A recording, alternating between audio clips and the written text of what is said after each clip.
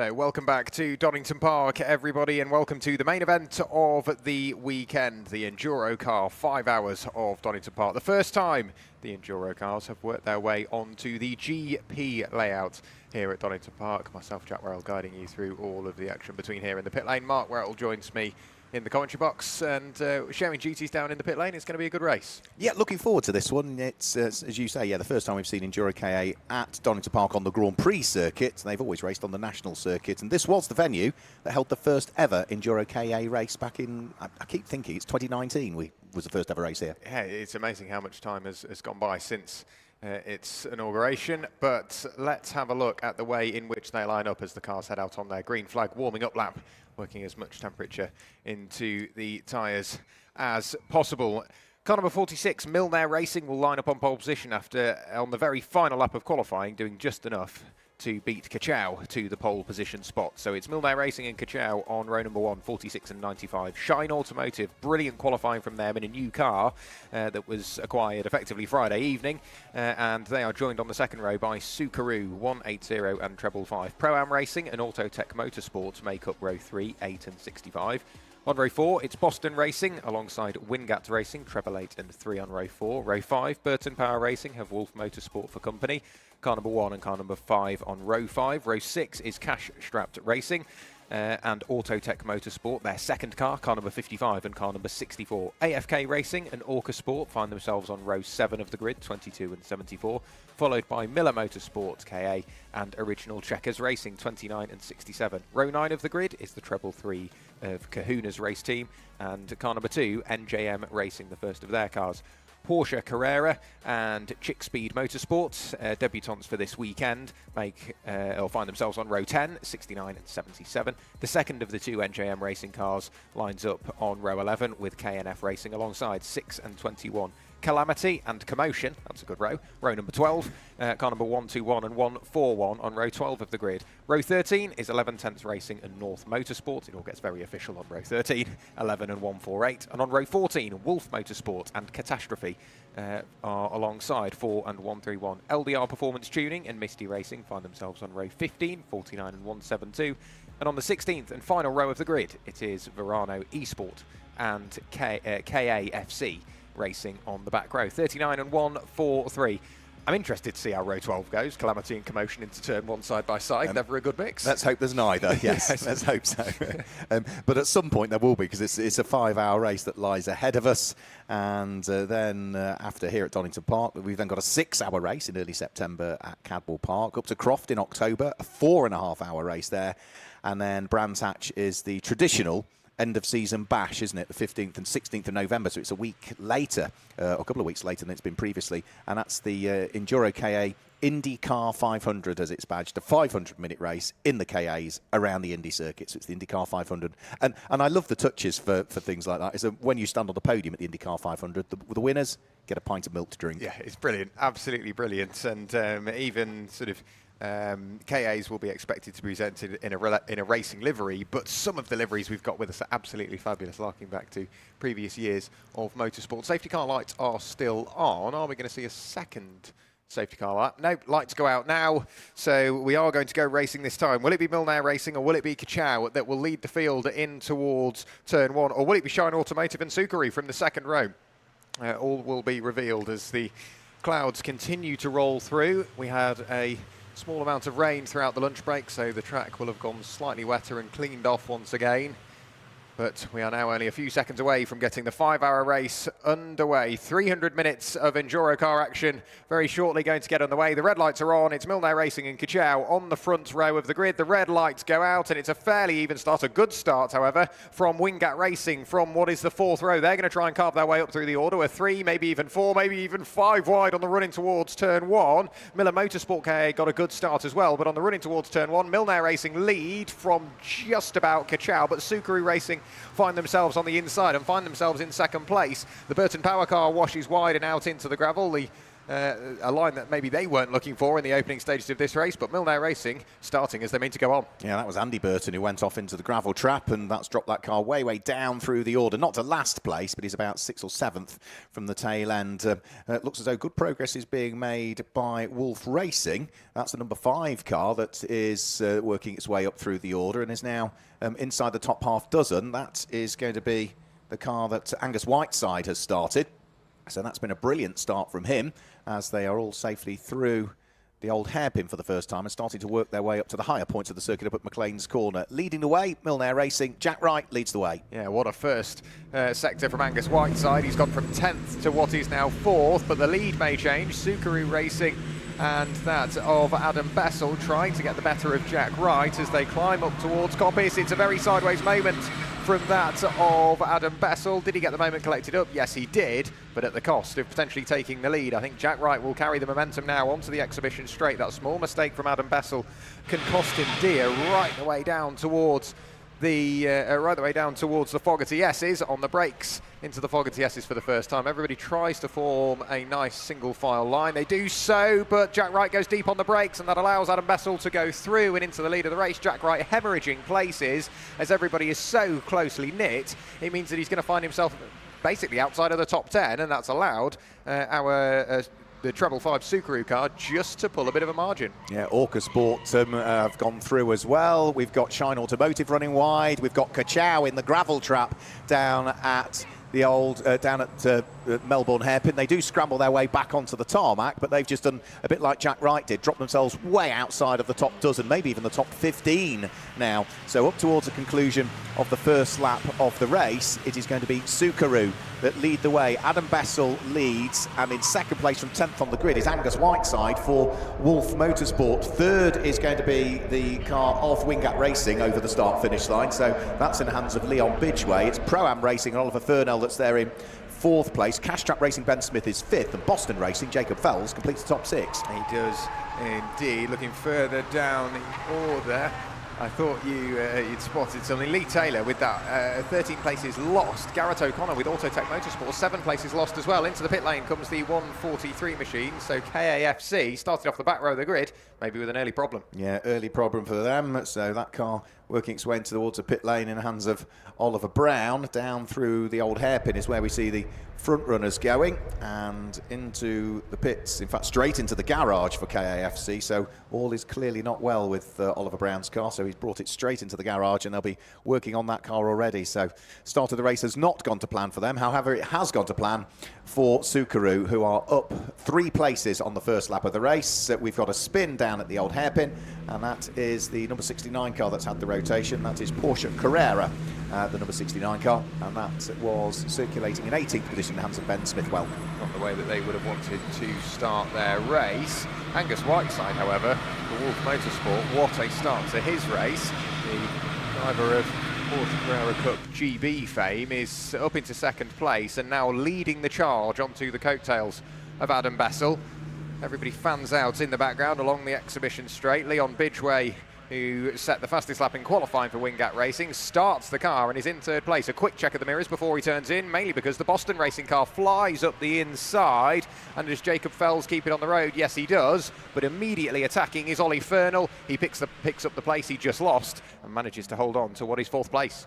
Yeah, so they're still pretty much together as they head down in towards the braking area for the Melbourne hairpin. Need to be careful that you don't snatch a break. Boston Racing, Jacob Fells trying the wider line, but that leaves the door open and he's vulnerable, and he's going to lose a place as sneaking through goes one of the cars. It looks as though Jack Wright is slowly recovering as well. He's got himself onto the coattails of this little train of cars that's heading up towards the braking area for Goddard, and having gained 1 place down at the Melbourne hairpin, there's another place being gained now by Castrap Racing.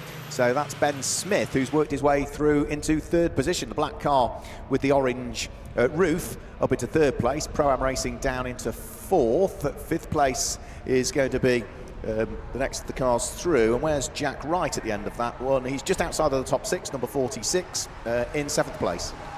So 7th place for Jack Wright. Costa Creates 2 places gained on that previous lap for Kahuna's race team, so he will now try and follow Jack Wright through the order. 2 places gained for Marcus Batty, the same 2 for Lee Taylor. A poor lap from Garrett O'Connor in the number 65 machine. A further 4 places lost, that 65 Autotech car. Really struggling in the opening stages of this race. The top 3 have somewhat separated out, and then it's everybody fighting over what is 4th place at the moment. So, as you quite rightly picked up on, it was Ben Smith in the cash-strapped racing car, Ollie Fernell hot on his heels as they climb the hill up towards Schwantz Curve once again in the Pro-Am racing car. Jacob Fell's still there in the treble 8 for Boston Racing, and Jack Wright, he's now caught back onto that little train. Yeah, he's slowly picking up the places all of the time, is Jack Wright. So he did pick up the lead in the early stages, but that small mistake heading through the Fogarty S's costing him dear, because it's all about momentum in these cars. As soon as you start to scrub a little bit of speed or start to slide the car sideways, you lose the momentum, and it takes you forever to try and build that momentum back up again.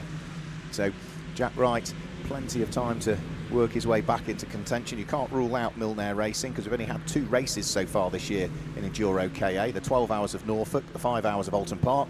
Who's been the winner in both of those races? Milnair. They seem to, as soon as they get in their winning ways, that's it. They really struggle to break that trend. Sucre Racing, however, at the front, and Adam Bessel absolutely flying, continuing to pull away from Angus Whiteside. Last time through, fastest lap of the race, 2:20 .933 for him. Ollie Fernell, having got in front of Ben Smith, is trying to build that gap, but now late on the brakes, diving up the inside. Contact between Jacob Fells and Ben Smith. Jacob Fells to the inside in the treble 8 Boston Racing car, climbs the hill once more on the run towards Goddard's. Is he in front enough? No, I don't think so. I've got a feeling Jacob Fells might just be late enough on the brakes to hold on to this position, but with the rain through lunch, is the outside line the quicker of the 2?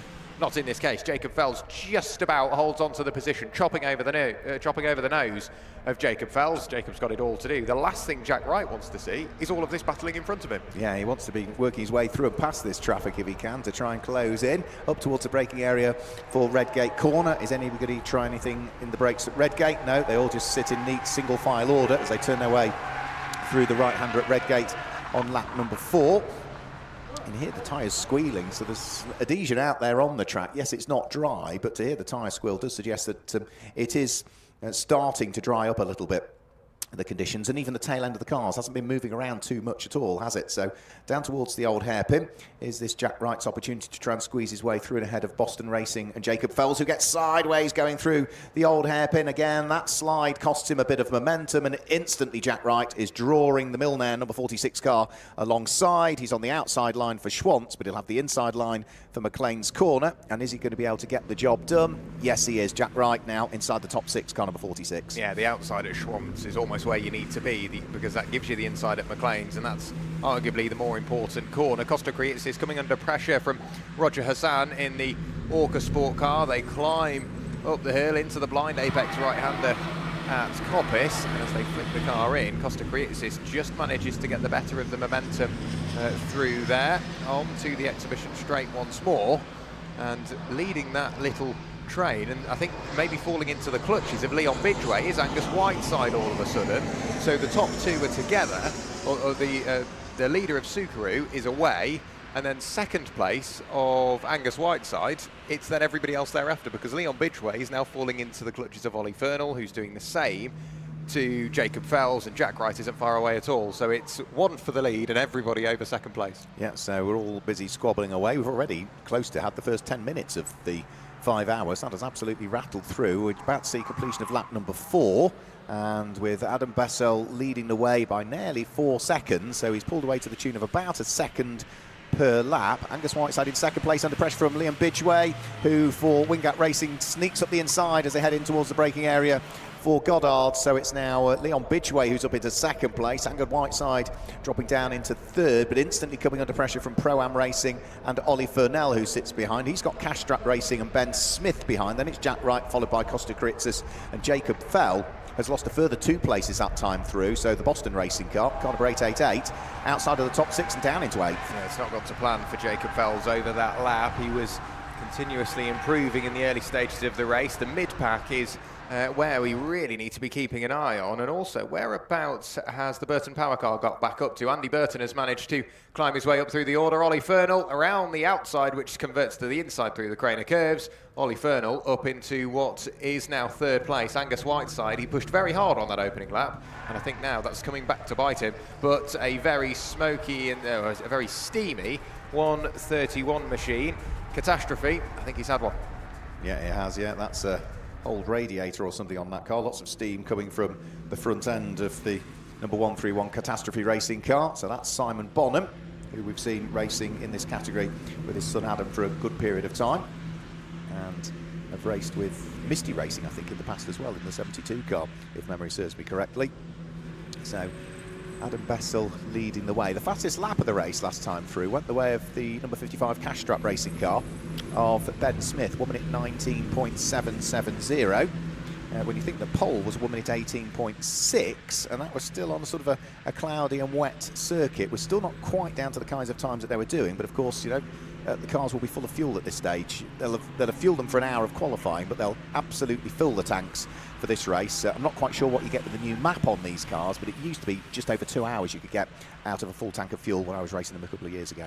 Yeah, so it will take a while. I mean, I think for the drivers to find out with that new map, and the teams need to figure out how far they can push it. The 77 machine of Chick Speed Motorsport, debut weekend for them. They are definitely confident enough, aren't they? You could see the car just starting to wander away on the brakes. The rear axle not wanting to stay in a straight line. Back over the line will come Adam Bessel in the lead of the race for Subaru. Last time through, Ben Smith set the fastest lap of the race, a 2 minute 19.770. That time, Adam Bessel goes through and sets the fastest lap of the race, a 2 minute 19.426. So Ollie Fernal up into third, Ben Smith up into fourth, Jack Wright into fifth, Angus Whiteside down into sixth, 3 places lost in the space of a lap. Yeah, so he's just sort of fading away, isn't he, at this stage? Chick Speed about to come over the start-finish line and conclude another lap for them. So making their debut in EnduroKA this weekend. Back into the pits also came KAFC as well. So we saw the 143 in the pit lane in the hands of Oliver Brown at the end of the first lap. The team have worked on the car, sent him back out, but he's had to come back in again, unfortunately. So whatever the problem was, it has not been cured, I'm afraid. So through Redgate Corner goes the number 77 car of Chick Speed, trying to keep Carmotion behind, which has got Brett Virgin behind the wheel. Then you've got the second of the Autotech cars, which is number 65, in the hands of Garrett O'Connor. That car has rather gone backwards, hasn't it, from its starting position, the number 65 car, because it started in 6th place. Garrett, probably one of the lesser experienced drivers in the Autotech car, and that's why the thing is headed backwards. It should work its way back up through the order as more experienced driver team take over later on. Yeah, and every other team might have that less experienced driver to deal with as well. So it all sort of levels out and makes it very close, which is why, as you say, a couple of years ago, after 5 hours of racing, 3/10 is all that separates some of the cars. So we are on for a very, very close race indeed. At the moment, Subaru dominating up at the front, continuing to extend the lead margin. Now 5.8 seconds to the good after, what, only 5 minutes, but then it's the train for second place, which is really starting to close in. It's still Ollie Fernal it's now Ollie Fernal in second place. So Ollie in the Pro-Am racing car has managed to go through and past Leon Bidgeway. Where exactly that happened, we don't know, but Ollie Fernal up into second place, Leon Bidgeway down into third, then it's Jack Wright, and now Angus Whiteside, because Ben Smith in the cash-strapped racing car, he started this lap in 4th. He's going to finish this lap in the best part of what, 6th place. Ollie Fernal having made the move on Leon Bidgeway. Leon's fighting back. Yep, so he's made the move, but yeah, Leon's trying to draw himself back alongside, and that'll be the outside line when they get towards Goddard's. And Leon Bidgeway's just got his nose ahead. Is he going to chop across the nose of the Pro-Am racing car? No, they leave each other just enough racing room. They lean on each other as they come out of Goddard's. And now Leon Bidgeway is on the right-hand side of the circuit, the left-hand side if you're looking at the stream, but that gives him the all-important inside line when they head up towards Redgate Corner. You can see Redgate now definitely has a dry line, doesn't it, towards it. It's wet as soon as you go offline, but the main racing line now looks beautifully dry. Yeah, Leon there, I think, was trying to use the wetter side of the circuit. He had no choice but to be there, but just to put some rotation into the car. On the move through the order as well, it's the NJM racing car number 2, down into 18th now, back to where they started, but that car came into the pit lane in qualifying, crabbing quite badly with a lot of camber. They'd managed to bend an axle in an incident out there, but Jamie Moore and the rest of the team have got that car fixed and back out for the race. Leon Bidgeway having gone through and past Ollie Fernall. The climb up the hill to Starkey's Bridge and Schwann's Curve. He's just got enough breathing room between himself and Ollie. And Jack Wright, again, he won't want to watch this battle. He'll want to not necessarily be part of it, but just go through and past it and then start to set his sights on Adam Bessel at the front. Further down the order, the battle continues on. It's the North Motorsport car starting to get involved as well. They had a fairly quiet qualifying, but now they are working their way back through the order, so we'll keep an eye on the 140 or the 148 machine in 26th place is where they started. Where have they got to in this race? They're now up to 24th. Thomas Heyman Joyce currently behind the wheel. As for the battle for second place, Leon Bidgeway having got past Ollie Fernall, Jack Wright wanting to do the same on the brakes on the run in towards the Fogarty S's. Ollie's trying to fight it, but now decides it's probably best to let that go for now, save a bit of time, and then work together and as a trio close in onto the tail of Adam Bessel. Well, you could see Jack Wright there. As soon as he'd gained the place, he was gesticulating to Oliver Fernall to say, come on, let's work together, let's push each other around and see if we can then start to catch the car ahead, which will be Leon Bidgeway, and then can we work together and try and close in on Sukaru, who in the hands of Adam Bessel is pulling away by over a second a lap at the moment. He's just about to come through and conclude what will be lap number 7, but he's already 8.989 seconds in the lead. 1 minute 16.651 that time through. That just gives you an indication how much the track is drying. That is 2 seconds quicker than the pole position time. The lead advantage now from Subaru back to Leon Bidgeway and Wingate Racing is now to 10.5 seconds after 7 laps. Yeah, what that trio need to do is really work together, and as Jack Wright was quite rightly sort of displaying, was we really need to work together to close in not only on Leon and stick with him, but then close in onto Adam Bessel.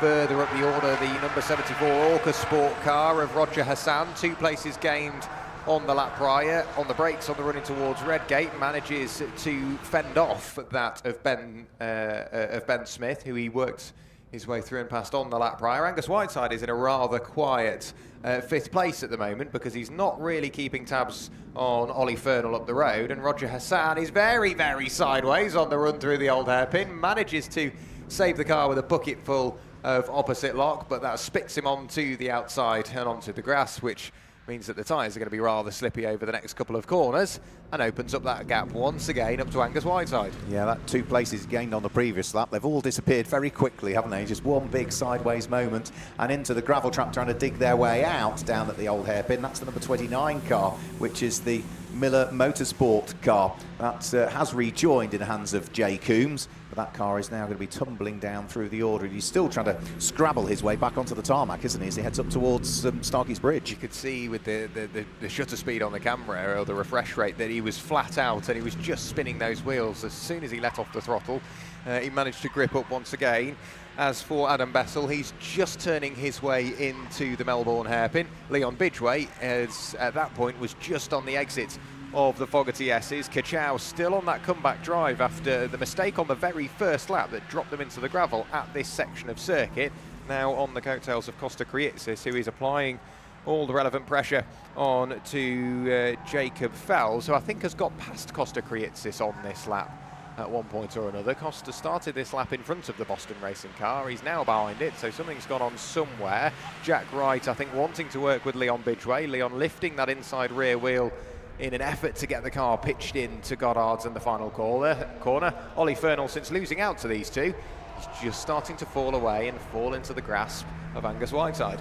So over the start-finish line go the cars squabbling for 2nd, 3rd and 4th position. Leon Bidgeway for Wingate Racing, Jack Wright for Milner Racing, Oliver Fernall for Pro-Am Racing. Those 3 have got themselves together. A bit on his own is Angus Whiteside actually now at the wheel of the light blue and orange sort of Mazda 787-esque livery, and trundling its way back down the pit lane, about to rejoin, is the somewhat troubled KAFC racing car, which has only completed 2 laps so far, whereas everybody else has completed 8. Finds a nice gap in the traffic as well. There's sort of 2 main packs and just joined in between them. Costa Kriitsis has now lost out once again. This time it's Castrap Racing have lost out to Boston Racing. Jacob Fells is on a bit of a charge once more. He's managed to get through and past Ben Smith, being pushed down the pit lane. is the 137 machine. Or is that 737, I think? We don't have a 7. 131. It is 131. It's that's the car that shaped one. Yeah, that had the radiator catastrophe. Yes, radiator so issue. that car being pushed down the pit lane, wanting to get that car back into the garage to be repaired. Costa Creates is now coming under pressure from the Kachow car. Lee Taylor on the brakes up the inside almost at Coppice Corner. Jack Wright now, he's going to get past Leon Bidgeway. He will be on the drier side of the circuit heading into the braking zone for the Fogarty S's. Jack Wright and Milner Racing, they're proving why they've got those wins to their name. Yeah, back up to second place. Jack Wright having tumbled down through the order. He thanks the car behind of Leon Bidgeway that he's just taken the place away from. And then we'll see as whether Jack Wright could sort of edge away from Wingate Racing. Leon Bidgeway, who's still coming under pressure, isn't he? He's still got the Pro-Am Racing number 8 car of Oliver Furnell right behind him. Angus Whiteside very much on his own for Wolf Motorsport in the number 5 car in 5th place, and Boston Racing in 6th place, which is Jacob Fells, has got Ben Smith for Castrap Racing right with him. Costa Creates is for Kahunas, and then Kachow, the number 95 car in the hands of Lee Taylor, that remember started on the front row of the grid. He's now latched himself onto the tail end of that little train. He's there in 9th. That's the little train that you need to be part of, isn't it? And you can't run around on your own for too long. Angus Whiteside is getting away with it, but he is slowly going to get caught by the treble 8 Boston Racing car of Jacob Fells. On the brakes in towards the final corner goes the Burton Power car. How far up the order have they managed to get? As we have a look down the order, Andy Burton back up into 16th after running wide on the exit of turn 1 on the very opening lap of the race. We've already gone through 20 minutes of this race, and Andy Burton has still got plenty of time to try and close in on those cars up the road. The first of which he will meet will be the AFK Racing car in the hands of Nick Berg. Yeah, so that'll be the next, but Nick's having his own little squabble, and he's fighting away with the Autotech Motorsport number 64 car, and that will be the car that is the next target, and that is going to be Wildboar, isn't it, that's behind the wheel of that one? Is that Matthew Wildboar, yes, isn't it? Yeah, Matthew Wildboar. That's behind the wheel of that one. He's just heading down in towards the braking area for the old hairpin at the moment. Matthew Wildboar hanging on to the place despite the best efforts of those behind. Adam Bessel and Sukaru, 9 laps completed, 12 1/4 seconds is the lead advantage. That is very un-EnduroKA-like. Yeah, normally 5 seconds come the end of the race is classed as quite a big margin, but 12 seconds at this part of the race is something very new, something you don't see very often at all, if ever, in the EnduroKA series. Through the Fogarty S's go the leaders, along the straight, the exhibition straight, go the rest of the field. Costa Creates is trying to go through and pass Lee Taylor in Kachow. On the inside of Costa Creates is the Orca Sport car of Roger Hassan, and then in turn Costa Creates nearly loses another spot there. That was to Marcus Batty in the Calamity car. It's all getting rather heated in that section of circuit, isn't it? They're all busy enjoying themselves and having some brilliant fights out there as well. And so that's the thing, that in EnduroKA there's always somebody to have a fight with. It doesn't matter whether you're at the front of the grid or the back of the grid. There'll be always somebody that you can have a brilliant fight with. And as I was alluding to, you know, when we came over the start-finish line here back in 2023 and finished in 11th place, 0.3 of a second behind the car in 10th. I had no idea at the time. I've been battling with that car for 2 hours. We changed and changed position again several times, and it was a brilliant fight. And yes, gutted that we didn't finish inside the top 10, but what a fight we'd had. Yeah, with 0.3 apart after 5 hours. After 5 hours of racing, yeah. And don't know how many times we changed position in that last 2 hours of the race. Leon Bidgeway has now got back in front of Jack Wright. Costa Creates, since losing out to Lee Taylor, has just fallen away now and is falling ever closer to Marcus Batty. I took quite a sharp intake of breath as I saw the angle that the treble 8 of Jacob Fells was arriving at the Melbourne hairpin, and whilst the Orca Sport car of Roger Hassan, he's brave enough, isn't he, all the way around the outside of Marcus Batty, somehow found the grip. That's not really somewhere you'd expect an overtake. No, but has that folded the wing mirror back slightly? Because they will wing mirror to wing mirror, won't they? And I think it has just very slightly folded the Orca Sport wing mirror back of Roger Hassan. Aerodynamic, I like it. Just having a quick look. Yes, it has. Yeah, it's not quite where it ought to be, that wing mirror. So that was rather close. Marcus Batty was not giving up in the case of trying to hang on to that position. So Those two cars heading up towards now the top section of the circuit. Roger Hassan, the next target will be the green car of Costa Kriitsis, which is the Kahuna's race team. Up towards the braking area for Redgate Corner. There is the Verano eSport car with damage to the left-hand side. That happened in qualifying when they were coming through the Fogarty S's. And right behind it is the car that I was talking about in qualifying as well, the one that I absolutely love, 11/10 Motorsport. The livery on their car just looks super, doesn't it? It really does. Brian Crawford behind the wheel. 11/10 Racing, 11/10 Racing in the number 11 car. Johnny Elia, or John Luca Elia, to give him his full name. Brian Crawford, I think Paul Pierce and Paul Stout have all got sort of history with Porsche, whether that's racing Porsche, road Porsche, whatever it may be. But a good group of mates, and I think they met through motorsport, and all of a sudden now they're racing in that car in the Ford KA. A flash of the lights to effectively nobody, because he was way past the pit wall at that point. Very aggressive on the turn in for Adam Bessel. He is still pushing on, but he's asking a lot of those tyres this early in the race. He is setting the fastest lap of the race that time through, so he is pushing on. 2 minutes 15.656. That is, however, bettered by Kachow now, and Lee Taylor, the number 95 car running in 8th position, has just popped in over 2 minutes 15.559. So we are at the moment about 3 seconds quicker than we were in qualifying. It's still a damp track, which is offline. The main racing line, though, largely looks dry over the start-finish line. It still might be damp as you head down through the Craner curves and the old hairpin, because, of course, that's the lowest part of the circuit, and that's where the water will all flow to naturally. We are fast approaching also the first half an hour of this race. 4 hours and 33 minutes remain. It seems like we are very quickly getting through this race, quicker than expected. Roger Hassan, with the couple of places lost, will be working hard to get those back.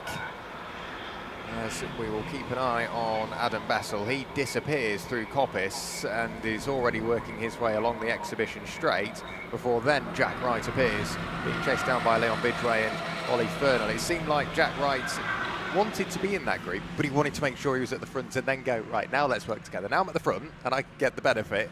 Everybody work together. Play nice. Another pit stop, I'm afraid, for KAFC. So that is now only 5 laps that they have completed, whereas everybody else is about to complete 12 before too much longer. So it's been a troubled start to the race for the KAFC racing team, and Oliver Brown, who was the starting driver behind the wheel of the 143 car. So Subaru still continuing to lead. Jack Wright in second place for Milnair Racing heads down towards the braking area for the Melbourne hairpin, still with Wingate Racing's Leon Bidway not that far behind, and Oliver Fernell for Pro-Am sitting on his coattails. It's been not a bad start to the season also for Pro-Am Racing. They had a second place at Alton Park last time out in the EnduroKA series. But for Subaru, over the start-finish line comes the number 555 car. We've not seen that car finish inside the top 10 in either of the 2 previous races, I don't believe. Nice to see how volatile the order can be in terms of teams that may feel that they're off the pace, and all of a sudden everything comes to pass for them, and they find themselves running inside the top 10. So that time through, the change that we saw inside the top 10 was Kachow and Lee Taylor working his way back up into 7th place. Ben Smith and the 55 Castraps car back down into 8th place. Costa Kriitsis will be watching this all unfold in front of him, begging to be part of the battle up the road. But for Adam Bessel, now 15.4 seconds clear, even with Jack Wright setting that car's fastest lap of the race, 2 minutes 16.502, it was still 6/10 slower than leader Adam Bessel went. Yeah, he's just romping away, wasn't it, with the lead of the race. So 15.4 seconds is the lead advantage. Good fight going on down through the old hairpin at the moment. That is Lee Taylor for Kachow fighting away with Ben Smith for Castrap Racing. They are just onto the coattails also of Boston Racing, which is Jacob Fells. So that's 6th, 7th and 8th place together, with Costa Kriitsis in the light green number 333 car looking to try and play catch up and join in the fun as well. So they head out of McLean's Corner and up towards Coppice. The black and the orange livery of Boston Racing and Jacob Fells.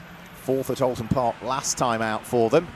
As for the squabble for 2nd, 3rd and 4th, the order still remains the same, doesn't it? Jack Wright, Leon Bidway, Oliver Fernell, all I think still just working together. We're not seeing them squabbling. They're always nose to tail rather than try to distract each other in the mirrors and try and overtake. There might be an overtake coming for Kachow, though, looking up the inside of Jacob Fells, and through goes Lee Taylor, through at the Fogarty S's. Kachow gain another place. They are now inside the top 6. You could see that overtake coming, and that means that the treble eight of Boston Racing, Jacob Fells, gets a poor run through. So not only does he run out, or does he lose the position to Lee Taylor and the Kachow car, he also loses out to Ben Smith in the 55 cash-strapped car. So those two have, those three have swapped around, but good point you make about those 3 cars, 2nd, 3rd and 4th. They're not filling each other's mirrors. They're all absolutely line astern, making the most of the aerodynamic assistance. It is Jack Wright in the predominantly yellow and purple Team Air Supply car that's at the front of that trio, followed then by Leon Bidgeway, who now looks to the inside in the predominantly blue with white flashes in what is 3rd place, and Ollie Fernell, which is blue on the front, grey on the rear and white through the middle. It's 3 wide on the run in towards the final corner at Goddard. So welcome to EnduroKA, Chick Speed, I think that was. Yeah, absolutely. But also good observation as to what was going on around. Yeah. So Chick Speed could have been clattered into there, but at the last minute just realised that, did Simon Catchpole, that things were going to get tight and get marginal. So he just adjusted the pitch where he was looking to try and put the car into the corner and made sure there was enough gap and room for everybody to squeeze their way through. And they're still side by side as they head down in towards Redgate Corner. That's Carmotion, car number 141 that they're doing battle with, and that will have Brett Virgin behind the wheel currently.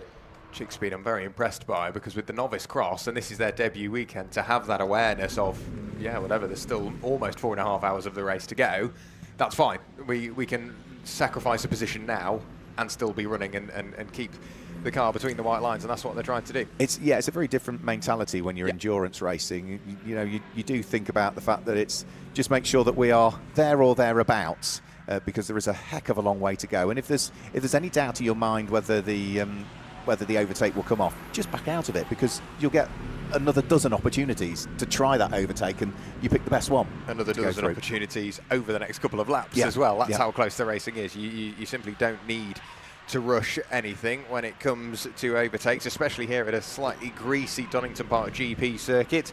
Keeping an eye on Jacob Fells, who lost 2 places on the lap prior. He lost out to Lee Taylor and Ben Smith. He's now got through and past Lee Taylor once again, or he's now got through and past Ben Smith once again. But Costa Creasis is now with him, who goes up. Did Costa Creasis manage to outbrake the 55 machine but go deep? He did, yeah. He broke through as late as he could heading in towards the Melbourne hairpin. He's still running side by side with it up towards Goddard, but Costa Creasis for Kahunas. Is he going to have the inside line? He's going to try it, but the gap is just closing on him, so he can't quite get the job completed. So the number 333 car still has to sit behind Ben Smith in the Cash Strap Racing number 55 as they come over the start-finish line and complete lap number 14. Race lead advantage is now up to 18.5 seconds almost, and it's another new fastest lap of the race for the race leader, Sukaru, and Adam Bessel. 2 minutes 13.864 now is the lap that he's just popped in. And if you think that these cars only have, 80-odd horsepower, and that's not a bad average speed still. You're nearly averaging 70 miles an hour doing that kind of speed. Not bad at all. We've only had a couple of drivers, or a couple of cars, break into the 2-minute 14s. Adam Bessel is in the 2-minute 13s and has done so by over a tenth of a second as well. So that 2:13.864, Adam Bessel is absolutely flying. We've got a few more cars working their way towards turn 1, one of which is the North Motorsport car. We've seen a fair amount from them. Just going over the line now is also the Miller Motorsport car, still with Jay Coombs behind the wheel. And one of the cars that's fighting away with North Motorsport is that number 65 Auto Tech car. So Thomas Heyman Joyce in the North Motorsport car. Garrett O'Connor losing 2 further places on the lap prior. He's still keeping himself busy. Yes, as I say, it doesn't matter where you are, there'll always be somebody that you can have a squabble with, and that's exactly what those 2 cars are doing as they descend down towards the bottom section of the circuit. They might be fighting over 24th and 25th place, but there is no place that is easily grasped in EnduroKA racing. Back to the average speed. 67 miles an hour would be that average speed. And you think that, when we've gone down things like the Bentley Straight down at Snetterton in these cars, when we've done the 12-hour race there, about 93, 94 is the max that you'll get. So to average 67, it goes to show it is all about that momentum, keeping that momentum up. Yeah, with a chicane involved as well. So it's brave stuff averaging that, which means they spend a bit of time over that as well. The black and white warning flag going out for car number 65, which is Autotech and Garrett O'Connor, and also the 77 car, the Chick Speed Motorsport car, with Simon Catchpole behind the wheel. So just wandering over track limits at some point, so they will need to be careful. And one thing you've got to be somewhat considerate of is the driver to get into the car, because it's not you that get the track limits warning, it's the car itself. Yes. So you do need to be careful and somewhat considerate of the driver about to get in. Another fastest lap of the race from Adam Bessel, even further into the 2-minute 13s, 2-minute 13.415, and Leon Bidgeway did manage to get through and past Jack Wright on the lap prior.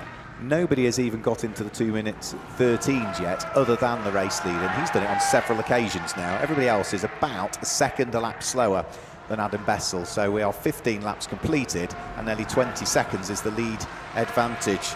Trying to sneak up the inside there was AFK Racing and Nick Berg, but the door was firmly, not just closed, it was slammed shut in his face by Original Checkers Racing and the number 67 car. So that's Thomas Hendry, who was having absolutely none of it. And we were talking about the liveries on the car, on these cars. That harks back to things like a Lotus Formula 1 car from the 1970s and early 1980s, doesn't it? That black and gold livery. Really good. It's one of those liveries you don't think would look good on the car, but it just absolutely works. And the AFK Racing car, for example, that's one that's just been thought up, but still looks very good indeed. Back to a point with Adam Bessel. You never like to say it, but all it takes is one sort of brief interruption to the race, and all of a sudden, that's best part of 20-second gap very quickly dissipates. It's still Andy Burton behind the wheel of the Burton Power car. He's now up into 16th place. That's not a bad rate of attrition, because I'm not saying they're easy cars to overtake in, because with the time lost, with momentum being so key, Andy Burton is proving that he's got the experience to carve his way through the order. Yeah, well, he's probably done more EnduroKA races than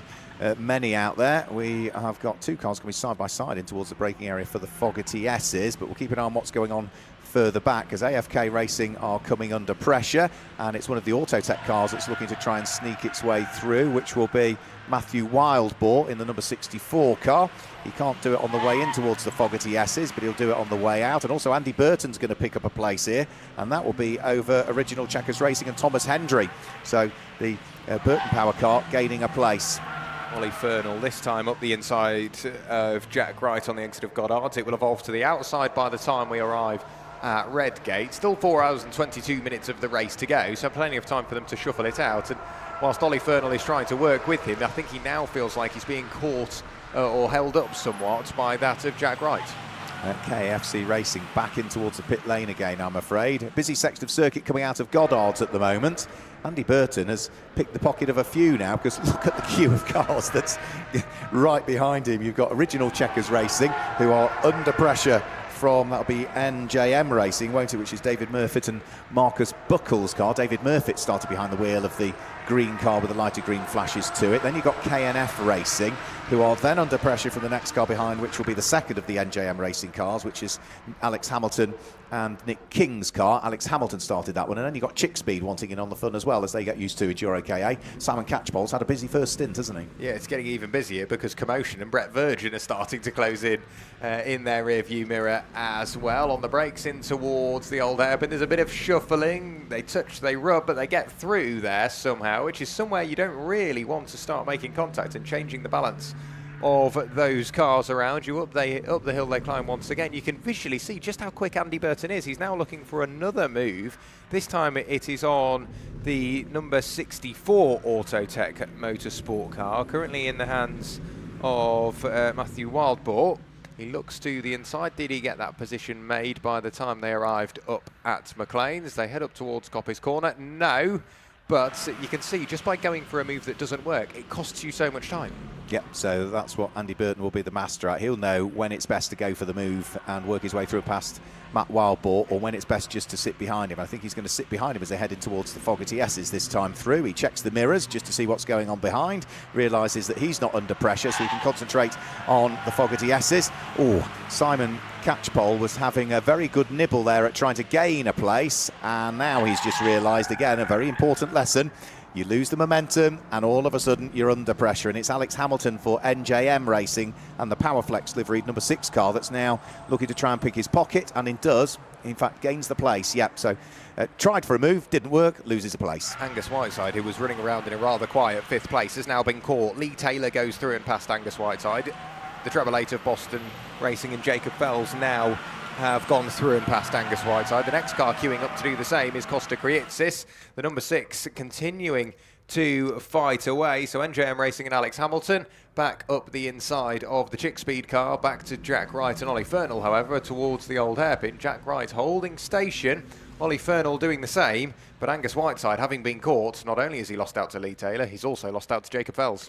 2 more cars receiving a black and white warning flag for track limits, one of which is car number 22, AFK Racing, that'll be Nick Berg behind the wheel, and the other is car number 74, Orca Sport, and Roger Hassan, also now receiving a black and white warning flag. Jack Wright, who had lost 2 places on the previous lap, has all of a sudden found a bit more momentum once more, and Milner Racing, the number 46 car, find themselves back up a place once more, back ahead of Oliver Fernell. But that little squabble between those two has just allowed, all of a sudden, Wingat Racing and Leon Bidgeway to pull away. So the second place car now is very much on its own, isn't it? Leon Bidgeway putting in the hard work, but he's left with no one to help him. So if Ollie Fernell and Jack Wright start to work together, all of a sudden Leon Bidgeway gets caught once again. Costa Kriitsis has now gone through and past Angus Whiteside, and so too That's Castrol Racing. Smith. Yeah, Ben Smith has gone through and past Angus Whiteside. So 1 place lost on the previous lap, 3 places lost on this lap. He did push very hard at the start of the race, but you wouldn't have thought it would affect the overall pace that much. Maybe just a couple of small mistakes, or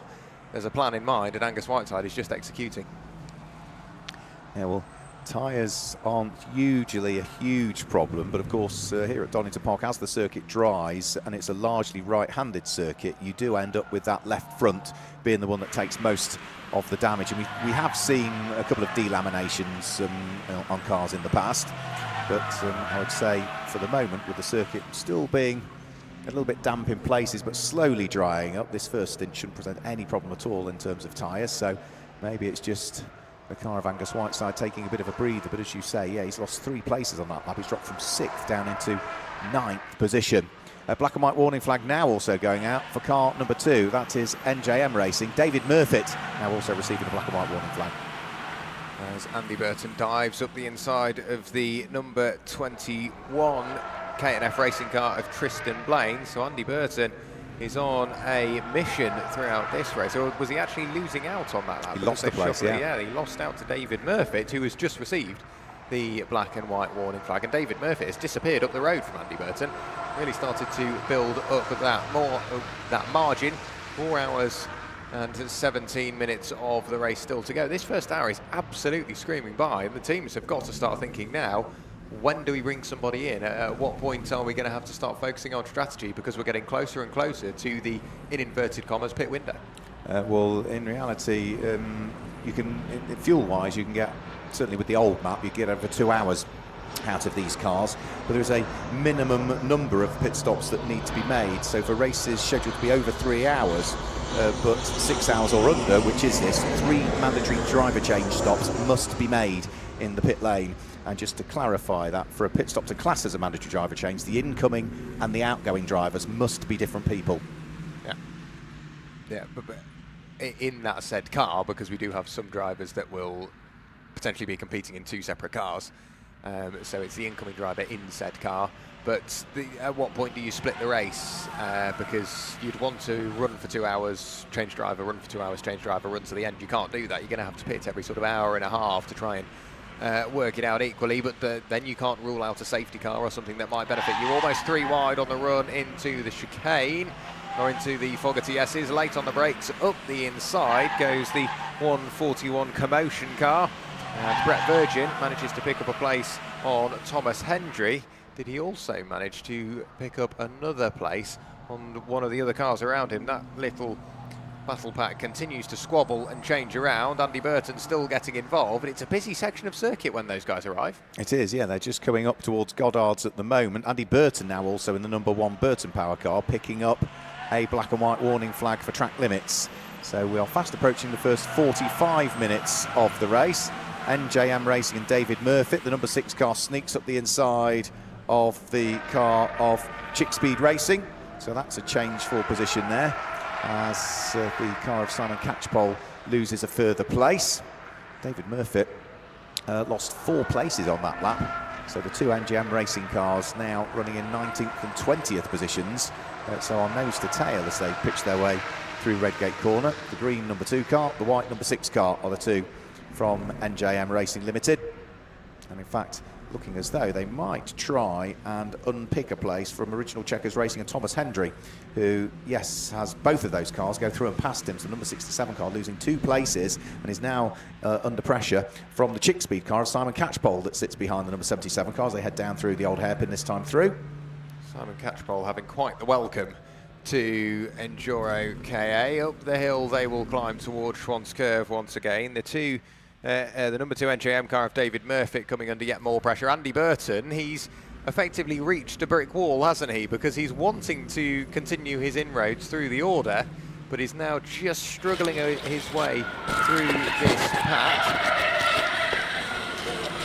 Adam Bessel is by far and away clear now, 22.5 seconds. Goes through and sets another fastest lap of the race mark. He's into the 2-minute 11s. The track continues to get quicker, and this little pack, they're costing themselves more than they're gaining. Yeah, so if he's now into the 2-minute 11s, that means that his average speed has now sort of crept up towards 68 miles an hour as an average speed out of the little 1.3 litre Zetec engine machines.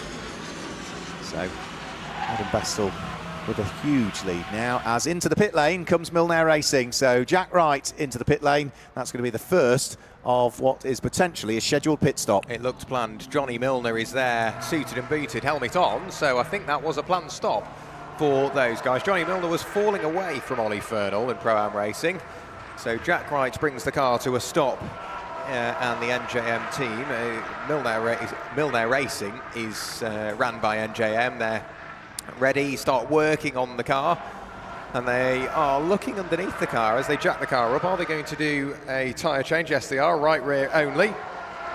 So, Mark, you'll have to check that right rear to see if it's delaminated at all, but you should imagine that after only, 45 minutes of the race, Jack Wright hasn't nailed that tyre too much, but Jack into the pit lane, out of the car. Johnny Milner has jumped in, no fuel, just the single tyre.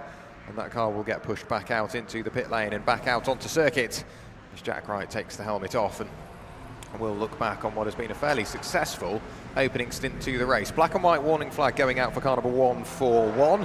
That is the commotion car, Brett Virgin behind the wheel, but out onto circuit goes Johnny Milner, who has a wealth of racing experience and will be putting that into use.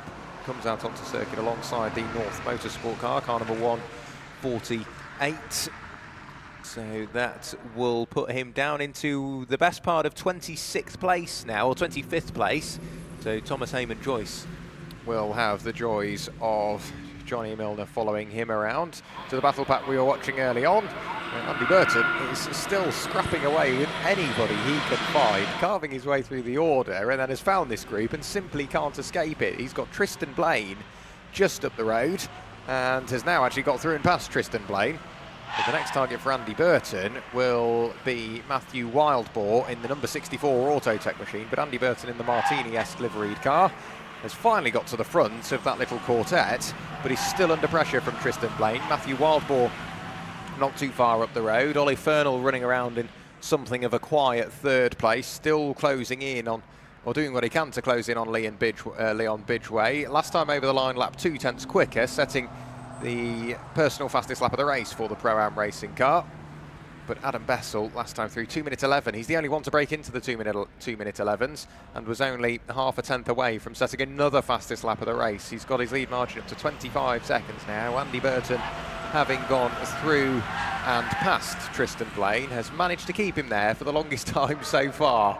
So continues on in what is going to be, I think that, once everything's all said and done, is now going to be 13th place, having the order shuffled around as Jack Wright tumbles down, or the Milner racing car tumbles down the order.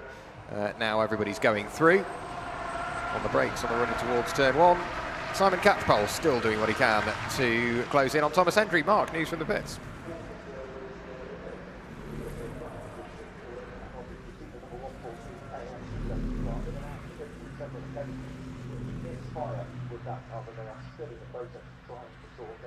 And you also might remember we saw catastrophe with lots of seed pit in the front of that one. That Honda in qualifying has got exactly the same problem in the race, and it looks as though they have withdrawn the car out. That is such a shame, especially after only a few minutes in the race. They arrive, they qualify this morning and try and limp past the issue, and yes, only a few laps. Yes, let's go for it. Yes.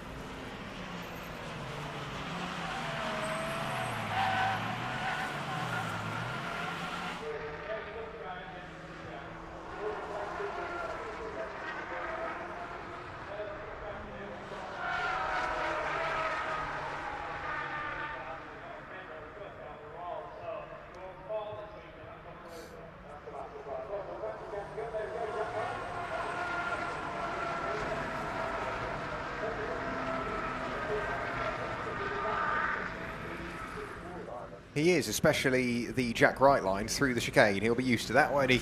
EnduroKA Sports are into the pit lane as well. Attention being made to the rear right-hand corner. Marshals are there just watching on. I don't know whether they've had a slight fueling issue or they have put fuel in the car and it's come straight back out again. So they now jack the car up.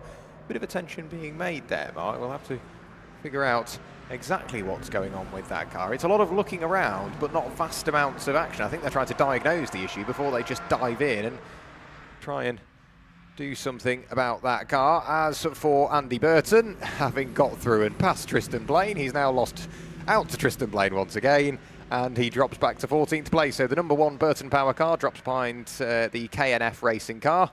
So the Martini-esque liveried Ford KA is sat in the middle of 5 cars. He wants to close in on Tristan Blaine. Matthew Wildboar, however, at the front of this little train in the number 64 Autotech car, has been there for quite some time. He's putting in all the hard work and leading the train around.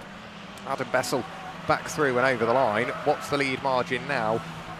28.3 seconds. He's posted 2-minute 10s now, consistently a full second gained on that previous lap over Leon Bidgeway in the Wingat Racing number 3 car. Ollie Fernal for Pro-Am Racing still running around in 3rd place. 3.7 seconds adrift of Leon Bidgeway, and now only 1.3 seconds up the road from Lee Taylor. So Lee Taylor, after running through the gravel on the opening lap of the race and tumbling right the way outside of the top 10, is back up to 4th and closing in on Ollie Fernal. Last time through, it was the best part of 9/10 gained by that of Lee Taylor, and now we're seeing the number 21 machine carve his way back through the order. Tristan Blaine fighting away with Andy Burton, now finally dethrones Matthew Wildboar from the front of that train, and it's his turn to punch the hole in the air for everybody else to follow. So it's Tristan Blaine from Matthew Wildboar, who now looks back to the inside on the brakes on the run in towards Redgate.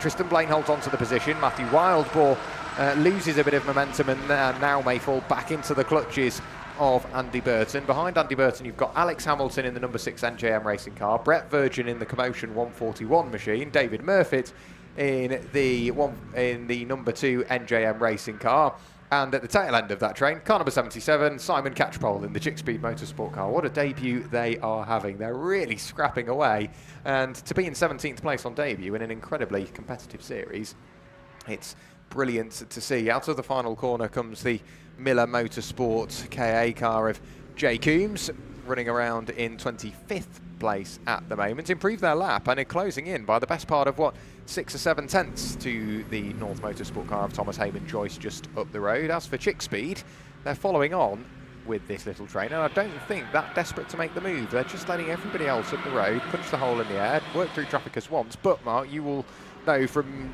somewhat experience, I think second-hand experience, that if you sit behind a car for too long, you do need to worry about overheating. Even on a cool day like this, if you sit too close, the car doesn't get the air that it needs, and all of a sudden you find yourself with a terminal issue. Coming out to the final corner, Ollie Fernal under pressure now from Lee Taylor in the number 95 KA racing car. 0.8 of a second the margin. Another very quick lap from Lee Taylor. So the final step on the podium at 4 hours into the race. 4 hours into the race, 4 hours remaining of the race, only an hour into the race. Lee Taylor is starting to apply pressure for that final spot inside the top three as they go down through the Craner curves, and through the right-hander at Hollywood first, and then down into the Craner curves. Ollie Fernal with a very quick use of the wipers. We'll see that Kachow are getting closer. EnduroKA Sport still in the pit lane.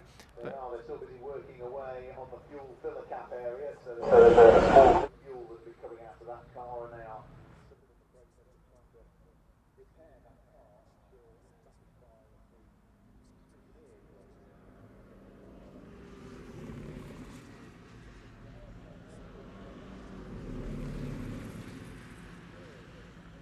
Coming in now.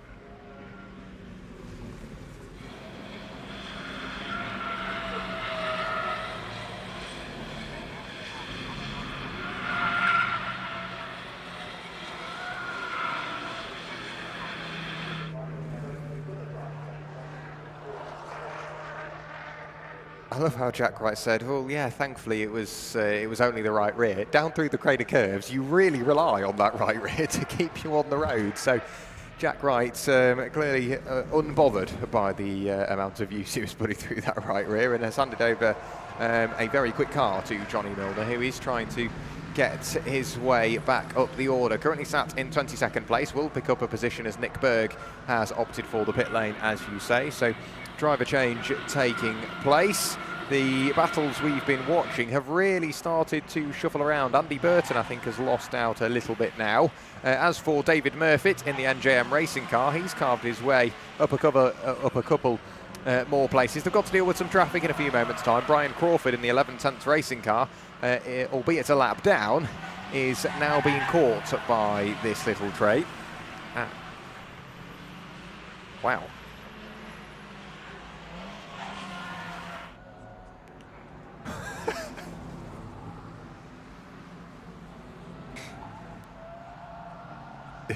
Did you see his arrival into the pit lane? He hit the brakes, and I think you expect to lock the fronts, but he locked the rears, and armfuls of opposite lock, almost put the car between the pit wall on the outside and the inside, but managed to get the car slowed down to the relative pit speed. Angus Whiteside jumps out, and after a fairly solid first stint for Angus Whiteside, he should be happy enough with that, because he was running for a long time in 4th place. Finally got caught by Lee Taylor, Jacob Fells, Costa Creasis and Ben Smith as they were running as a quartet, and brings the car into the pit lane from 8th place. A good run for Angus Whiteside. Over the line goes the number 65 Carrera, or 69 Porsche Carrera car in the hands of Ben Smithwell. He's been on the grass at one point on the inside of the old hairpin, and that car's been running well ever since then, really, up into 19th place. Johnny Milner over the line and will wander his way up into 21st place now. But Wolf Motorsport hard at work getting that car back and ready to go back out there. I'm sure Angus Whiteside will have got out with a smile on his face, something slightly slower, and dare I say it, maybe slightly more fun than the Porsche 911 992 GT3 Cup car that he will be used to. That car rolling its way down the pit lane and will return to the circuit any moment now. As we look towards turn 1, he's got plenty of clear track to drive into, so we'll confirm exactly who it is that's jumped into that car as Angus Whiteside has jumped out. Through the final corner comes Leon Bidgeway. We've already had Adam Bessel go through, and now Leon Bidgeway goes over the start-finish line. Some 30 seconds clear. Ollie Fernal now has lost out to Lee Taylor, so Lee Taylor in front of Ollie Fernal, Kachow in front of Pro-Am.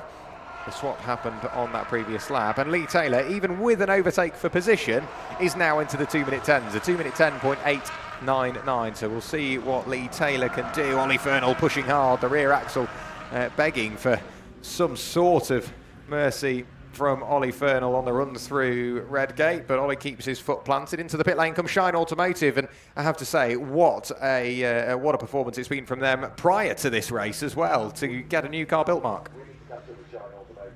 I'll head down to their garage. Yes. We've just conducted some work up here at the top end.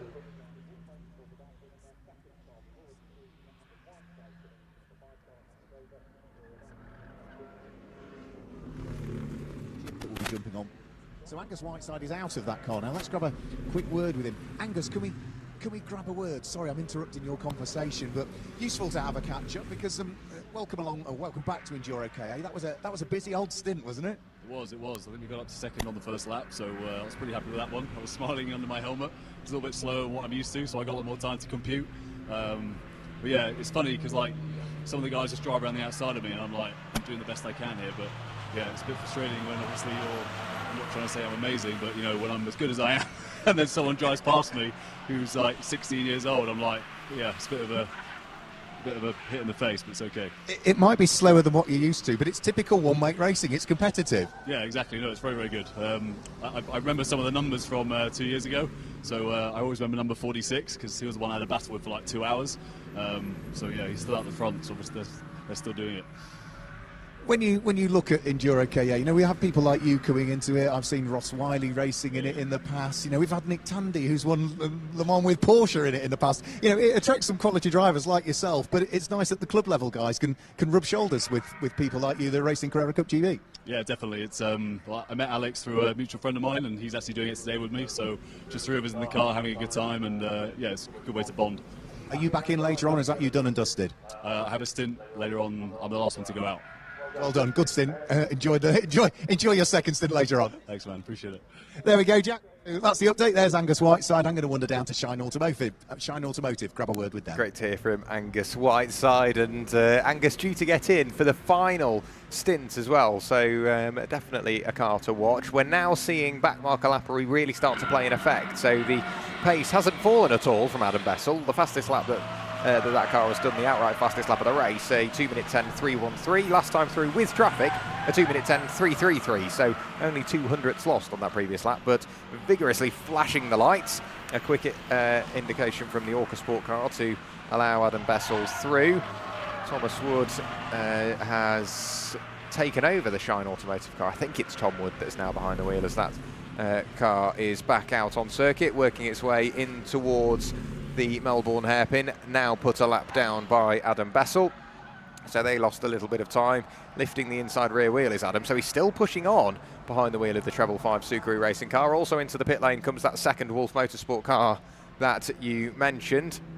Came in rather enthusiastically. On the brakes, comes to a stop, and the driver change will take place as it will be Callum Kinner that comes in to hand over to his one of his teammates. I think Mark mentioned it was going to be Katie Shipp that will be getting behind the wheel. Back and over the line goes the Miller Motorsport KA car, still in the hands of Jay Coombs, who picked up a place on Garrett Connor. Did that car come into the pit lane last time by? No, it still runs out there. Through and past me it goes. Also has lost out to Richard Alexander. Garrett O'Connor with a 2-minute 31, so an issue out there somewhere for Garrett O'Connor, losing 2 spots to back down to 24th place after doing what he can to minimise the damage from those cars around him. Lee Taylor goes through in his newly acquired 3rd place, now 5 seconds clear of Ollie Fernal, and all of a sudden Adam Bessel's pace has started to fall. Now he's met the traffic. Leon Bidgeway and Lee Taylor both lapping in the 2-minute 10s, a 2:10.5 for Leon, a 2:10.6 for Lee. Adam Bessel, a 2:11.5, so a second lost to his 30-second lead. I'm not sure that will worry him too much. Currently sat there in 5th place is the Treble 8 Boston racing car of Jacob Fells. Returning to the circuit is the number 4 Wolf Motorsport car, now in the hands of Katie Shipp. She will come out just in front of the AFK racing car in the hands of Natalie Knowles. She's down in 22nd place. As for the sister car, that's not too far up the road, I don't think. The Wolves Motorsport car now in the hands of Stephen Goodliff, or the car that's sort of Mazda 787B liveried, as they work their way down through the Craner curves. Into the pit lane now comes car number 67. That, as we look down the order, is Original Checkers Racing, Thomas Hendry. Drive-through penalty now going the way of car number 65. So Garrett O'Connor and Autotech Motorsport have a drive-through penalty to serve just as they will have been approaching their pit window. So whatever happened on that previous lap, the slower lap of a 2:31 would indicate maybe a bit of a moment off track, and that may have been the final opportunity that they had to extend the track limits. In doing so, they've picked up a drive-through penalty. Car number 67, Original Checkers Racing, have opted to put fuel in at this stage in the race, so they have probably only burnt through just over half a tank, but they will fill the car back up and send that car back out there as Thomas Hendry jumps out the car and wanders back into the pit lane. I can see Mark is down there, and I think just ready to chat to a driver with Shine Automotive. That's absolutely right, yes. So Shine Automotive had Colin in for the start of the race, Colin French in for the start of the race. Colin qualified third quickest. Nathan Brown put the lap time in. That doesn't really tell the story of the previous 48 hours for you and the team. No, it's been extremely stressful. On Thursday when we were testing, Thomas decided to run out of talent on the old hairpin, rolled the car twice. On then, oh no, is it Friday? I can't remember. Friday, yeah. All track of days and times gone. I went and bought a car over near Alton Park, a rolling shell with a cage in, brought it back here, and the lads and the lassies that worked, they're out of for 22 hours, I think it took to build a car. 22 hours non-stop building a race car on site here in the garage. In the garage. And I went back home to up near Thirst to get the welder and a few other bits, and just everyone's just worked their heart out to get the car done. And it's going all right. Apart from I didn't start the race very well. But it's 3 years ago since I started the race. It's going all right. I mean, even if you bring the car home to see the checkered flag after 5 hours, that's going to feel like a win to the team, isn't it, after what they've been through? Yeah, definitely. Nobody's going to dent the car today. Nobody. Yeah. So a proper team effort from you, but I'm guessing, you know, it would have been other teams up and down the pit lane that would have come down and just said, you know, do you need anything? Is there anything we can do? So it's not just you, it's everybody down the pit lane trying to help. Definitely not. The amount of people that came to ask if we wanted a hand or anything, but obviously we've got 4 mechanics that work with us, and, you know, everyone's just grafted, and the morale down the pit, you know, is awesome. Well, I saw pleats on social media for welders. I saw pleats on social media for windscreens in the area. I saw you here even wrapping the car, even had the time to put the wrap on the car when you got it out. Yeah, we've got to have it looking pretty.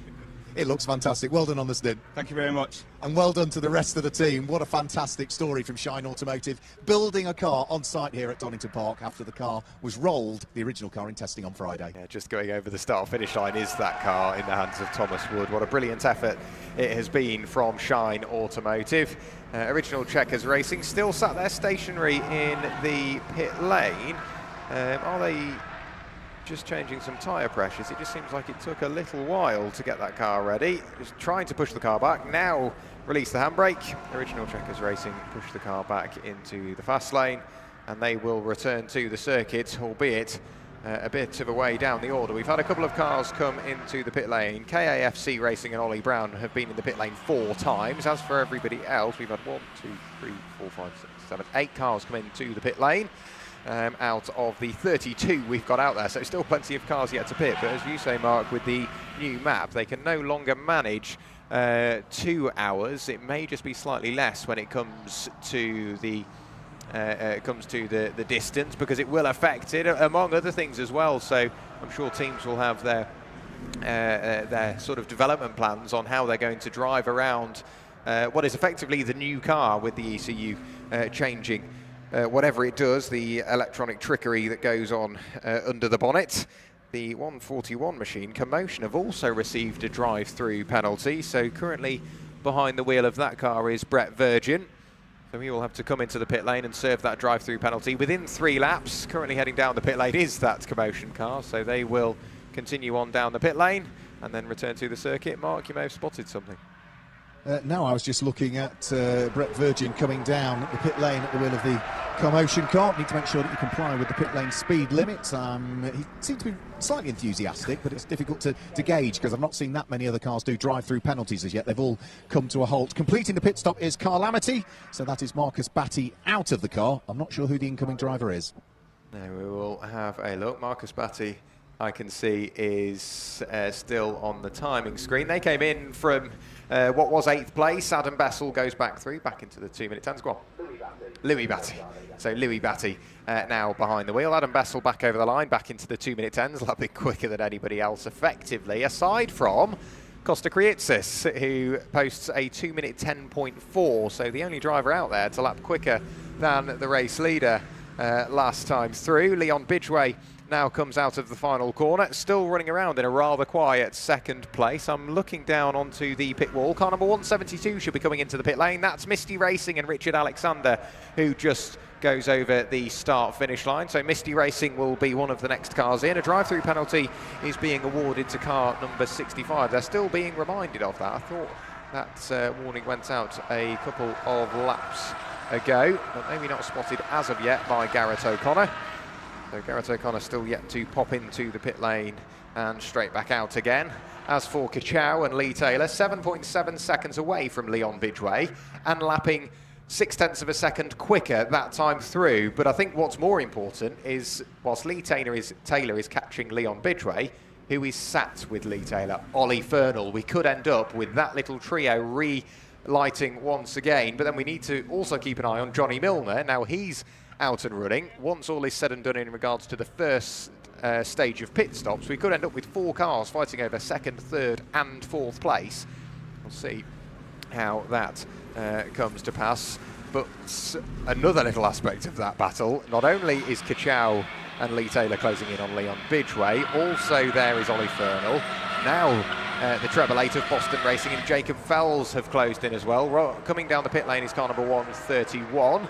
So that is Catastrophe and Robert Thomas. They dive into the pit lane. So too do car number 69. That is Porsche Carrera with Ben Smithwell behind the wheel. So the pit lane becomes a little bit busier once more. We're still expecting Misty Racing to dive in and Richard Alexander come the end of this lap. They're just working their way around the GP lead, pulling over to the right-hand side to allow the leading sort of trio through. Lee Taylor, Ollie Fernal and Jacob Fells. Over the start-finish line, we've already seen the Subaru racing car of Adam Bessel on a 2-minute 10.880. We've got a great view of the 131 getting serviced by the team. Catastrophe and Robert Thomas Mark in the pits.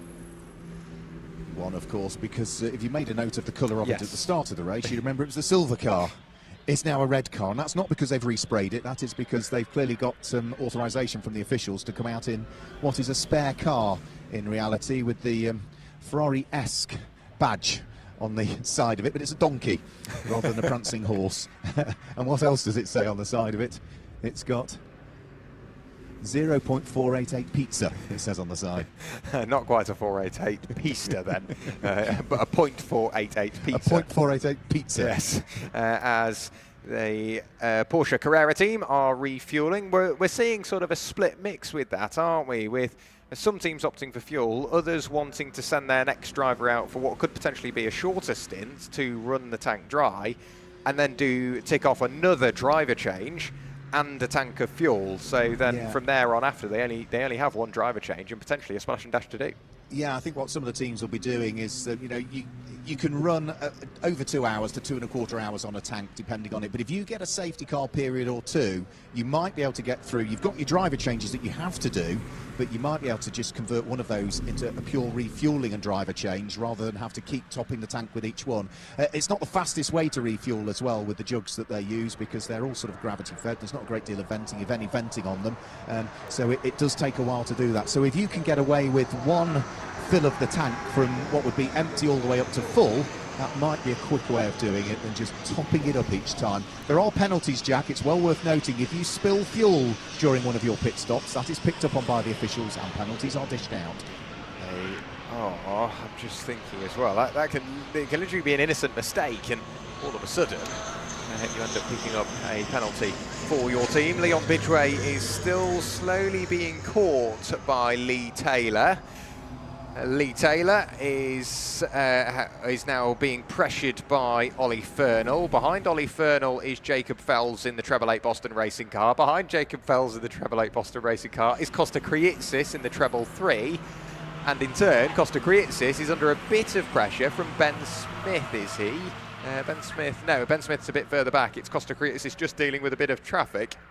The number 65 Autotech car in the hands of Garrett O'Connor, who must have come through and served his drive-through penalty by now. We just look over to the timing screen, and the number 65 car, Garrett O'Connor, yes, it's been listed as having gone through, or having at least been into the pit lane, presumably to serve that drive-through penalty. Back and over the line go a number of cars, the first of which is the Wolf Motorsport car of Stephen Goodliff, having taken over from Angus Whiteside. But down the hill, in towards the old hairpin, Leon Bidgeway is being caught by the 4 cars behind. Ollie Fernall, or Lee Taylor, Ollie Fernall, Jacob Fells and Costa Kriitsis, who appears to shot slightly sideways, pushing the limits there in the Kahuna's racing car.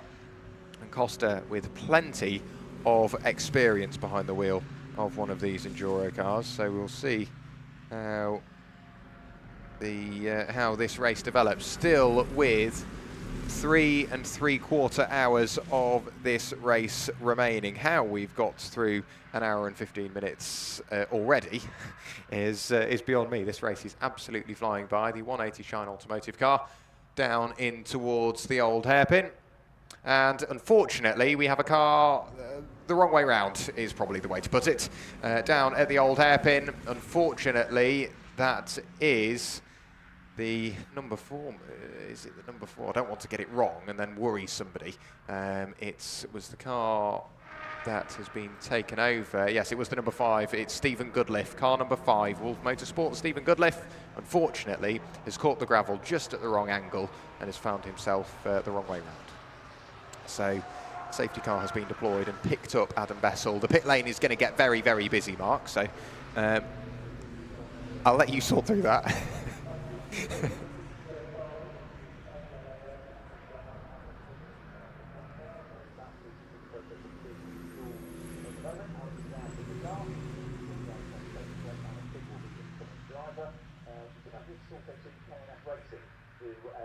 Drive-through penalty, I think, possibly. I saw one car trundle its way down the pit lane, but we've got more and more and more cars now heading in towards the pit lane area, one of which is going to be Miller Motorsport, is it not? Yep, so Miller Motorsport, Alex Miller, John Langridge, Steve Andrew and Jay Coombs coming in. Was it Jay Coombs that started that? Car Chow are in as well. So I'm going to go down and grab a quick word with Lee Taylor. Number 8, which is Pro-Am Racing, are in. That was Oliver Fernall who has jumped out of that car. So we'll grab a quick word with Ollie in a short while. But I suspect that more and more and more cars are going to be diving for the pit lane at the end of this lap. They will be indeed. Stephen Goodliff out of the car and wandering away. Naturally, probably isn't in the best mood, but he is out of the car and he's chatting away with the marshals. So that is the best news. But down at the old hairpin, we occasionally see it throughout the year. Mark, in about 4 minutes' time, have you brought your waterproof jacket with you? It's in the commentary box, and I'm in the pit lane. Right, so in about 4 minutes' time, you might need to dash up the stairs. Right. It's on its way, That's is it? what the live weather map is saying, and I've been watching it roll in from north or south of the... I've been actually looking towards the skies, not for rain. Yeah, it's just coming in now. First few spits just appearing now, and largely because the red arrows were due by at 1:45. They've not appeared as yet in the skies. No, they've not, and with the rain approaching, it's coming from the south of the circuit, and it's been rolling in. We've been keeping an eye on the trees, and they've been getting blurrier and blurrier and blurrier in the distance. The pit lane gets very busy indeed. Everybody's diving in, but that's exactly what you've got to do. I do like there's somebody down in the pit lane with a pit board. I'm trying to pick out who it is, but it says "Here for you" on it, which is it's quite a nice reassurance, isn't it? How sweet! How sweet! It's nice to know your pit crew are there.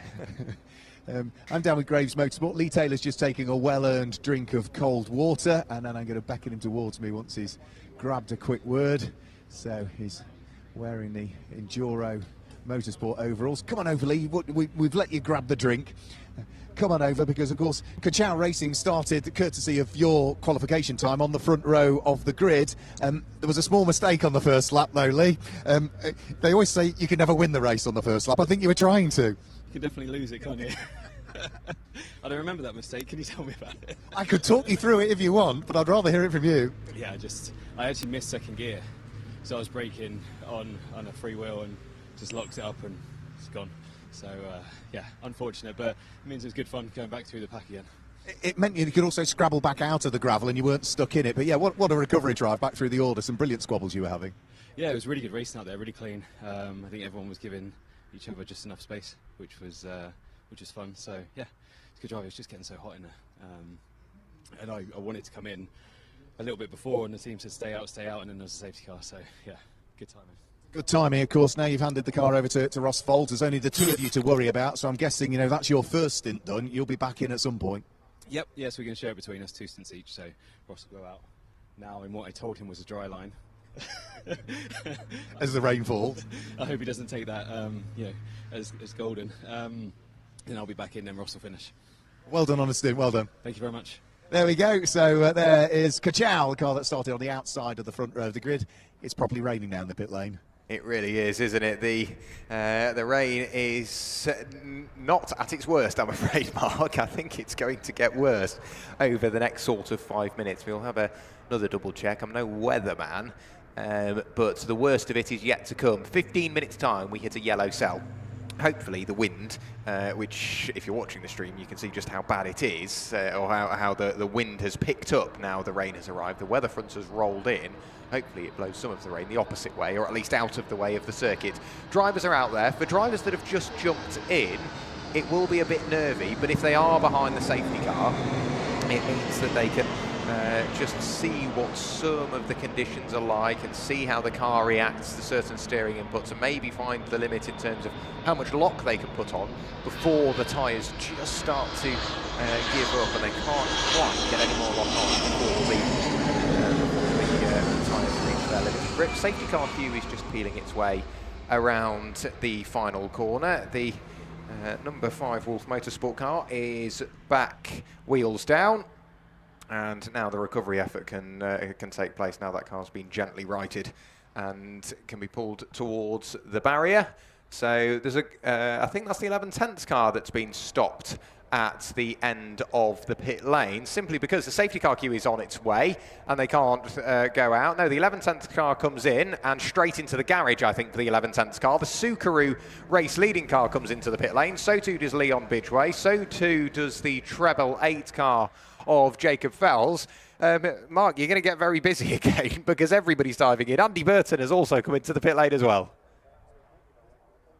Go and grab my waterproof jacket because it's starting to rain ever more, and as you say, the rain is coming in. That is a very quick stop from Subaru. There is no refuelling there. That is a simple swap of drivers. Adam Bessel with a great stint behind the wheel of the number 55 car. It's already trundling its way back down the pit lane. In terms of stop time, if we take out the drive-through penalties which we've seen, Pro-Am Racing always very quick in the pit lane. 58 seconds pit in to pit out, and that's with a driver change.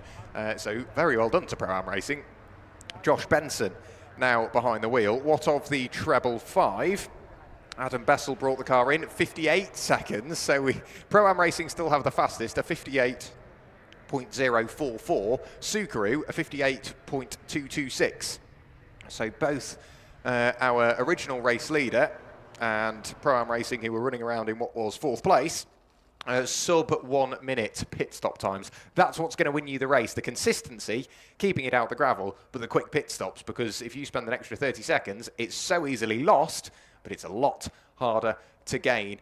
The pit lane and Leon Bidgeway, they are having a long stop at Wingat Racing, so I'm not sure what exactly is going on in the cockpit of that car, but they came in effectively behind the race leader, and unfortunately they are still stationary in the pit lane, so I think they're going to lose a couple of stops. And for Adam Bessel and the rest of the Subaru racing car, or the racing team, that's not necessarily what they would have wanted by way of the safety car, but it gives them a quick stop, whilst it gives the same opportunity to everybody else. If you can pit that quickly, they will be happy enough. Yet more issues with the Wingat racing car. Finally, the car gets pushed back and rolls down the pit lane, but that was a long, long stop. The rain... Go on, Mark. were, but the final delay was that they hadn't put the window net back across, so they closed the door and then realised the window net was not in position, and part of the regulations are that that has to be in position, so they quickly resolved that. I'm going to see if I can grab a quick word with Adam Bessel, if I can. So, have we got Adam? No? Where is he? Adam, is he here? Where's he gone? I was hoping he was in the garage somewhere. Post-stint, the Subaru garage. Yeah, maybe. But he's disappeared somewhere. Post-stint procedures, if you Sorry? get where I'm going. Adam, I want to speak to. Yeah. Oh, here he is. He looked at me and then shook his head. He looked at me and then shook his head. No, you know you're not going to get away with it, because we need to talk to you about your fantastic stint. I don't know whether you've got a 1.6 engine underneath the body of yours, but you were absolutely flying. Yeah, I don't know what happened. It sort of felt like I turned the PlayStation onto easy mode, and it just went really well. So it was good. You were averaging, anywhere between a second and a half quicker than anybody out there. Really? Good. Well, I think I've lost all that now, though. The safety car just closed the whole grid back up. So that's the problem with endurance racing, is it? The one thing you don't want when you've got that gap is the safety car. As I came around the last corner, I got level with the pit entry, and then the lights came on, and I was just like, just knew straight away that I'd probably lose it all. But it is what it is. The car's fast, so yeah, we should go well. You've hardly broken a sweat as well. Oh, yeah. I'm on fire. It's so hot. So who's jumped in now? You finished your at least your first stint. Who's on board? Yeah, Mark's on board now, so he'll be fine. Although it did just start raining, but it seems to have stopped now, so yeah, he should go well. And are you back in later on? I should do the last stint, I think, so yeah, try and get us back to where we should be. Let's hope so. Well done, brilliant stint. There we go. That's it from Adam Bessel, Subaru. They were absolutely dominant in the first stint. Yeah, maybe don't break the news to him that there's a lot more rain on the way. Those trees I was using as a marker have now disappeared.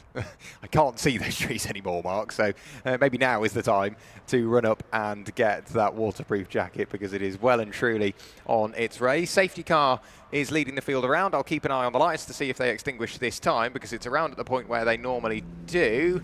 I think we're going to get another lap out of this one. Yes, we are. As for the recovery effort, I think it's pretty much completed down at the old hairpin, but maybe just due to the location of the telehandler, they are having to get another lap behind the safety car. So the field come round the final corner and go on to yet another lap behind the safety car, and they will have the best part of 3.5 hours remaining in this race the next time they come round, and hopefully go back to green flag racing. Into the pit lane come the 141 machine. That is Commotion. Brett Virgin behind the wheel. He will hand that, I think it's Daniel Edwards. I thought Brett Virgin was behind the wheel, so maybe it's Daniel Edwards that has just popped up. Has that car already been into the pit lane? Yes, it has. It's been into the pit lane 3 times now. So Brett Virgin started. They handed the car over to Dan Edwards. Of course, that stop-go penalty that they've got to serve. So they go to the end of the pit lane. And, I mean, if you've got a stop-go penalty, now's the time to serve it whilst the safety car is out. So the stop-go penalty complete. They go to the end of the pit lane. The green light is on. The blue light flashes at them to let them know that there is a bit of traffic on the way. And then they return to the circuit. So stop-go penalty served by the 141. And who hasn't pitted? Kahuna's race team and Costa Kriitsis have not been into the pit lane yet, and neither have LDR Performance Tuning and David Bywater, which is surprising, especially under safety car conditions. But Costa Kriitsis was going very well indeed. He was up inside the top 6 and was closing in on to what was at the time Leon Bidgeway in the number 3 machine, but Wingate Racing, having handed over to Matthew Weymouth with a slightly slower stop, have returned to the circuit and have come out in 11th place, albeit Costa Kriitsis, whilst he's sat behind the safety car, is no longer in the position that he would have liked. Mark, down there in the pit lane, got any news? Into the pit lane and brought it straight into the garage. I just had a quick word with them.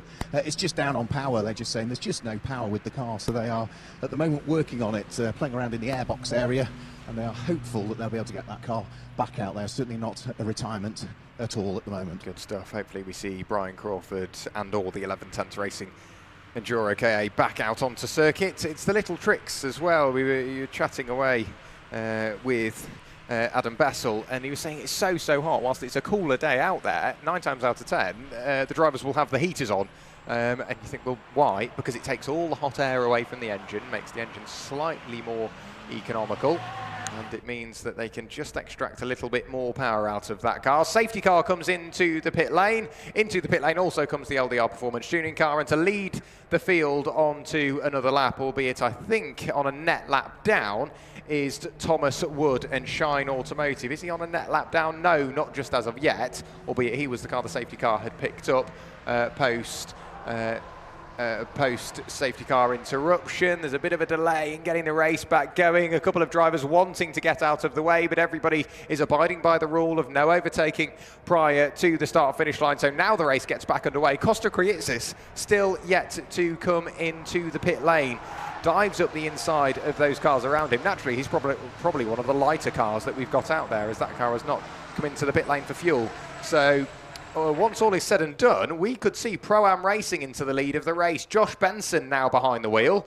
So on the timing screen and on the road, Kahuna's race team lead the way. Costa Kriitsis behind the wheel, followed then by Pro-Am Racing and Josh Benson. But Josh Benson has already been in and served his the first of the 3 mandatory driver swaps that they have to do, followed then by Kachow and Ross Folds, who is under huge pressure from Johnny Milner, gets a shove up the hill as Johnny Milner desperately tries to minimise any time loss. But Pro-Am Racing could have a healthy lead here of around about 5 seconds once Costa Kriitsis dives into the pit lane. Mark down in the pits. I think that will be imminent, because I can see that Phil Truman has got his crash helmet on and is ready to take over the number 333 Kahuna's car. The LDR Performance Tuning car, no refuelling, a driver change completed, and I was saying that says it's a cartiner on it, and that it's a tin can. I didn't realise that it was a Slotus cartiner. A Slotus cartiner. Yes, as it says on the side of it. You have some very clever liveries out there as well. We'll have to try and figure out why Kahuna's race team haven't brought Costa Kriitsis in under the safety car. This is going to cost them quite heavily here. They were in a great position, and whilst they're leading on the timing screen, now everyone's back up to race pace. It's going to cost them rather dearly. The rain has come back in, Mark. You're the best person to tell us just how heavy it's getting. You can see plenty more on the way. The windscreen wipers on every single car are working away now. And we'll keep an eye on Costa Kriitsis. Is he going to dive for the pit lane this time? You say it's rather imminent. You should imagine that it will be this time. Pitches the car in towards Goddard's. The exit will tell us all we need to know. He stays out for 1 further lap, so Costa remains out there on circuit and keeps the laps ticking by. Taylor Norton on the pit wall watching on. But back over the line goes Josh Benson, who is 2nd overall, but will be in a net 1st place with a 2.4 second lead over Johnny Milner in that Milner Racing car number 46. Prominently yellow and purple car as they head down through the Craner curves, and the rain is definitely back now. So drivers will be trying to accommodate that in their driving style. So the lap times begin to rise once again. The fastest lap we've seen is a 2:10.114. We're back into sort of the 2:14/15s for the really quick guys.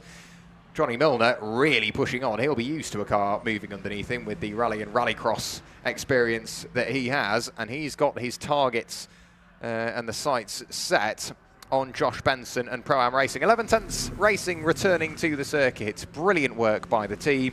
They may now just choose to deal with the lack of power, or they've had a couple of ideas to try and get that car fixed. Johnny Milner really closing in on Josh Benson for what will be the net lead of the race. As they started this lap, the gap was 2.4 seconds. As they finish this lap, they may not even be in that order. We could see Johnny Milner in front of Josh Benson come the end of this lap. Johnny really pushing on. A number of drivers with their lights on, a few still deciding to leave them off, maybe a few with suspicions that it takes power away from the engine, and the electric power that it takes is not worth the sacrifice just as of yet. Through the Fogarty S's they go, onto the Melbourne Loop, and in towards the Melbourne hairpin go Josh Benson and Johnny Milner. Johnny is really closing in so late on the brakes. The car squirms around as he tries to get the car slowed down in towards the apex, and Johnny Milner could be on for the net race lead here as he gets a good exit out of the Melbourne hairpin, up the rise and towards Goddard's once again. We could see Johnny Milner in the lead. in towards Goddard's. Josh Benson goes slightly defensive, just letting Johnny know, not on this lap, please. Let me get this lap out the way, and then we can look at either battling or working together. But out of the final corner, Johnny Milner gets a really good run and starts to close in as they head down the Wheatcroft straight. Josh Benson going very defensive, sticks to the inside. Stop-go penalty still showing up on the LED screen above the start-finish line for the 141 of Commotion and Daniel Edwards. Josh Benson holds on to the lead for now. However, Johnny Milner, again with a good run coming out of Redgate, pitches the car to the inside. We head towards Hollywood, and Johnny Milner, he's got the inside line and has the net race lead away from Josh Benson. So, Milner racing to the lead, Pro-Am racing to what will be second place. But in theory, Costa Krietsis is still out there and running, only 7.2 seconds in front of this battle. Johnny Milner all sorts of out of shape down in towards the old hairpin, gets the car back pointing the right way, but at one point he was approaching the old hairpin and looking out of the passenger window just by way of trying to find some sort of vision of where the apex was. Costa Krietsis flashes through shot as he heads up towards Coppish. You should imagine he will be in either this lap or the one after, as we've got team members ready, driver ready to jump in, all suited and booted, ready to go. Johnny Milner, having got past Josh Benson, is now dealing with the traffic up the road, the first of which is the number 69 Porsche Carrera car with Waleed Spitney behind the wheel. In front of Waleed we have another car, that's car number 67 in the hands of that is Jake Margelheis. Jake Margelheis and Waleed Spitney are all fighting over what is 23rd and 24th respectively. They are wanting to keep battling, and Johnny Milner's wanting to try and get through as they head towards one of the wetter parts of the circuit onto the Melbourne Loop. Johnny Milner late on the brakes, dives to the inside of Waleed Spitney, gets the position made or gets the overtake made down in towards the Melbourne hairpin. The next target for him will be Jake Margelheis. There's a stop-go penalty for car number 65. So Autotech Motorsport's second car, now with Tom Monhemius behind the wheel, has been riddled with not only a drive-through, but now with a stop-go penalty. The track limits warnings have clearly rolled in for that car, and a stop-go to be served for the Autotech car. Costa Krietsis has still not opted for the pit lane as of yet. What of Subaru Racing? Where have they got up to? Over the line goes the treble 5 car with Luke Thomas behind the wheel. They are now 5th overall. Ross Fold, who has taken over the Kachow car number 95, is 4th overall. That will be a net 3rd place once the final pit stop has been completed by Costa Krietsis, who's still out there and running now with an 8.1 second lead, lapping quicker than Johnny Milner, but he's going to need a lot more than that. He'll need the best part of a minute if he wants to hold on to the race lead, and at the moment he's only got that 8.1 second we mentioned. Very wet down in towards the old hairpin. It gets very slippy indeed. The North Motorsport car dives up the inside of AFK Racing, and just about Thomas Hodge manages to get that position made. Was that for a place overall? Yes, it was. So Natalie Knowles loses out to Thomas Hodge. Natalie now may lose out to Robert Sherratt in the Chick Speed Motorsport car, who's just sat behind. Subaru Racing not wanting to waste any time, now applying the pressure onto Ross Fold. So Luke Thomas and Ross Fold's fighting over what will be the final step on the podium, still with 3 hours and 20 minutes to go, so far from applicable in terms of what the race could look like in 3 hours and 20 minutes. But Luke Thomas not wanting to waste any time at all. It gets wetter and wetter along the exhibition straight, and yet more rain on the way, I'm afraid, Mark. Those trees continue to disappear. As for Johnny Milner in the Milner racing car, he works his way back past the Porsche Carrera car. So how those two have swapped around again, I am unsure. But clearly not wanting to lose any time at all is that Porsche Carrera car, still with Waleed Spitney behind the wheel. He's gone through and back past Johnny Milner. Now Johnny Milner's back through and in front. Waleed Spitney has a little look to the inside. And Johnny Milner refocuses his attentions onto Jake Margelheis. Back over the line goes Costa Kriitsis and Kahuna's race team. Subaru Racing dive up the inside of Thomas Hodge and North Motorsport to put a lap on them. Into the pit lane to serve the stop-go penalty comes car number 65 and Thomas Monhemius. Natalie Knowles lost out to Thomas Hodge but manages to fend off any further attentions from Robert Churat on that lap. Over the start-finish line go the field, 3 hours and 20 minutes to go.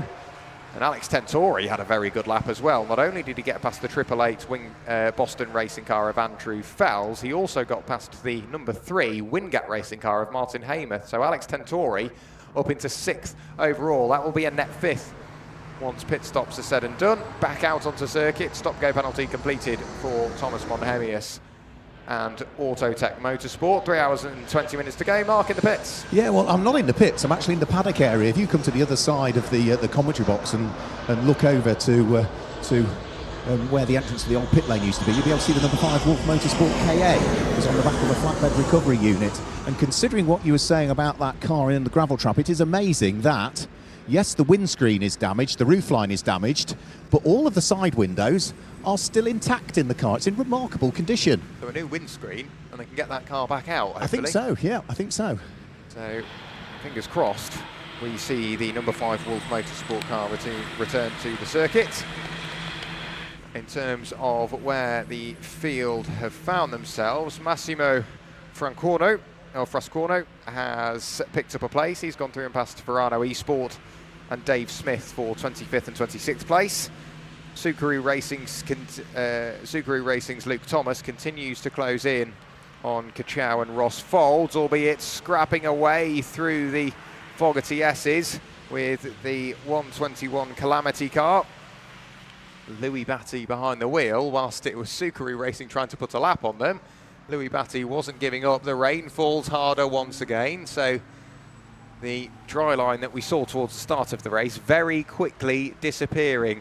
Wonder if we're going to get any movement in the pit lane as to Costa Kriitsis and Kahuna's race team, as they are still out there and circulating, yet to serve their first pit stop. Yeah, I had a word with them a while ago and said, is he coming in soon? And the answer is, not at the moment. No, they're quite happy to leave Costa out there. Of course, all of these teams are running this standard map for the first time, so they don't actually know what the maximum fuel time would be on the car. Yes, we've had a couple of safety periods. We've now got the rain, of course, which means that you're not going to be using quite as much fuel. So they're all heading into unknown territory at this stage, but they're happy to leave Costa out there. Yeah, the rain is now, I would say, the hardest we've seen it all weekend.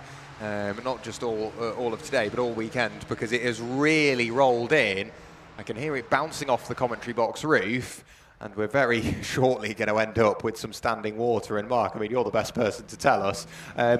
That looks rather wet out there. It is wet, yeah, which is why I'm hiding in the garage. But from a commentary perspective, I'm now on a full wet setting. Yes, yes, in and out of garages. North Motorsport have just found out how wet it is, splashing their way through the old hairpins. Sideways they arrived, and somehow Thomas Hodge kept it on the road. The rain really starts to fall now. The camera, at least on our end, piercing through the mist to try and pick out who's who. The pit wall becomes a very quiet place as team members opt for the relative dryness of their pit garage. The black and white warning flag goes out to car number 69, that being Porsche Carrera with Walid Spitney behind the wheel. I'd imagine he's been caught out with how wet it is. For Kahuna's race team and Costa Kriitsis, what they now have is a 10-second lead, so they will lose the lead by the time they come round to get Costa out the car, but they have the opportunity to take some pressure out the tyres to maybe get that car handling a bit more comfortable in the wet conditions. Pro-Am Racing still with their lights off, so comfortable enough that they can see where they're going. The spray becomes worse. Johnny Milner, late on the brakes, dives his way up the inside through a little bit of traffic. That's Dan Welling behind the wheel of the LDR Performance tuning car. And everybody else now are pushing the limits in terms of where the grip is. The spray will become a problem, so even if the rain were to stop, the amount of water that has deposited itself on the racing surface still means that, at least from driver's eye, it will look like it is still raining. And that rain really starts to fall now. There's a bit of a river going down the pit lane. There's rivers going from one side of the circuit to the others. We may have a few drivers start to get caught out in these conditions. A couple of drivers Still trying to figure out exactly where to brake in these conditions heading in towards the Fogarty S. He's just starting to wander wide, maybe a quick trip through the gravel here and there. But for the most part, everybody's being all well behaved. Along the start-finish line comes the Kachow car of Ross Folds. He's still being caught by Luke Thomas in the Treble 5 Subaru car. Splashing his way through turn 1 is Kachow, number 95, EnduroKA, and then it's down I would imagine is quite an uncomfortable section of circuit, down the crane of curves in these conditions. You should imagine the car will just start to move around a little bit underneath you.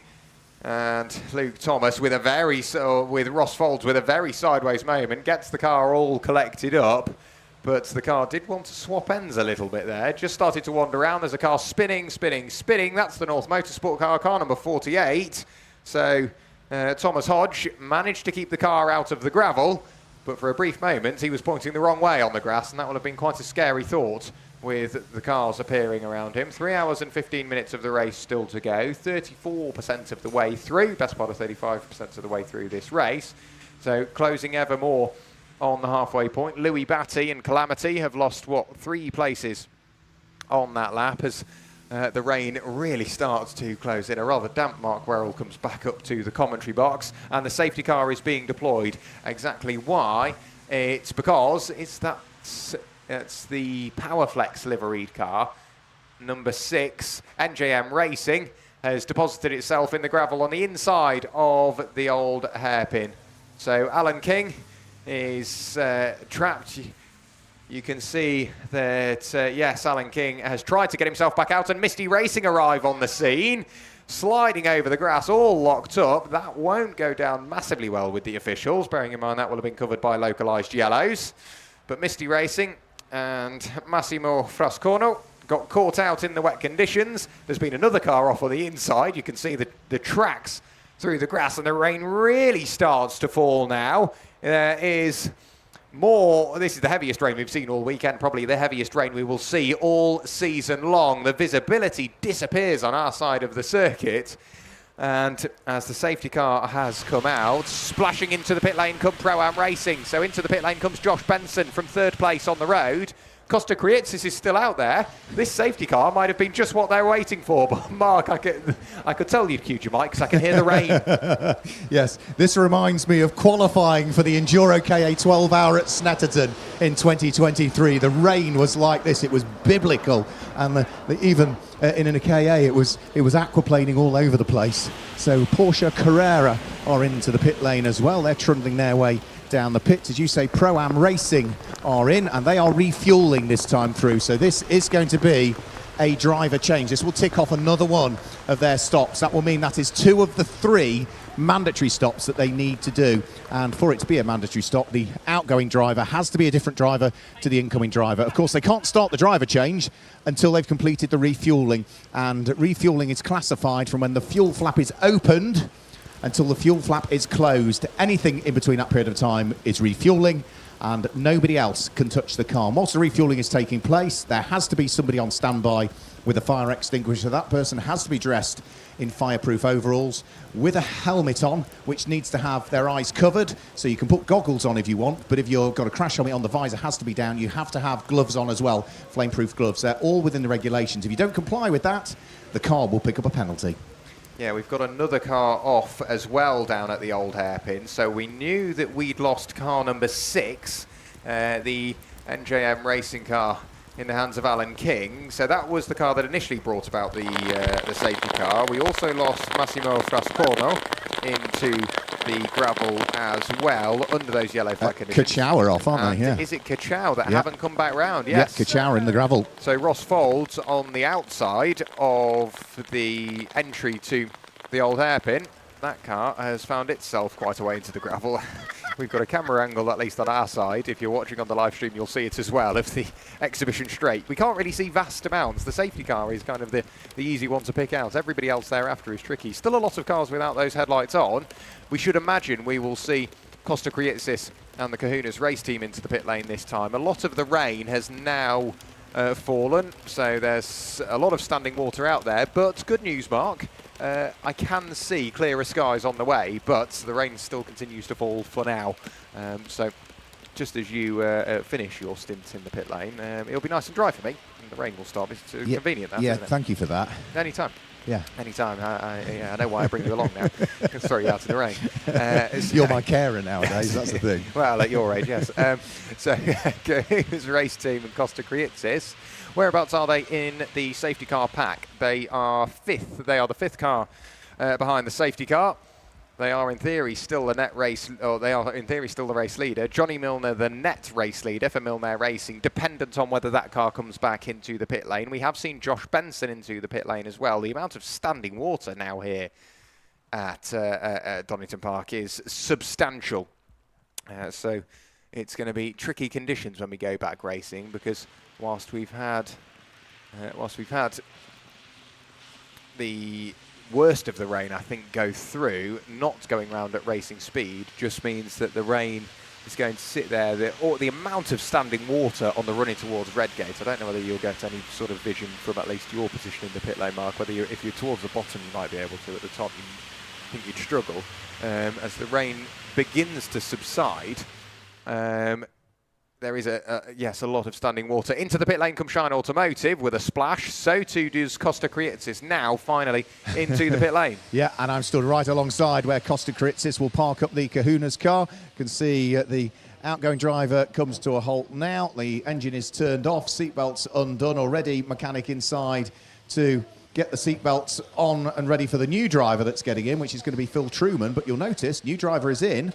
You can't refuel, and therefore they are not going to refuel the car. They are going to do the driver change, get them back out there, but there's no refueling from Kahuna's just yet. That's surprising with the amount of time they've spent out there. Granted, we've had 2 safety car periods. Also in is car number 65, Autotech Motorsport, the Treble 8 Boston racing car into the pit lane. So too is car 4 from Wolf Motorsport. We've also got into the pit lane as well, car 2, NJM Racing, Marcus Buckle, pardon me, to hand over to David Murfitt again.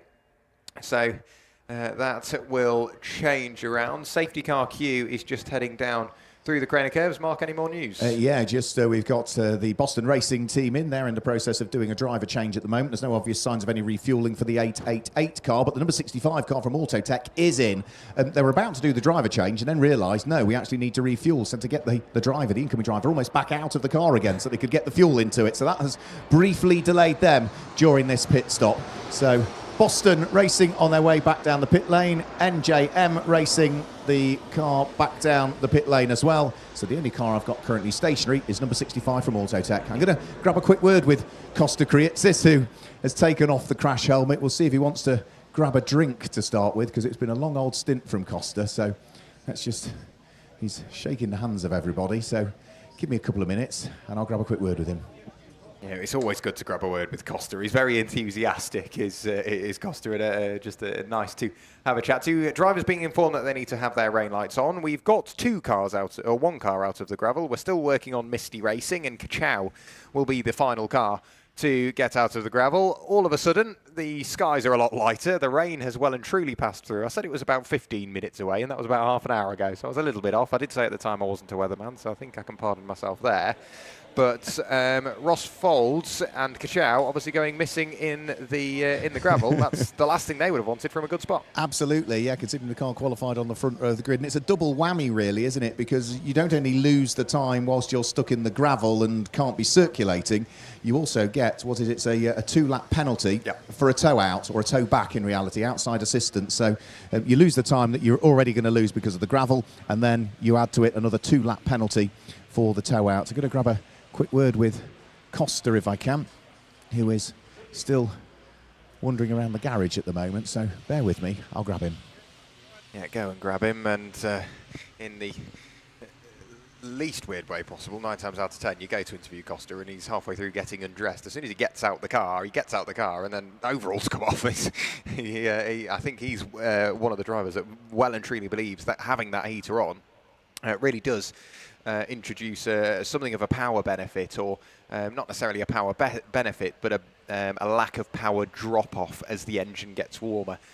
throughout a stint. So the standing water well and truly there. Out there and circulating, potentially back into the pit lane in a few moments' time is the number 5 Wolf Motorsport car. Wolf Motorsport have had a troubled race, haven't they, Mark? They've had one car on the roof, one car in the gravel, both at the similar points on the circuit. But no, they carry on. So now that car's been brought out of the gravel, they will continue on. Stephen Goodliff over the line to confirm his continuance in the race. In a few moments' time, Misty Racing and Massimo Frascorno will continue on as well. And just being towed out of the gravel now and stumbling his way out of the grass is the number 95 machine, that of Ross Folds, who has now come out of the gravel, still with the 2-lap penalty looming over their heads. The safety car queue heading towards Goddard's, and now in theory the clean-up operation has been completed, but still with the telehandlers out there on circuit, they need to get back to their respective stations around the Donington Park circuit. So we will see, I think, one further lap behind the safety car. A lot of the drivers with the windows open, I think in aid of reducing the misting, but also get some of that hot air that's built up out of the car. I'm trying to second guess what might be going on with Kahunas, because Costa Kritzis has been busy on the radio at the moment, and he sort of held his hand up to say, hang on a minute, no, I don't want to talk to you. That's because I think, whilst we're still under safety car, they're going to bring that car back in, do another driver change, get Ian Perkins in the car and refuel it, and that will tick off 2 of the 3 pit stops in one foul swoop under this same safety car. I think that's the strategy role they're doing. They have to pit this lap, and they are pitting this lap, Mark, so it's a very interesting strategy, but it's going to work. Into the pit lane come Kahunas, and they are going to be one of the only teams that have ticked off 2 of their mandatory driver swaps, and it works, doesn't it? Taylor Norton very quick on the door, gets the door open, and drivers thrown out. So out of the car comes the driver of Philip Truman, and Ian Perkins, if he's sat there and waiting, I mean, Phil Truman's done about 2 laps behind the safety car. He's done 2 laps behind the safety car, and he's oinked back out already. Yeah, and absolutely, Ian Perkins is crash helmet on, hands device around his neck, ready to dive in, but of course he can't do that until the refuelling is completed. So I did read into that correctly. That's exactly what Kahunas are doing, ticking off 2 stops under this one single safety car period. Yeah, you might think, oh, unfair on paying customer. No, because you're still part of that. You allowed that to happen. If you were part of it. It's a team game, endurance racing. Yeah, absolutely. And if the car wins, you win by virtue of that, even if you've only completed 2 laps. That's it. You know, when I've raced KAs in the past and raced in other endurance series as well, you know, the teams try and equalise the time that you all get behind the wheel of the car, but the long and the short of it is, whatever puts the car in the best position is fine by me. It doesn't worry me. Wherever, as high as we can finish, if I get less driving time as a result of that, that's fine, because we get a better finish. Yeah, and they've absolutely nailed this, because the safety car is trickling round. I think due to the conditions and the amount of standing water, they don't want the safety car to push too hard, whilst it is a heavy, full electric, new for this year, Hyundai Ioniq 5N safety car, and can more than handle the conditions. If the safety car speeds up, naturally the rest of the pack does, and that's when you end up with some rather embarrassing moments for those that are trying to keep up with said safety car. So Ian Perkins still waiting patiently, ready to get the door open. You can see him in effectively a fighting stance, ready to sprint to the car and open the door. Fueling is still going on, and fuel is out. They wait for the fuel door to close, which it does now, and now they run to the car. Ian Perkins gets in. If he can get out before the safety car queue comes around, which you should imagine he will be able to do, he will stay on the lap in which he pitted. But the team, more importantly, have completed 2 of those driver swaps, Mark. Yeah, that was brilliant. I was chatting to Phil Truman, who's still got his crash helmet on. He actually only did 1 lap behind the safety car. That was all he did. He went out, did 1 lap, came straight back in again. And that was a great call by the team. We're going to chat to Costa Kritzis in a moment to try and understand whose call that was. But that has been a brilliant shout from Kahunas. The number 333 car now in the hands of Ian Perkins trundles its way down the pit lane. They have ticked off 2 of their 3 mandatory pit stops under this safety car period.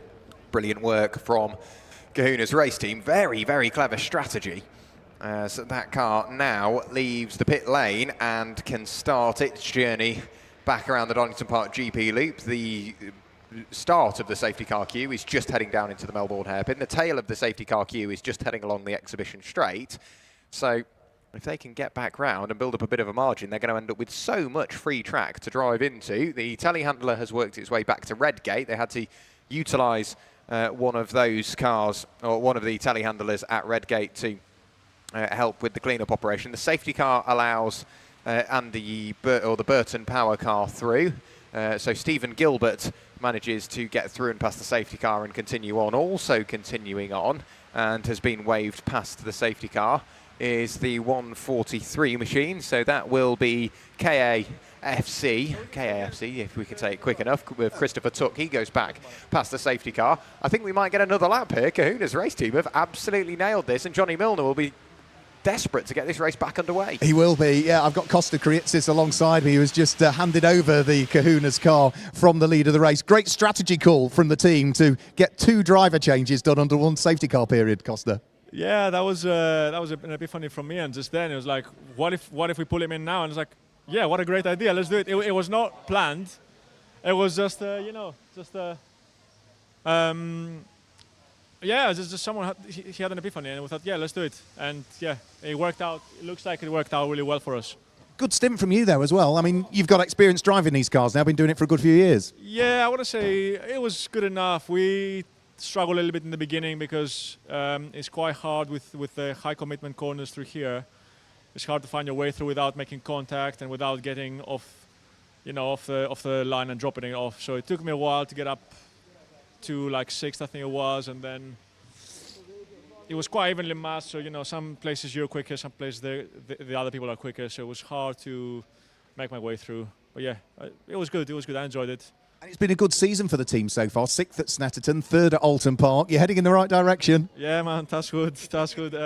Yeah, we've been good so far. Let's hope we keep it up. We won a few more podiums. Hopefully for that elusive win. We've been working for it for the last 2 years, but we've gotten close, but not quite yet. Obviously, Brands had last year. We lost it with 12 minutes to go. Still, that memory is still burnt in my brain. I don't think I'll ever let this down, but hopefully we can get there this year. There's a long way to go, but a great stint, great strategy call from Kahuna's. And I can also see that Subaru are back in the pit lane. They're in the process of also ticking off another one of their mandatory pit stops, Jack. They are indeed. There's another for you. The safety car queue is just working its way over Coppice Corner. Over the start-finish line goes Kahuna's race team. They're not that far away from the tail end of this queue, Mark. They are really starting to close in. The tail end of the safety car queue is just heading through Schwantz Curve. They might just get there, and onto the tail end of the safety car queue, having ticked off 2 of their mandatory driver changes. Pro-Am Racing have done the same, as Will Hilliard is behind the wheel. We'll figure out where Pro-Am Racing are in the safety car queue. Boston Racing now has Jacob Fells back behind the wheel. He is 8th overall. David Murfitt behind the wheel of the NJM Racing car. And then the top 6 upwards have all pitted ones, aside from Subaru Racing, who have just come into the pit lane and might get away with this one, dependent on how quick they can be. The lights are out on the safety car. Whilst the fuel is going in, the safety car queue is heading around the Melbourne hairpin. And if Subaru can beat the safety car round, they will be very happy indeed. As the fuel door now closes, they can begin the driver swap. This is going to be close as Johnny Milner's backing the field up. It's allowing Subaru Racing the opportunity to potentially sneak out in front of the field, and that will be what they want to try and beat a huge train of cars out. I don't think they're going to get there. The ignition flicks on, the car rolls back very slightly. Johnny Milner in towards the final corner. He will get the race back underway. The safety car goes past the Subaru Racing car that's stationary in the pit lane. Johnny Milner gets the race back underway, and Subaru Racing, I don't quite think are going to get there. Johnny Milner leads the field over the start-finish line to get the race back underway. He is net race leader. Everybody else jumps through, and the order sorts itself out. Now we get a clearer picture of what at least the order is taking pit stops out of the equation. Alex Tentori finds himself in 2nd place in the number 55 cash-strapped racing car. He closes in. Into the pit lane comes the 172 Misty racing car, so that car comes back in after a brief spell in the gravel trap down at the old hairpin. Martin Weymouth and Wingat Racing are now in 3rd place. Tom Stapley-Bunton in the number 64 Autotech Motorsport car are in 4th place. Dan Edwards for Commotion, kind of a 141, sat there in 5th place, and they have all pitted once. Been into the pit lane 3 times, kind of a 141 Commotion. Dan Edwards, they find themselves in what is 5th place. Over the start-finish line once again goes Kahuna's race team now with Ian Perkins, pardon me, behind the wheel.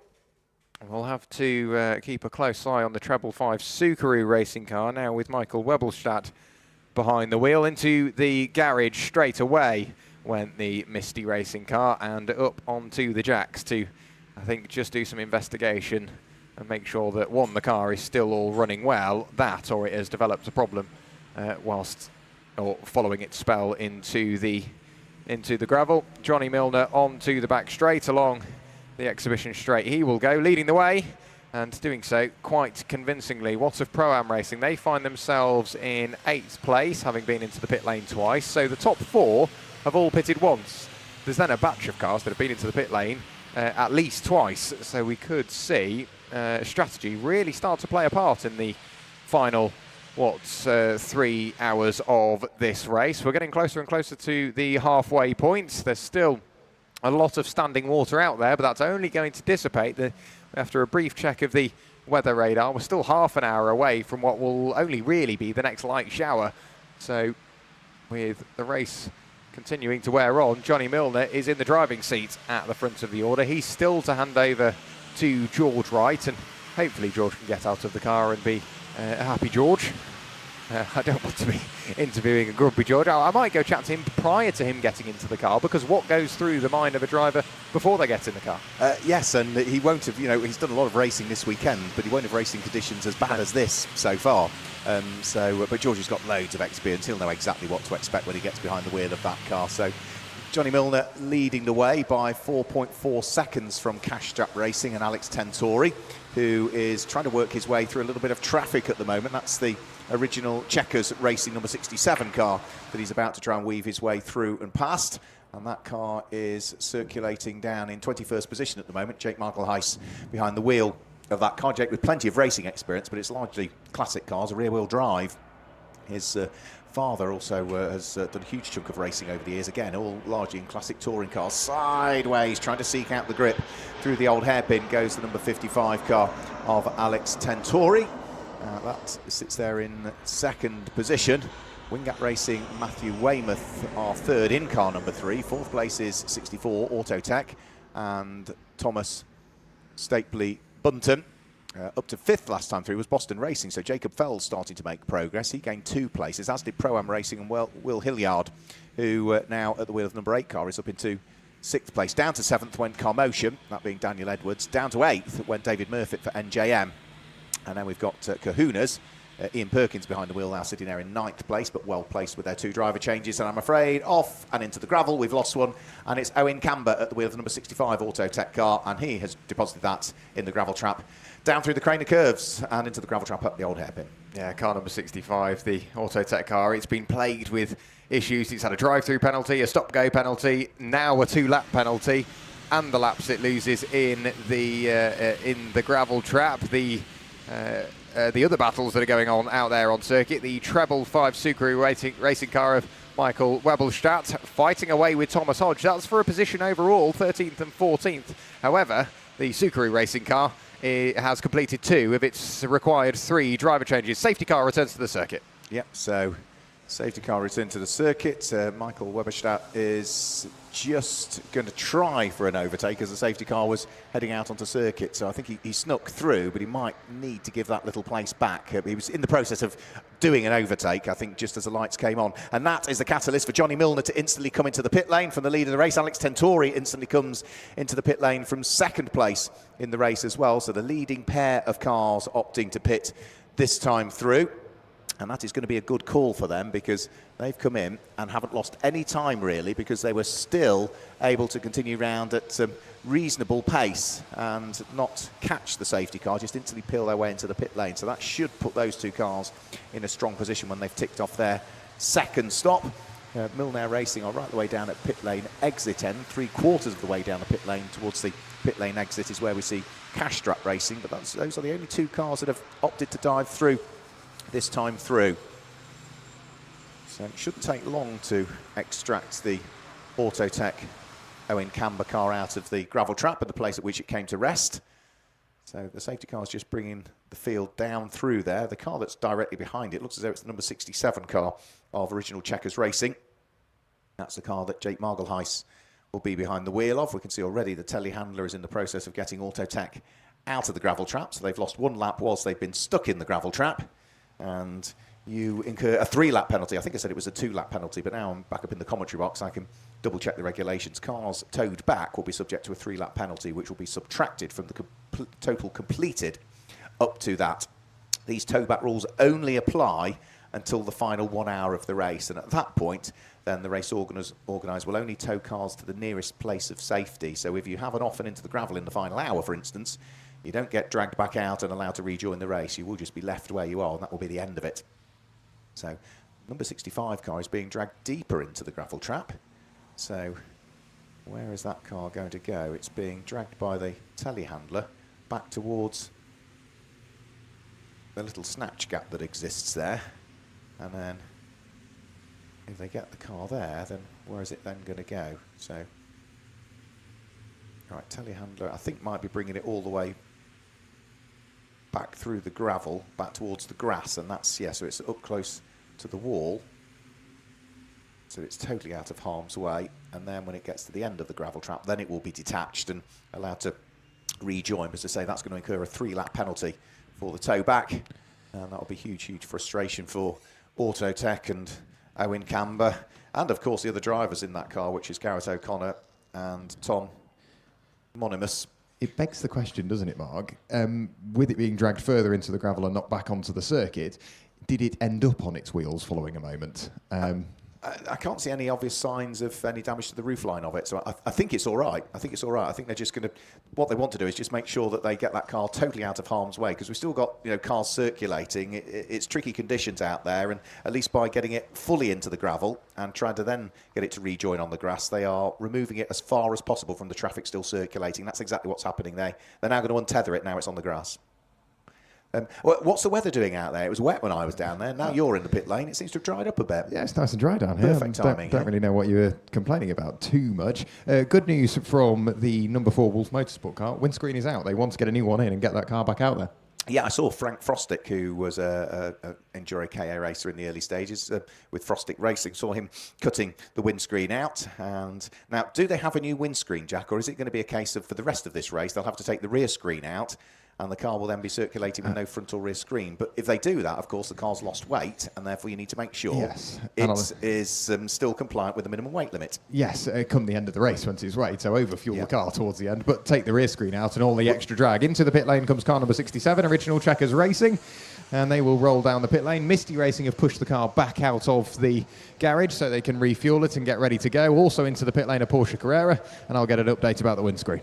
Thanks a lot. Yeah, so the minimum weight limit of the cars must have a minimum weight of 950 kilograms, and that is inclusive of the driver at all times. So that is driver and all of the equipment. Kachow also back into the pit lane, the number 95 car heading down the pit lane. They are down in 19th position now. Russ Folds bringing that car into the pits. We saw that car in the gravel trap down at the old hairpin when the cloudburst occurred. You can also see that I think Misty Racing have pushed their car back onto the pit apron, so they'll be rejoining shortly. Yeah, they're refueling. The rain has begun once again. I've had a quick chat with Frank Frostick. They don't have a new screen. They're taking the rear window out, clearing up the extra glass shards that remain from their windscreen, and they're just going to send it out and try and finish. That's not going to be a pleasant environment, is it, for the next 2 hours and 45 minutes? No, I don't think it will. We have to say as well, it's not just pit reporters that get wet; it's mechanics as well. I'm looking at a rather soggy Taylor Norton on the pit wall, because they've obviously got to be out there. Whilst they've got pit to car radio, occasionally that falters, so they've got to have somebody out there with a pit board to try and communicate. So we've got a lot of soggy team members looking rather sorry for themselves. Is Tyler doing any racing this year? I know he was racing a Clio a couple of weeks ago at Cadwell, but I'll wander over and have a chat, because it would be good to see him back in a KA. It would, yeah. He's done a good few races in EnduroKA, largely with Autotech, wasn't it, Taylor Norton? Memory serves me correctly. I'm trying to think back as to the teams that he's raced with in the past. So yeah, he's on the pit wall there with Jack. The safety car's just peeling its way out of McLean's corner and up towards Coppice at this stage. With the top 2 cars having come in, that now means that number 3, Wingap Racing and Matthew Weymouth pick up the lead of the race. Up to second is the number 64 Autotech Motorsport car. So whilst one of their cars is in strife, the other one is second, which is Thomas Stapley Bunton, and third is Boston Racing. But the cars first and second, Jack, have only completed one pit stop so far. Yes, they have indeed. Taylor Norton, his endeavours elsewhere in the Clio will continue. He's considering, it was a very strong maybe in regards to back out in a KA, and it would be looking at Brands Hatch for the IndyCar 500. Misty Racing, they've swapped drivers and they're looking at getting that car back out there. They've finished the refuelling, so any moment now Misty will return to the circuit. So I was going to say we'll wander a bit further down. We'll just nip through the garage so we're not getting in the way and have a look at what Porsche Carrera are doing. They've got their driver change completed. That is now 3 visits to the pits for them, but one of those was a drive-through, wasn't it? Yes, I'd imagine so. So Will Spitney has jumped out of the car, Ben Smithwell back in, and with plenty of wheel spin, the car gets back going again, as does Misty Racing.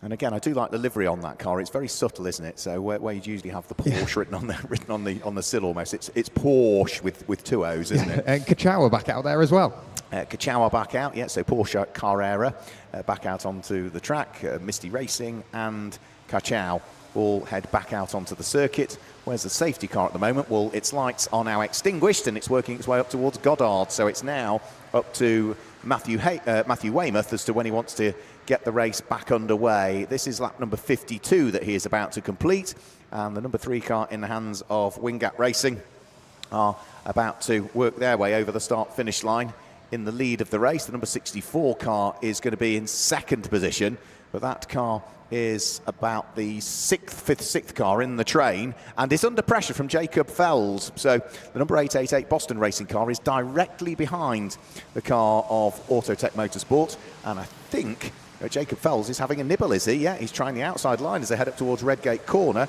and the black and the orange car might be through, and in fact is through, into second place as they exit Redgate and head onto the top of Hollywood. So that's been a change for position now.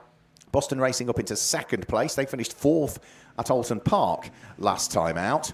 And Autotech, number 64 car, dropping a position. We've not seen them finish inside the top 10 in either race so far, but like other cars, like the likes of Subaru, they may not have been out much so far this season because it is only the 3rd race of the season. But after this race, we have reached the halfway point of the 2025 EnduroKA Championship season, or Series season.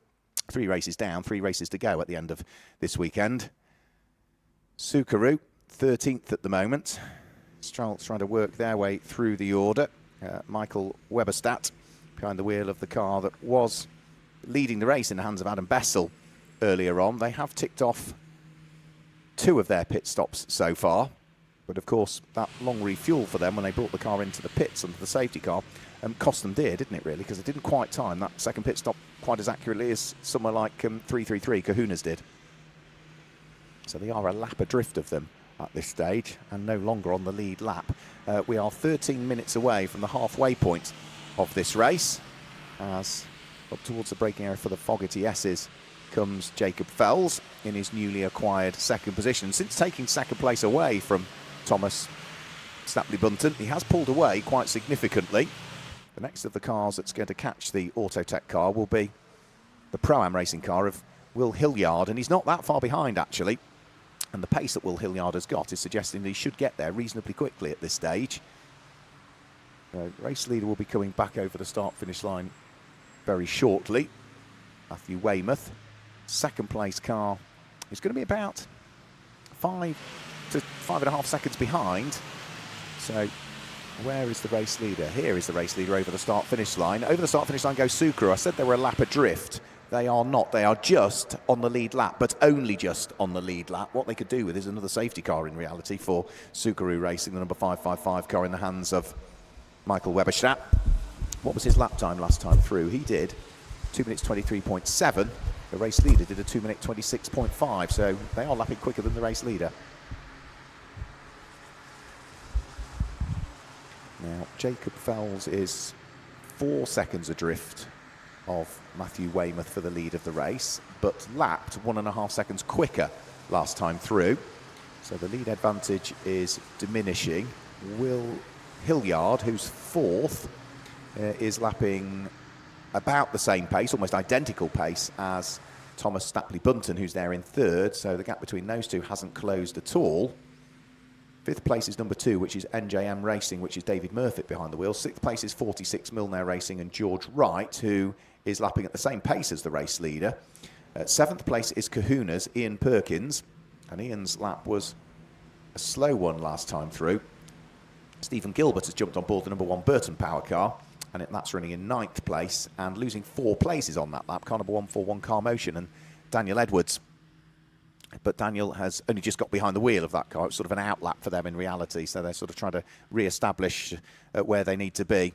Up towards the braking area at McLean's Corner, we can see that Milner Racing are working hard there, and George Wright squabbling away with Ben Smith. Ben Smith driving for Castrap Racing, the number 55 car, the black car with the orange bumpers and the orange roof, is now further away from Milner Racing than he was at the beginning of this lap.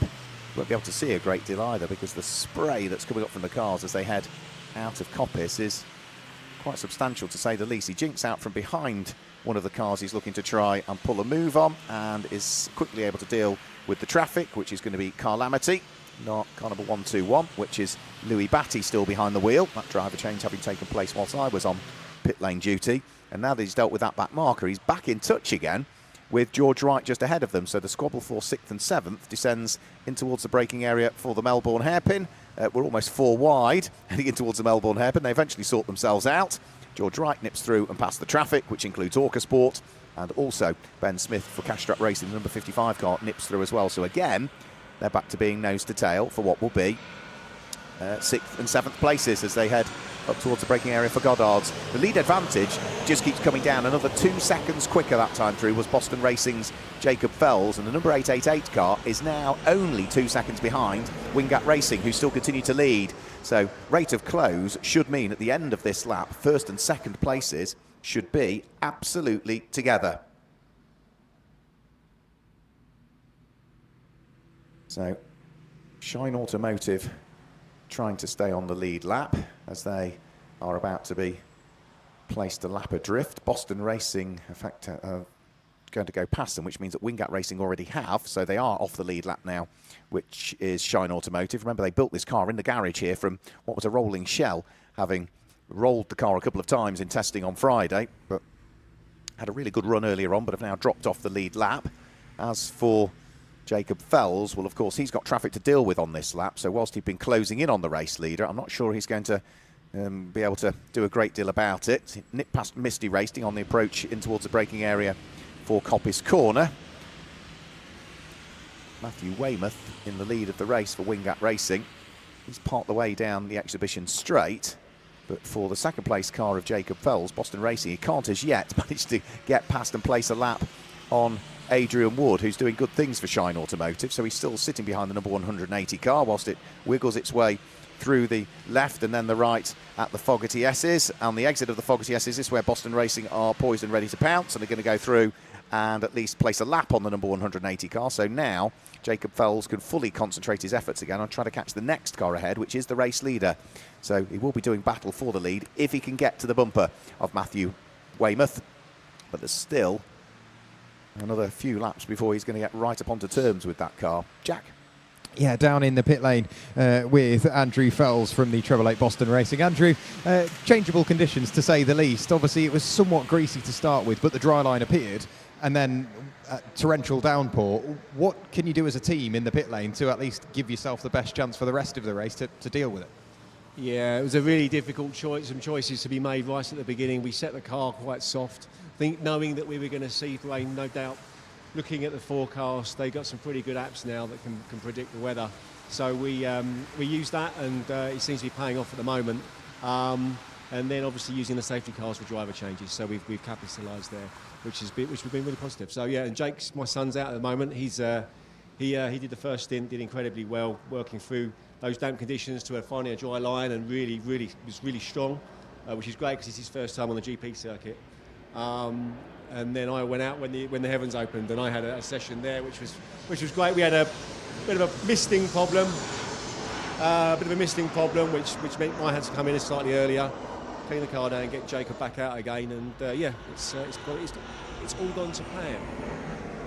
And the plan for the rest of the races? Well, we've got Jake's going to be out for a little bit longer. If we get another safety car, we've got our last driver going out. He'll do one stint in a single session. So he's got maximum 2 hours 20. So at any point from that time forward, if we see a safety car, we'll swap then. If not, it'll be sometime around 2 hours before the end. We'll get our last driver in. There's only so much you can control, but you've done everything you can up to now. Indeed, yes, and it's shone on us in a wet kind of way today. So yeah. Brilliant work. Good luck for the rest of the race. Thank you very much. Cheers. Quick word there, Mark, with Andrew Fells from the 888 Boston Racing Car.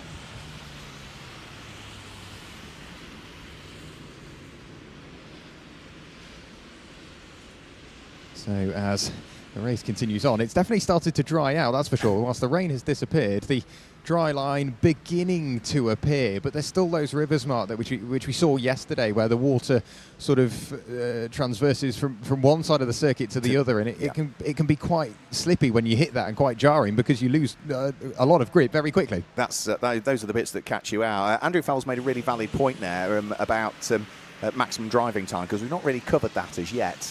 The 3 mandatory pit stops that need making in this race, 2 of them have been ticked off for the number 888 car. What ideally they want is another 15 minutes of clear racing, and then should they get another safety car, there'll be less than 2 hours and 20 minutes of this race left, and they can do their final pit stop and get Eduardo Correa in the car for, if needs be, 2 hours and 20 minutes, because again, you look at the regulations, and what it states is that no one driver may drive for longer than 2 hours and 20 minutes continuously, and they must rest for 30 minutes after driving stints. So once we get to 2 hours and 20 to go, if the safety car comes out and people have only got one more pit stop to make it then, because your driver can then stay in for the rest of the race. As long as you're good on fuel, then absolutely you can go for it. And in these wet conditions, of course, they're going to be burning less fuel now. Big mistake for Jacob Fells, who just stays within the confines of the circuit, but he briefly snatched the brake going down in towards the old hairpin in the number 888 car. He's now closed to within 0.7 of a second of the race leader, Wingat Racing. So the blue car with the white and the pink flashes to it heads up towards McLean's corner.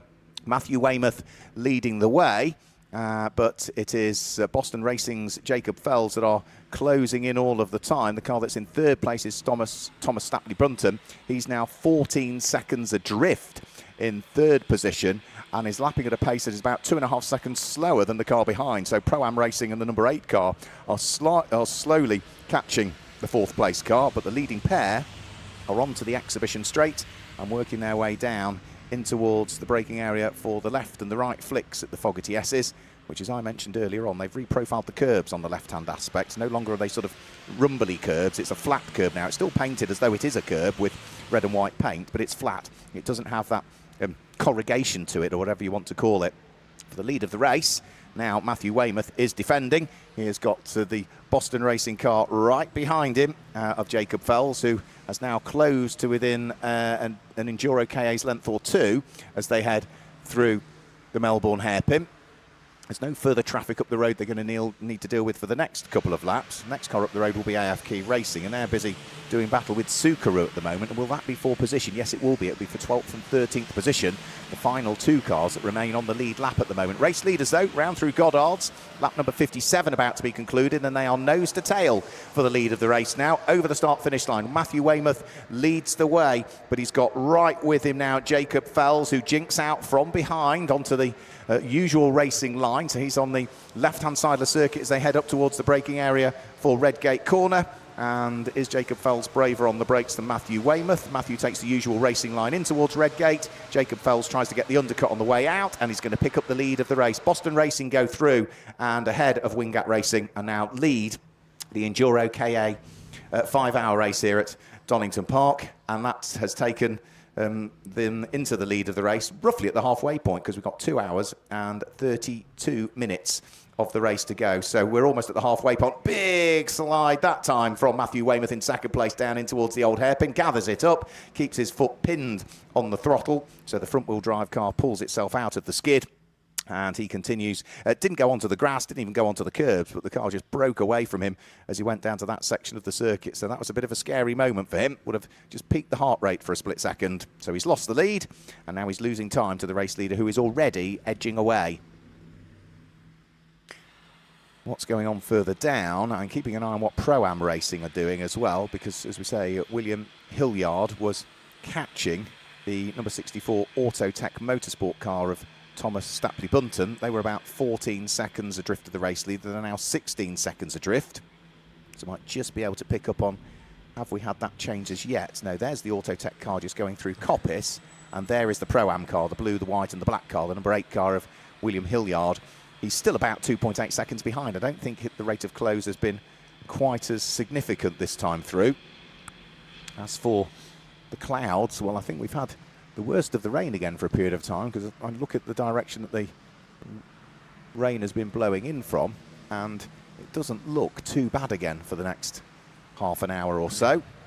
It doesn't. It's actually quite warm out here now, Mark. I just had a quick chat with Alex Miller, team manager of Miller Motorsport KA, and John Langridge is sat there waiting patiently. Of course, Alex Miller and John Langridge, both Miata Trophy drivers, John Langridge reigning champion. They've been trying to grasp the attention of Steve Andrew, and they've got the attention of Steve Andrew to get him into the pit lane to hand the car over to John Langridge, and they had some agreed signals, and they're sort of gesticulating. He then saw the board, and they were trying to sort of physically wave him in, but Steve Andrew just keeps waving at them as he goes by the pit lane. So he's like, oh yeah, I'm having a great time. John sat here waiting patiently, suited and booted to go out there.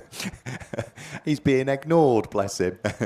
So yeah, Steve Andrew, I'm sure at some point we'll get the opportunity to jump on board that car. It's running down in 16th position at the moment, the number 29 car from Miller Motorsport, and he's not going to wave at them this time because he is finally coming into the pit lane. So the gold and the black car finally comes into the pit lane. So Steve Andrew is done with driving for the moment, and that will be a driver change that's taking place.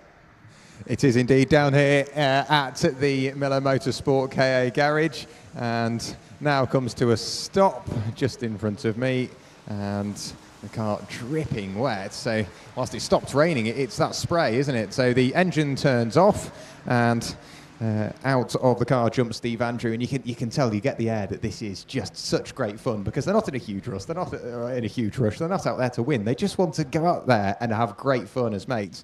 So they are refueling the car on this occasion. No tyres, so tyres remain the same, and I think with the wet conditions, you're not really scrubbing them too much, so you don't need to worry about any tyre changes, at least until this point. Had a very brief chat with Jack Wright, and he was saying that with George out in the car, it's going to be Jack that jumps in for the final stint, and they think Johnny will sit and motivate the team from the garage. But Johnny was saying he had a great time in the car. It's a shame most of it was behind the safety car, and that's back to drive time and bits like that. You can't just sit behind the safety car and go, well, I was told I can get 45 minutes behind the wheel of the car. You do what's best for the team, and that's what the Miller Motorsports are doing at the moment. They think, we'll throw John in, he's got the experience in the damp and greasy conditions, so they're sending him out. We just had a spin down at the old hairpin for KAFC Racing, so that was Christopher Tuck that had the spin. His was coming out of the old hairpin where he had the spin. It was slap bang in the middle of the circuit for a brief period of time, and a car or two had to swerve around him, but he's got it pointing round in the right direction. We are past the halfway point now of the 5 hours, so we've got 2 hours and 28 minutes plus a little bit of change to go. Into the pit lane comes one car that was just about on the lead lap. So Nat Knowles brings the AFK racing car in towards the pit lane, and that will be a change of driver. I would imagine it will be Nick Creed that will be jumping on board that car, because Nick has not got behind the wheel of it just as yet. So that will promote others around them now up inside the top sort of 15 or so. It means Shine Automotive and Adrian Wood move up to 13th place. North Motorsport and Thomas Hodge now moves up into 14th position. Keeping an eye on what's going on track as well for 8th and 9th place, because Kahuna's Racing and Ian Perkins are running in 8th place currently. They are under pressure from the number 1 car of Stephen Gilbert from Burton Power Racing. So they're together on track, but Burton Power have only done one of their 3 required pit stops so far. That was Andy Burton giving way to Stephen Gilbert. We haven't seen Tommy Valentine on board that car as yet, and at some point they've still got to do another stop as well, because they've only ticked off 1 so far. So they'll be heading down towards Redgate Corner. Also in is I think that's the EnduroKA Sport car towards the top of the pit lane. AFK Racing ready to push their car back out into the fast lane. I've got a couple of interviews somewhat lined up, so I'll run and grab those in a few moments' time. But AFK Racing returning to the circuit. Yep, so AFK back out on track, which means that was just a driver change. There was no refuelling taking place with that car. There is certainly refuelling taking place with Miller Motorsport, because that car is still sitting there in the pit lane, and the refuelling still taking place, so they can't even start the process of swapping the drivers out as yet. Our race leader, Jacob Fells, since taking up the lead of the race for Boston Racing, car number 888, has pulled a 5.3 second gap over Wingat Racing and Matthew Weymouth, who is circulating at a similar pace to the next car behind. So I think Wingat Racing are fairly safe in second place for the moment. Jack? They are indeed. Speaking of Wingat Racing, we were watching them rather closely fight away with Pro-Am Racing in the early stages of the race. I'm here with Ollie Fernell. You started the Pro-Am Racing car and you were scrapping away with not only Wingat Racing but Milner as well. But at one point it all seemed to settle down and you really started working as a pack. Is that the key to sort of the beginning of the race, work as a pack, or were you not? Was that not what was happening? So I was kind of screaming in the car, let's work together, lads, at the start. I can't lie to you. But it was also a lot of fun, so I can understand why people were fighting. But yeah, it was a great start to the race. It was a lot of fun. Fighting with some of the top guys was great. We had some really good pace in the car. I think we nailed the tyre pressures, and it was just a really good opening stint. And yeah, that was probably one of my better ones. Really enjoyed it. And yeah, it was good to fight with the other guys, that's for sure. And I think a very well-timed safety car for us, the first one, that's for sure. I was going through the one of the hairpins, and then it was a safety car. It was perfect timing for us. But yeah, it's been a really good, fun race. The weather's been so mixed. Yeah, it's been great, and I've really enjoyed it so far. So hopefully I get back in, but we'll see. And with it being endurance racing, a proper team event, so what everybody does, not only in the car but in the garage as well, really benefits you, or maybe goes against you, depending on how it goes. But from looking at pit stop times, Pro-Am Racing have still got the fastest pit stop of the day. I mean, they're doing their part, so it's down to drivers, and you've got a good squad with you this weekend as well, haven't you?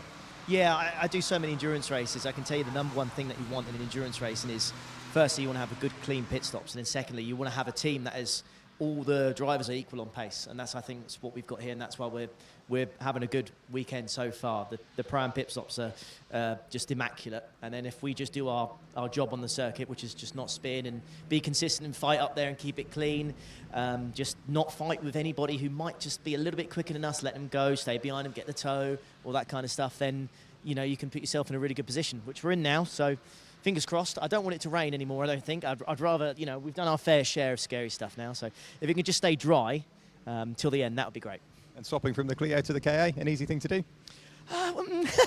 It's one of those. It's everyone sees a KA and thinks it's a bit of a joke, but honestly, it's so much fun.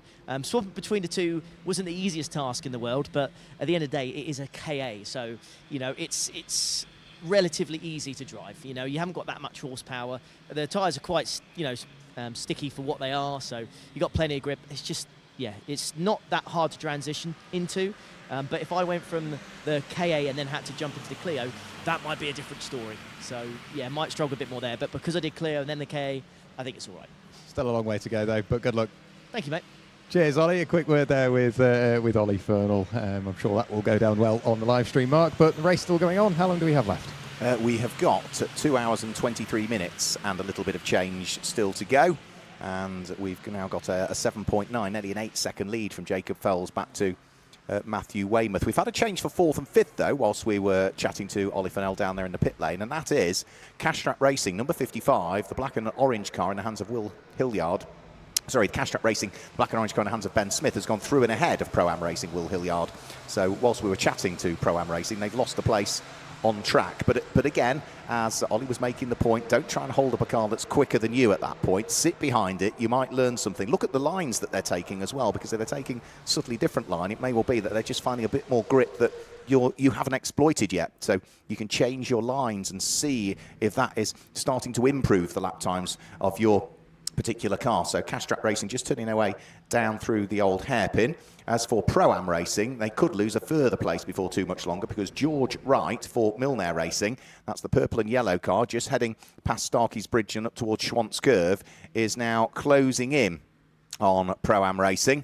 and there's a little bit of traffic as well they might just need to deal with before too much longer. And I think that's the number 64 car that was in the pit lane having a driver change not that long ago. That has now dropped that car down through the order, and in the hands of Thomas Steckley-Bunton, actually, it's running in third place. So it's third, fourth and fifth, actually. They've got themselves all together. In towards the pit lane, we've got one again, and it's KAFC Racing that are back in. Christopher Tuck is in. Yeah, he is. So rolling down the pit lane. How many pit stops is that now for their or time trips through the pit lane? Is it what, 6, 7? They are winning that on the number of pit visits. That is 6 visits down the pit lane, either for penalties, drive-throughs or whatever. Yeah, team were unaware. So the car comes to a halt. Christopher Tuck sat waiting patiently. Engine goes off, window net comes out. So I'll come back to you when I figure out, are we going to see that car back out? Okay, we've had another change. Will Hilliard has now lost another place for Pro-Am Racing. That car's now dropped into 6th place because George Wright at the wheel of the Milner Racing number 46 car has gone through and ahead of the number 8 car of Pro-Am. Remember, Milner Racing have won the opening 2 encounters of the EnduroKA series for this year. They won the 12 Hours of Norfolk. They won at Alton Park, which was the 5-hour race. And Milner Racing arguably are the benchmark team, or have been over the last few years. They run continually at the front and are a very difficult team to try and unpick. And they're in a strong position here again, Jack. So they are now up into 5th position. And it could be 4th again before too much longer, because George Wright can see the next target just up the road, which is the number 64 car of Thomas Stackley-Bunton, who on that lap also lost 3rd place. And the car that went through was the number 55 of Ben Smith. So Ben Smith now, Cash Strap Racing, the black and orange car, up into 3rd. Down to 4th goes Autotech Motorsport. Up to 5th comes Milner Racing. Down to 6th goes Pro-Am. So lots of shuffling inside the top 6 on that occasion. One back into the pit lane, and that is the Silk car, number 4, back into the pit lane. That is the car that is run by Wolf Motorsport, so it should be stopping at pit lane entry end. And is this going to be a driver change and refuel? Yes, it is by the look of things. Yes, so extinguisher rolls out. They desperately try and put the car in gear as it starts rolling away. So refueling will take place. Driver change very shortly. Engine off just before they open the fuel door, so managed to avoid a penalty. Should be Dan Campion again getting in, because I don't think he's been in as yet, has no, so Katie Shipp has jumped out. Dan Campion, I think, is the one ready to jump in. Is it Dan? Yes, it is. I can read it on the racing helmet. So Dan Campion ready to get in. I had a very quick wander down to KAFC Racing. Electrical issues. They can't explain more than that because they don't know. And electrical issues, they are famously difficult to try and diagnose. So down in towards the Fogarty S's comes George Wright in his newly acquired 5th place. The Pro-Am Racing car not that far away. We've got a black and white warning flag now going out for North Motorsport.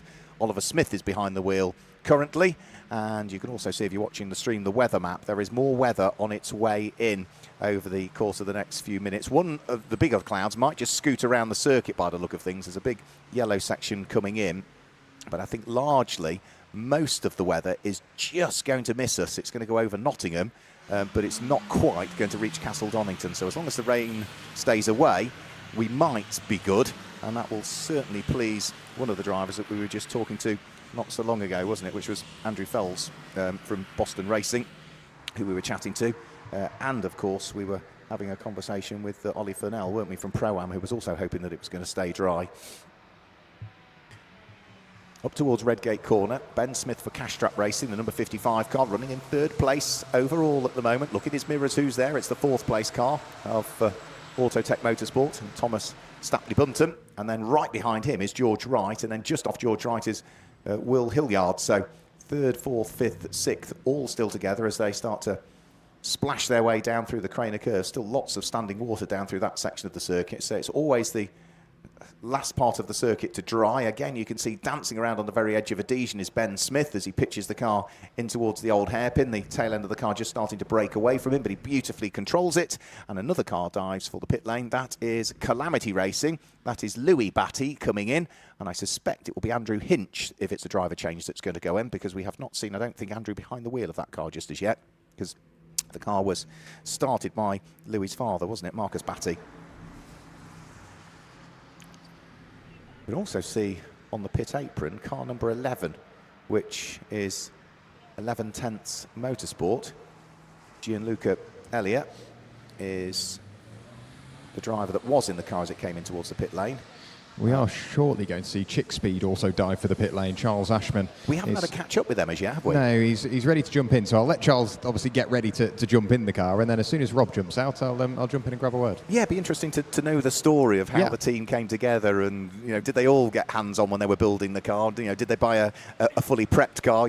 I just don't know the story behind it. The little questions that have gone unanswered so far. The pit lane gets slightly busier again. 11/10 and Gianluca Elliott returns to the circuit. Down the pit lane rather quickly is the number 6 NJM Motorsport car with what sounds like a very noisy wheel bearing indeed. Yeah, wheel bearings have been a bit of an issue on some of the KAs as well, and hub failures as well. I remember a few years ago when I was racing with, I think it was Misty Racing, we had a hub failure going up into Ritchie's Corner. I wasn't behind the wheel of the car at the time, but that means the wheel parts company with the car drops down on one side, it rips the rear bumper off, and you can't go round. The regulations do not allow you to go round with missing bumpers. You have to sort of tape bumpers back on again to make sure that the car is appropriately presented. So lots of gaffer tape would get you the bumper on, but a wheel bearing that sounds noisy is suboptimal, let's say. Lead advantage, Jacob Fells now is 14.5, nearly 14 3/4 seconds up the road from Wingate Racing. And in third place, Castrap Racing, Ben Smith, is lapping about 2 to 2.5 seconds quicker than the second place car of Wingate Racing. So the gap from second to third is now down to 9.3 seconds between the two of them. At the moment, Jacob Fells, who leads, is the fastest car that we've got out there. He's lapping, his last lap was a 2:20, but in third place, Castrap, 2:21, is pretty much one of the quicker cars. So we also had a 2:20 from George Wright last time through for Milnair Racing, who is now edging up onto the coattails of the fourth place car, which is Autotex Racing, Thomas Stapley Bunton. So I think we might see Milnair Racing possibly, in fact they've already done it as they've gone through Coppice Corner, gain the place. So George Wright, Milnair Racing, twice race winners so far this season in EnduroKA, are now into fourth position. Now they've ticked off 2 of their mandatory pit stops at the moment. The number 64 car of Autotech that's just lost the place, only 1 pit stop still for that car at this stage, so we're still due 2 more pit stops in the next 2 hours and 14 minutes. There is a 1 minute stop-go penalty, and that, I'm afraid, is for a car that was leading in the early stages. That is Subaru that are picking up a 1 minute stop-go penalty. Now, I can only assume that is possibly for track limits, maybe? Unless they overtook under a safety car. Which I don't remember them. They might have got a stop-go. I'll have to look back through race control history. They might have got a stop-go, but I don't remember them having... they had a drive-through, maybe. I don't remember them having a stop-go. Wingate Racing are in, I can tell you that. They are indeed. Other end of the pit lane, I'll go for a walk. But they may have had a drive-through that I missed, but I don't remember them having a stop-go, let alone a 1 minute stop-go. Let's just have a quick look. I'm looking through the race control messages at the moment and just having a quick look for 555. And it has not shown that since the start of the race that car has had any sort of penalty. So if I refer to the regulations, there are various reasons you could get a 1 minute stop-go penalty, either overtaking under yellow flags, overtaking under safety car, overtaking the safety car without instruction, causing avoidable contact, unsporting or aggressive driving could cause you that, not respecting track limits on the tot-up arrangements, or it might be, Jack, exceeding the pit lane speed limit would also give you a 1 minute penalty. And we'll try and figure that one out. Mike Morais ready to get into the number 3 Wingate Racing car. They are going for fuel. No tyres as expected. So Mike Morais is sat there waiting patiently as the fuel goes in. And then I will wander back down the pit lane and very shortly grab a word with hopefully somebody from the Chick Speed Motorsport team once Robert Sherratt has jumped out, but I'd imagine they're waiting for the right moment to pit. We've got a lot of team members in the pit lane ready to receive their cars, so I should imagine the pit lane's going to get quite busy. I think one of which is going to be one of the Autotech cars. Other reasons you could get that 1 minute stop-go penalty: more than 4 people working on the car when it comes in for a pit stop. It could be removing or loosening the seat belts before the car is completely to a stop. It could be exiting the pit lane following a driver change and not informing TSL of the new incoming driver. So there's so many different ways you can pick up a 1 minute stop-go penalty. And there's a spin for the car that was now down into 5th place. Thomas Stapley-Bunton has a spin heading through the Fogarty S's. He gets the car pointing back round in the right direction, but that is going to further hamper the progress of that car, and I suspect now that means that Pro-Am Racing have gone through. The car that you're expecting, Chick Speed, is into the pit lane. Into the pit lane, and somebody with extinguisher in hand, but no fuel in sight at the moment, so they will get driver out. And then they've actually got a leaf blower to try and cool the car down, blowing cooler air into the radiator. They are going to go for some fuel as well. So Rob Surratt jumps out. Fuels begins to go in, and Wingate Racing in the meantime, rolling back down the pit lane. Mark Morais behind the wheel.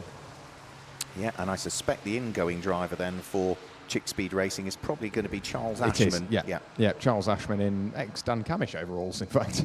Yes, so Charles Ashman getting ready to jump behind the wheel. I will let Rob Surratt grab a quick drink, and then I'll be back with you to grab a word with him. Thank you very much. Yep, so keeping an eye on what's going on. That spin for Thomas Stapley-Bunton means that car is now down into 5th position. So Pro-Am Racing and Will Hilliard did go through. George Wright is now up into 3rd place for Milnair Racing, and the times that George Wright is doing are about 1.8 seconds faster than Ben Smith, who was only 1.7 seconds ahead of him. So Castrap Racing turn their way through McLean's corner, and then very shortly afterwards is the yellow and the purple Milnair Racing car of George Wright. So he's catching the car in 2nd place and could well be up into 2nd, not on this lap, unless there was a mistake from the 2nd place car of Ben Smith. But the rate of close of George Wright will tell you he's going to get there fairly quickly.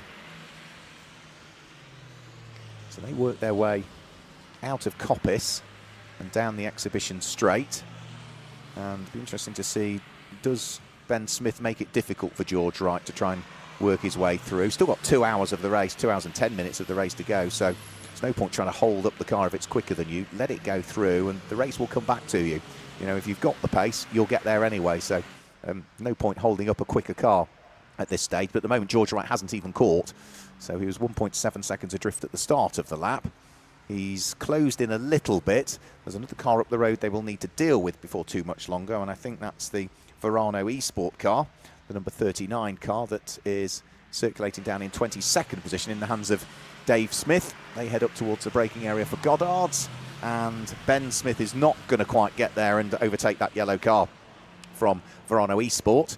Not on the way in towards Goddard's, but he should be able to pick it off as they come over the start-finish line. So through goes the number 55 car running in 2nd place. Shortly thereafter, still sitting in the tow, is George Wright. And Ben Smith, is he going to nip up the inside of Verano eSport heading in towards Redgate Corner? Yes, he does. He decisively nips up the inside, squeezes the Castrap Racing car through, gains a position over it and places another lap on it, and George Wright will have to wait until down through the Craner curves to try and wiggle his way through and past. Into the pit lane comes one car that's running right at the sharp end, Autotech Motorsport. Thomas Stapley-Bunton, number 64, is into the pits, and this is going to be a change of driver. There's only 2 drivers in that car, so it should be Matthew Wildbour, the starting driver, that's going to jump back on board.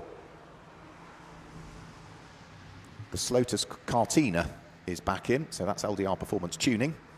And who's going to then jump on board that car? That was the car that was started by Dan Welling, was it not? Megan Purchase. David Bywater is another driver that we'll need to see on board that car. Dan Welling is the outgoing driver, so Megan Purchase started the car. It's probably David Bywater, the car's owner, that is going to jump on board. Chick Speed Racing have concluded their pit stop, so that's another pit stop ticked off for the number 77 car. That now ticks off 2 of their 3.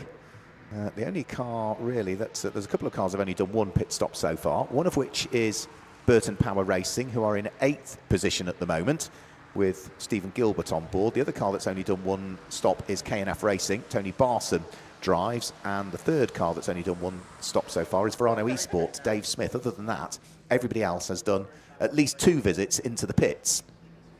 They have indeed. Also just popping into the pit lane now is the Commotion car. So they will be putting some more fuel into the car. I've got Rob Surratt here with me. He's just taking, I think, a well-earned drink of water. And it looked rather warm in there, but we're curious about Chick Speed. Obviously, debutant team. It's really cool to see another car on the grid. How do you all know each other? How did it come about? Did you build the car, buy the car? How does it all work? So we're a group of lads that just do track days. We've all met together. We just decided after a few years of doing track days we'd try this racing lark, and so 3 of us went and bought a KA that was already made.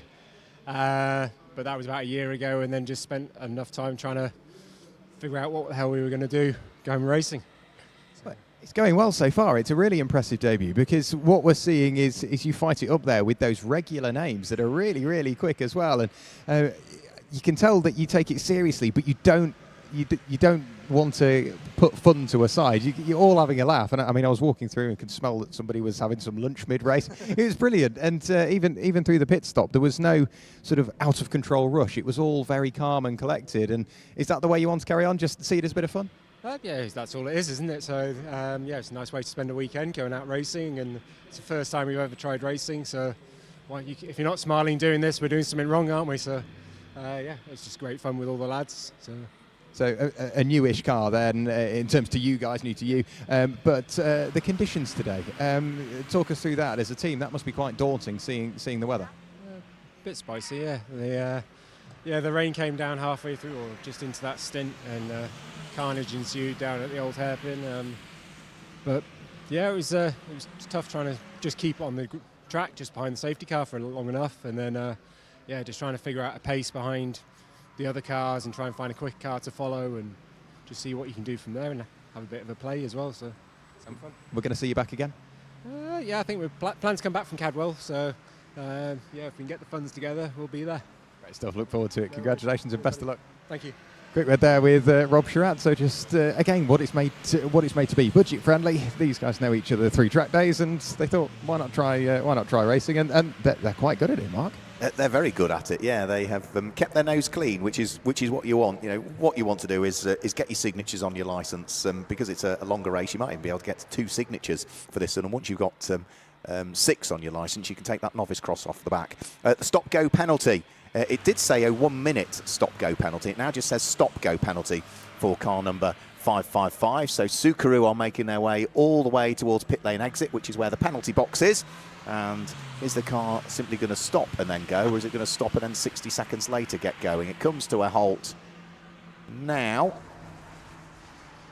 And it does look as though it is a 1-minute stop-go penalty for 555. Don't know the reasoning of that. I know Jack is wandering up towards that garage potentially at the moment, because they're right the way towards pit lane entry as to one of the several reasons why the car could have picked up a 60-second stop-go penalty. So we will shortly find out. So that car is being held. The marshal at the front of it will be looking at the stopwatch, and only once the full minute has elapsed will they be able to head back out onto circuit. That's a car that had worked its way back up through inside the top 10 and is now going to, I'm afraid, drop back down through the order. Go on. Yeah, long-time race leader, of course. The reason for the 1-minute stop-go, overtaking under safety car. Ah, right. That was one of the several reasons that it could have picked it up, wasn't it? Yeah. Right. So that is an unfortunate oversight. We've got a good fight now for 2nd and 3rd place, because Cash Trap Racing and Ben Smith has got George Wright right with him as they go round through Schwantz Curve. Is George Wright going to try anything when they get up towards McLean's Corner? Yes, he is. And quite sensibly, Ben Smith lets him go through. Ben's going to see whether he can get the undercut coming back out of the corner, but George Wright will cover that off. So Cash Trap Racing drop from 2nd down into 3rd place, and Milner Racing, twice race winners in the 2 races we've had so far, are now up into 2nd place and are 24 seconds off the lead of the race. It's still Boston Racing, number 888, Jacob Fells, that leads the way by, say, 24.035 seconds last time through, so he really has opened up a good margin since picking up the lead. Drive-through penalty, car number 69, which is Porsche Carrera, and Ben Smithwell. That car has had 3 visits to the pits so far. It's just going over the start-finish line now, and the illuminated LED board shows drive-through penalty 6-9, so that car will have to dive into the pit lane before too much longer and serve its penalty as it heads up towards Redgate Corner. It's under pressure from the number 95 car, which is Ka, back in the hands of its opening driver, which is Lee Taylor, but there is a full lap between those two cars as they head out of Redgate. You've got into the pits the race leader, so Jacob Fells, Boston Racing, into the pits, and that is now surely going to put George Wright and Milner Racing back into the lead of the race. Now for Boston Racing and Jacob Fells, I think this is potentially the final pit stop taking place. I think it is as well. Drivers deep in conversation. Obviously, whilst one driver has jumped out, it may be driver jumping back in, but the conditions will have completely changed. So that conversation that you have with your co-driver can be so valuable as to don't hit that curb, do hit that curb. There's still a big puddle there, and it can really be valuable information. They're deep in conversation. I was just wandering down to grab a word with Johnny Milner. I'll wander back down in a few moments' time to speak to him. But fuel going in, and with how long's left on the clock, if they do it right, they might be able to go to the end on this tank of fuel. Yeah, they should be able to, subject to what the new map is giving in terms of duration. So just keeping an eye on George Wright's lap times. 2 minutes 20.986. That is the fastest car out there at this stage. It's still about 10 seconds shy of the best times that were being done before the weather closed in. But George Wright's picking his way through Coppice Corner and is going to pick up the lead of the race next time through, because by the time we have refueled Boston Racing and done a swap of driver, which will be Eduardo Correa that's getting behind the wheel, then that should tick off the final stop for that number 888 car. And I think, Jack, that is probably the only car that will now have ticked off its 3 mandatory pit stops. So that should put them in a reasonably strong position. Of course, if a safety car comes back out and other cars pit under that safety car, that sort of opens up opportunity for them to maybe gain an advantage, because, of course, they're pitting 888 Boston Racing under green. They are, but they're throwing in, as you quite rightly alluded to, Eduardo Correa, yet to jump into that car, so he's just waiting for the fuel to complete. I mean, he's been racing with Boston Racing for, the past 2 years, and has raced MX-5s as well, so he knows what he's doing, so they might have saved their sort of best play until the very last pit stop. So we'll keep an eye on what Eduardo can do once he jumps behind the car, but loads of fuel going in, and with the time left, you will need that full tank. I think maybe now back into the pit lane again is that car number 143, Mark. It is, yeah. KAFC Racing and Chris Tuck back in the pit lane. That's 7 visits to the pits now for that car, so it is at least 2 visits ahead of anybody else. We've also got 5 visits for Car Motion, car number 141, so that's been another somewhat troubled car in this race. Everybody else is on either 1, 2 or 3. I notice one of the cars that had only done 1 stop is now in, so K&F Racing, Tony Barson getting out of the number 21 car, and that will only be the 2nd stop for that car. They've got a bit more work to do, haven't they, because they've got 4 drivers, so Chris Bryant, Tristan Blaine haven't got behind the wheel as yet. Tony Barson has done with driving, and Adam Bettinson started behind the wheel of that car, if memory serves me correctly, so they've still got at least another 2 pit stops to do if they want to cycle through all of their 4 allocated drivers on the entry list. Right, problems through the Fogarty S's. Bouncing back over, having missed the chicane, is the number 6 car, so that is the car of NJM Racing, Alex Hamilton. So no harm done, but just clearly dived on the brakes for the Fogarty S's, realised that he wasn't quite going to make it, and did the right thing, took the steering lock back off again, shortcut across the tarmac that's there, and rejoin the race. So we've got less than 2 hours to go. Let me quickly run you down through the order. Number 46, George Wright, has now picked up the lead of the race from number 55, which is Castrap Racing's Ben Smith. Up to 3rd comes number 8, Pro-Am Racing and Will Hilliard. 4th is number 2, which is NJM Racing, David Murfitt. 5th is going to be 333, which is Kahuna's Racing, in the hands of Ian Perkins. And 6th could be Burton Power. They have only done 1 stop so far. They should be able to go over the start-finish line as they do now. Yeah, and they will be in 6th position because Boston Racing and Eduardo Correa have only just completed their pit stop and rejoined after the refuelling. But they have, the number 888 car, got all of their pit stops out of the way. Drive-through penalty for car number 69. So Porsche Carrera Racing come into the pit lane, and that is going to be another visit for them. So that is 4 visits to the pit lane now, including all penalties. And with that car in the pit lane, it will be simply drive all the way down at the pit lane speed limit, accelerate your way back out onto track as the sun is finally starting to break through the cloud. We've actually, almost for the first time today, got a little bit of blue sky appearing around Donington Park for what has been a pretty grim day so far.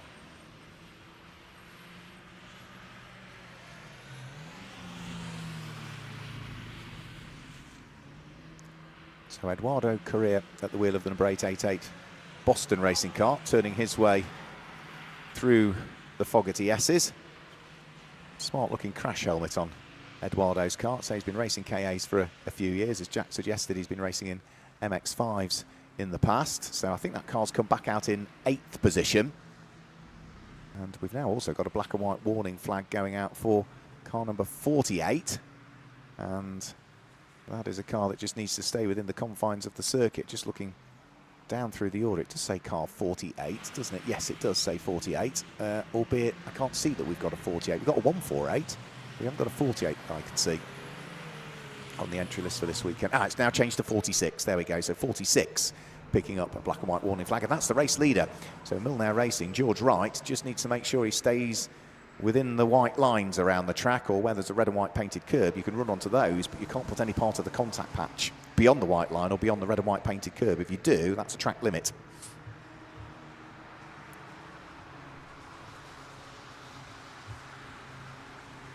Just having again a look at relative lap times and picking out on anybody who's catching anybody else. Burton Power Racing, Stephen Gilbert, slower laps from him compared to the car that's in 7th place behind, which is Shine Automotive, but there are 42 seconds between those two. So through and over the start finish line comes Burton Power now. Our race leader is pressing on down in towards the braking area for the Fogarty S's, and it's an 11.6 second lead for George Wright. George, who's done a lot of racing with MSVT over the years, whether it either be in the Track Day Trophy or the Track Day Championship, or certainly a lot of racing in EnduroKA. So they've literally always been running at the sharp end. And with George Wright, Jack Wright and Johnny Milner, they have been a very potent combination, the trio of them. In what is a well-prepared car, it is very reliable as well, the number 46 machine. And case in point, as I say, they claimed a win in the opening race. They qualified on pole position at Alton Park and then went on and won the race. They won it by 23 seconds from Pro-Am Racing in the opening race of the season. They also won at Snetterton as well by a colossal margin on that occasion. It was a 12-hour race, so it was a much, much longer race, but they won by 4 laps at Snetterton on the 200 circuit.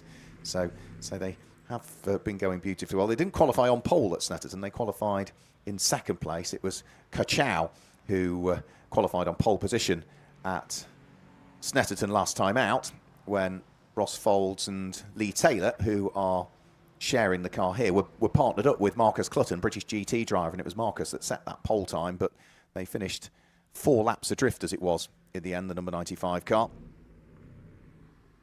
So stop-go penalty now, car number 888, and that is Boston Racing, EnduroKA behind the wheel of the car. So now what is that for? Is that totting up of track limits possibly? We'll find out, but that is not what Boston Racing wanted, because they got themselves in a good position. They ticked off all of their pit stops, and now they're going to lose 30 seconds in the pits. Yes, it's only a stop-go penalty, but it takes you the best part of 21 seconds, I think, to drive down the pit lane here at Donington Park at the regulatory pit lane speed limit, and then you've got to slow the car down from racing speed to pit lane speed limit, then bring it to a full halt, and then accelerate your way back out again. So yeah, that is going to cost them time. Off and into the gravel trap for KAFC Racing and Christopher Tuck. That is down at the old hairpin, but the one positive thing is that Christopher has hooked a gear up, and despite the fact he was halfway into the gravel trap, he's able to pull the car out of the gravel. So he will continue. Time lost for the car that's already some 21 laps off the lead and 12 laps adrift of anybody else in this race.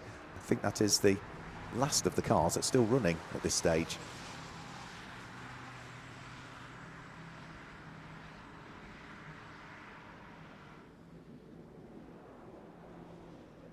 Into the pit lane comes Shine Automotive, so that's Adrian Wood coming in from 7th position. This is potentially to tick off the final pit stop as well.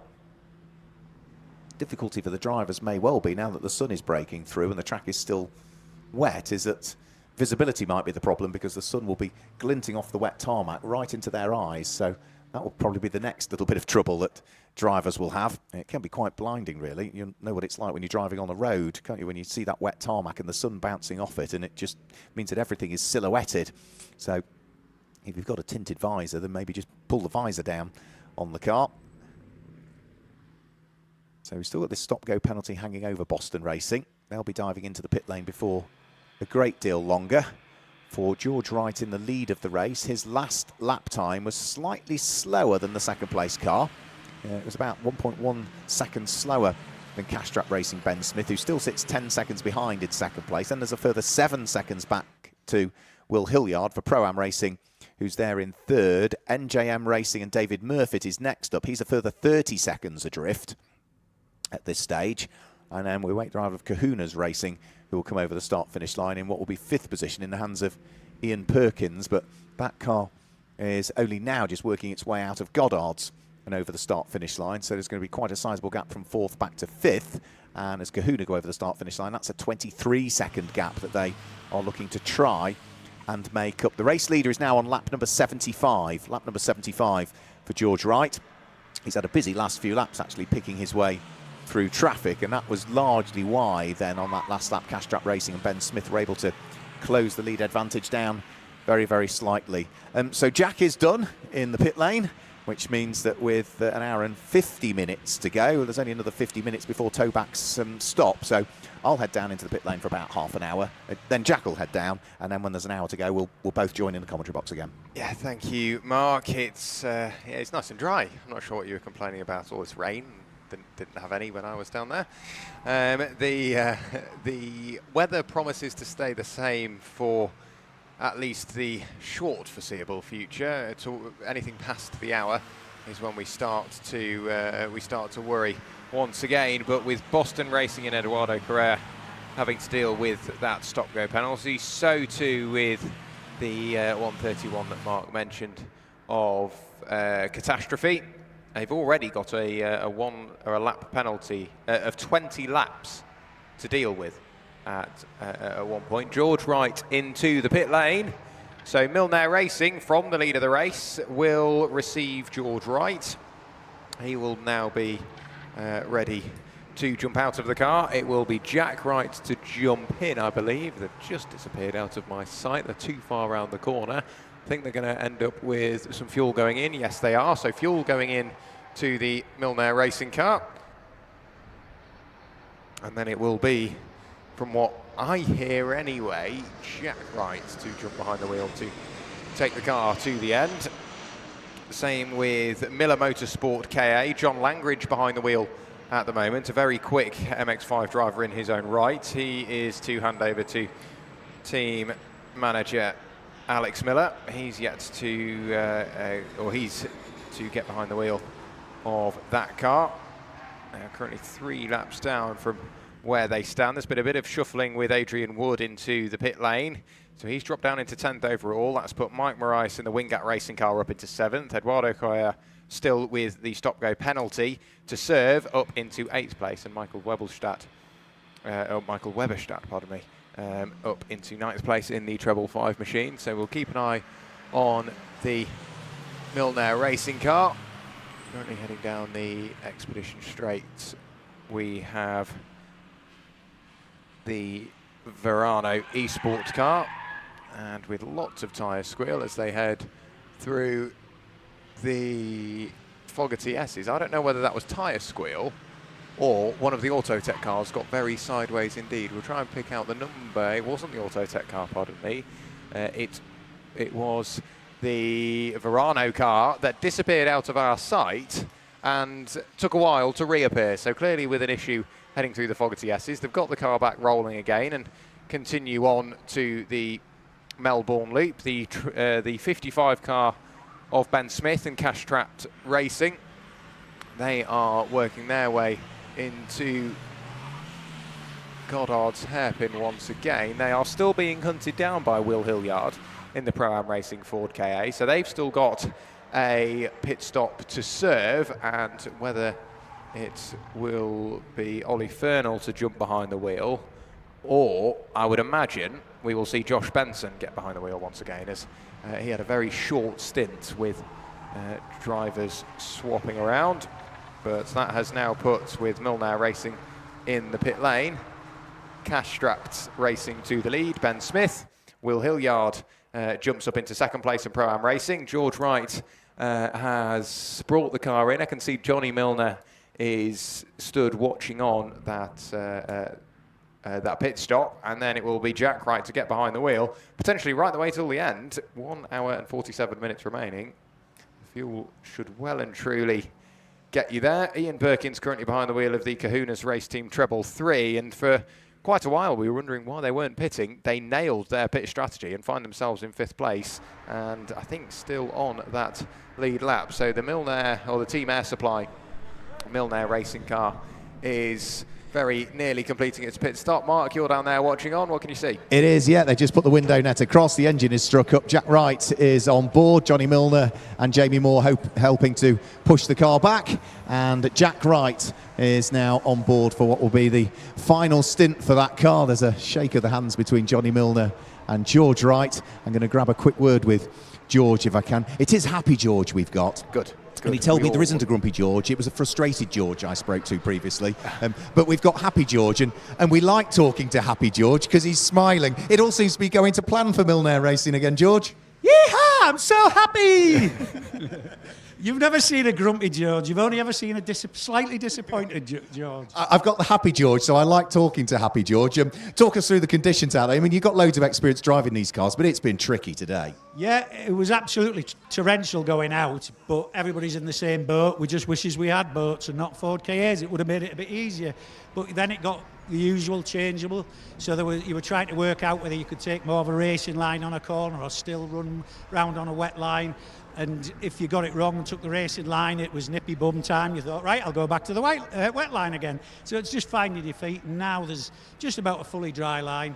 So it's just all systems go again. I was hearing you impart all of your knowledge to Jack there as well, your son, as he jumps on board, as to which bits you can now take flat and what gear you're taking the old hairpin in, just to try and get the best performance out of the car. Yeah, I mean, it's all about teamwork. If you go out taking a corner in the wrong gear just because you haven't given some information, it's going to be hundreds behind. Whereas if you can go out fully prepared, it just gets you that one step ahead. So yeah, teamwork makes dream work.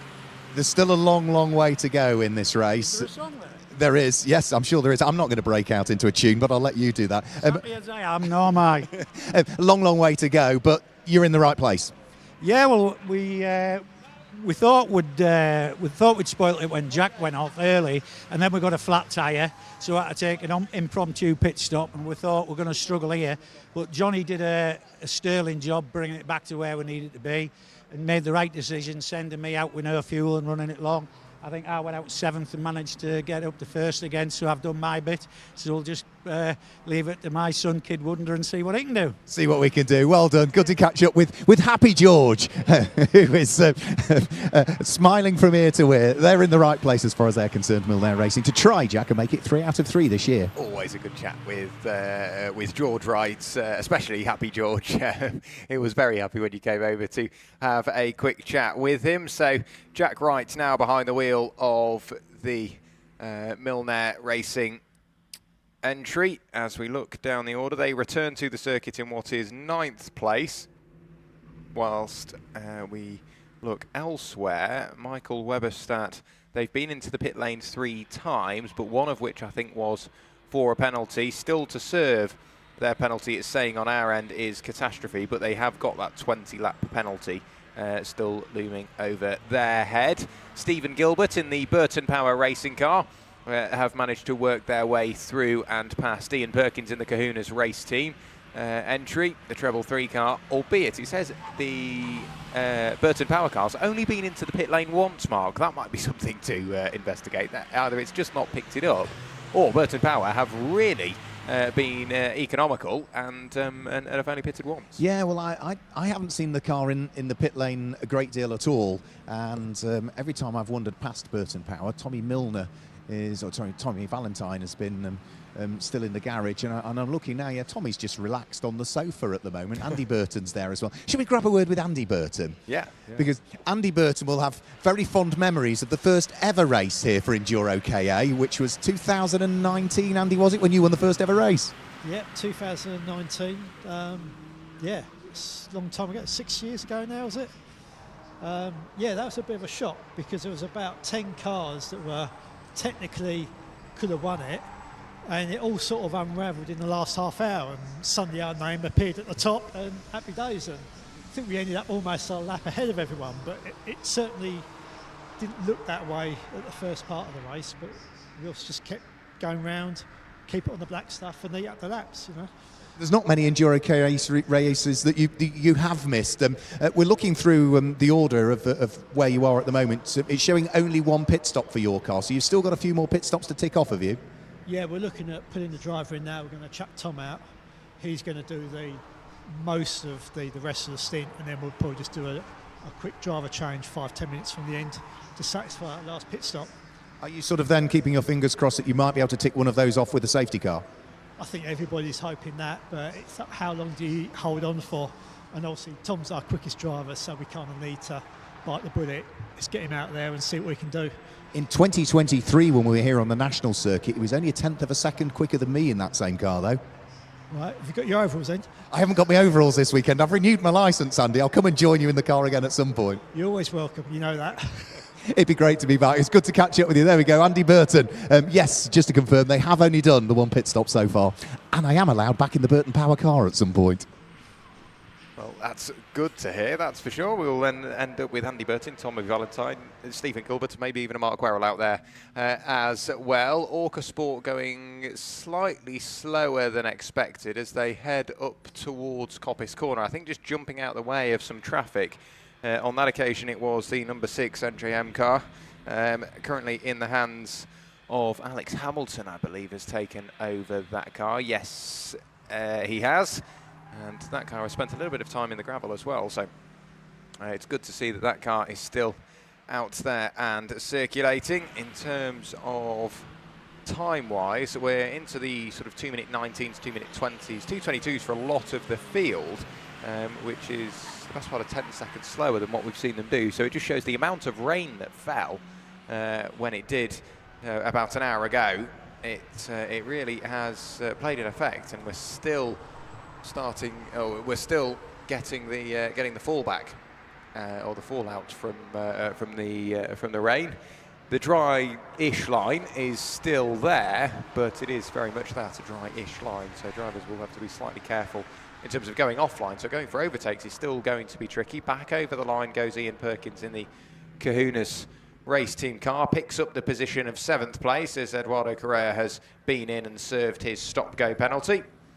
So Boston Racing, having observed that, will return to the circuit. We'll try and pick out exactly where they are. Miller Motorsport KA are pushing on and very nearly forced the mistake out of the number 2 NJM car.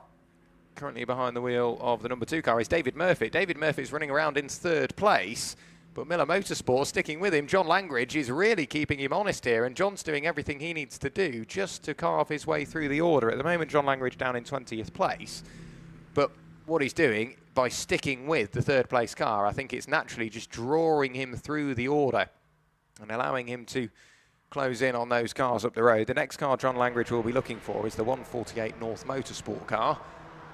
That's currently heading into, I think yes, it's currently heading into the Melbourne hairpin. They're not that far away at all. Mark, you might need to help us with this. There's a flag being shown out of the flag box on the start-finish line. It looks like a pure black flag.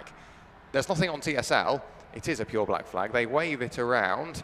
I've got a feeling that's to the 131. Yes, it will be actually. That shines some light on it. So waving it around frantically to Robert Thomas, presumably because he's not spotted that he got the stop-go penalty and he's not come in to serve it. So the black flag being shown, that doesn't mean he's necessarily disqualified from the race. It just means they're going to bring him in and have a conversation with him and say, listen, we've been showing you this the stop and go penalty. Please make sure you keep an eye on that LED board. Yeah, I suspect that will be the case. Yeah, so they'll have a conversation with him. That will probably be taking place down in the stop-go penalty area. So it's going to be a slightly longer stop-go because they need to have a word with him about not complying with the flag. Having that conversation with Andy Burton off microphone, he's saying they will be bringing that car in very, very shortly. So Stephen Gilbert is almost done with driving duties, and then Tommy Valentine will jump on board. And then, as we say, even when they do that driver change, they've still got another driver change to do. They're keeping their fingers crossed for a safety car. Yeah, off and wide and bouncing through the gravel is the number 2 NJM Racing Limited car of David Murfitt. John Langridge in 20th place was trying to, went for the move on the run in towards Goddard's, got alongside and stayed alongside all the way along the start-finish straight. By the time they arrived at Redgate, John Langridge was, I think, still on the outside at the time, went for the cutback and just far too quick into the corner by David Murfitt. He does manage to get that car back onto the circuit, very well held indeed, with bouncing through the gravel, albeit now that has lost him a fair amount of time. There was 32 seconds he had to make up to Will Hilliard. That job has just got much, much harder. The lead gap at the moment is 7.5 seconds. From Will Hilliard up to Ben Smith. So Pro-Am Racing are lapping slightly slower than Cash Strapped Racing and Ben Smith, but traffic will be met at different points, so they will need to consider the variance in terms of who's meeting traffic and where. What of John Langridge's progress? He's going along the Expedition straight. However, on the run in towards the Melbourne hairpin is the North Motorsport car, so there's a bit of gap between John Langridge and the next position, around about 20 seconds for him to make up, and Alex Miller to make up over the final 1 hour and 36 minutes remaining in this race. Nick Creed and AFK Racing, we almost expected a bit more from them. They're down in 21st place and 14 seconds adrift of Miller Motorsport KA. Who else do we have out there in terms of drivers we'd expect further up the order? I just want to keep an eye on where the number 3 of Wingat Racing are. Mike Morais currently sat in 5th place. Was that a slower lap from Dan Campion? I don't know whether it was, but he's lost 2 places, not only to Owen Camber, but also Ollie Smith. So he's now the next car that John Langridge will meet. I didn't see them come into the pit lane. What we do have in the pit lane, however, now is Robert Thomas. And he's just having a chat with the marshal. Yes, the stop-go penalty is there's a bit more stop and not much go at the moment. So the conversation is taking place. We've got more pit stops that are, I think, getting ready. I can see that Porsche Carrera are preparing for a pit stop. There is fuel on the pit lane apron, and also Burton Power are preparing to receive Stephen Gilbert. Tommy Valentine now, who was rather chilled out on the sofa in the garage, has now got crash helmet on, hands device on, and is ready to go. So they are also pulling fuel out in towards the pit lane area. And if I also wander down towards NJM, I can see that we also have fuel canisters in the pit lane here as well, and this might be for David Murfitt potentially coming in the next few laps. There's a nod of the head from Jamie Moore that confirms that David Murfitt will also be in shortly.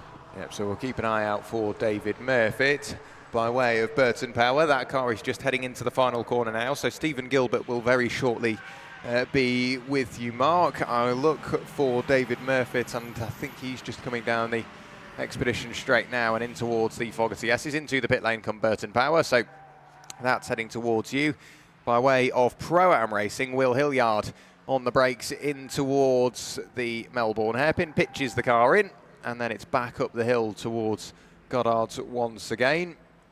The gap between North Motorsport and John Langridge, I think, continues to fall as John Langridge is lapping in the 2:19s. He's one of the quickest cars out there and is taking around about 3 seconds a lap, and visually that gap has really started to fall. But with Burton Power in the pit lane, it will be Andy Burton ready to jump behind the wheel, and you'd imagine quite a quick stint from Tommy Valentine. We've had a spin for the treble 5 Subaru car of Michael Weberstadt, so he spins through 180 degrees to his direction of travel, but then can effectively straighten the car up and carry on from the Melbourne hairpin, so he gets back going once more. 1 hour and 33 minutes of this race remaining. Wingat Racing working their way in towards turn 1, and this is the last thing that Mike Morais will have wanted to see. He's got lots of traffic between him and the next piece of clear real estate on the Donington Park GP circuit. So he's got a lot of work to do if he wants to continue his good rate of close onto those cars up the road. But David Murphy is also into the pit lane. He's coming back towards you. NJM are ready to receive, and then it will be back out for them. Is Burton Power still in the pit lane? Yes, they are. Yes, they are. Yeah, so David Murphy comes to a halt. Marcus Buckle is going to jump back on board, but only, of course, once the refuelling has taken place. We've still got refuelling taking place for Burton Power at the moment. Stephen Gilbert has jumped out of the car, and we will not disturb them as yet, because once the refuelling is finished, then of course Stephen Gilbert may well be tasked with strapping in Tommy Valentine. So we'll just wait until the car leaves the pit lane before we have a chat to our drivers. I can see that another team is getting ready as well. I can't think which team that is, so I'm going to... Which team are you? Cash Strapped, right, so Cash Strapped are getting ready to come in as well, and that will be, of course, from the lead of the race. It will, so Ben Smith, we'll keep an eye on whereabouts Ben Smith is out on circuit. They're just coming up towards Goddard's now, so we may very shortly have the race leader into the pit lane, now being matched for time by Will Hilliard and Pro-Am Racing. So we could see Pro-Am Racing go to the lead on circuit, and we know how quick a Pro-Am pit stop can be. So that might just be enough to put them into the lead of the race if they have another quick stop towards the very end of the race. So Pro-Am Racing carry on. Cash Strapped Racing roll down the pit lane. So Pro-Am will take up the lead. Will Hilliard behind the wheel. Cash Strapped, as they come down the pit lane, Mark, they are going to be hoping for a quick stop. They are going to be hoping for a quick stop. They have got a jug and a half of fuel ready to go into the number 55 car. So hopping out of the park comes Ben Smith. The shout is that he is clear, which means that the fuel flap can open, and now we will deposit in the first full amount of fuel. So that's a full jug of fuel that's going into the cart, so you have to wait for it to trickle its way in. Make sure that the goggles are down as well whilst you're refueling, and then they've got another half a jug, which they believe will see them through to the end of this one. We've almost got the refueling done for the number 2 car. That is just about to be taken over by Marcus Buckle. The last little trickles of fuel are going in from the first jug. There's another half jug available there, which again, MNJ Racing are going to make sure that they just have sufficient fuel in the car to get that towards the end. Burton Power now being pushed back as well, so that is now Tommy Valentine on board the number 1 car.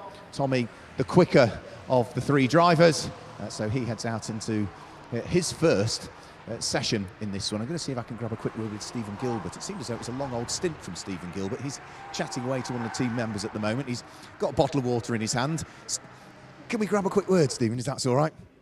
That seemed like a long old stint from you in what it's fair to say were changeable conditions. It was either sopping wet when you got in, and it's almost bone dry now. Yeah, it's been wet every time I've been in the car all day so far. But yeah, that was scary.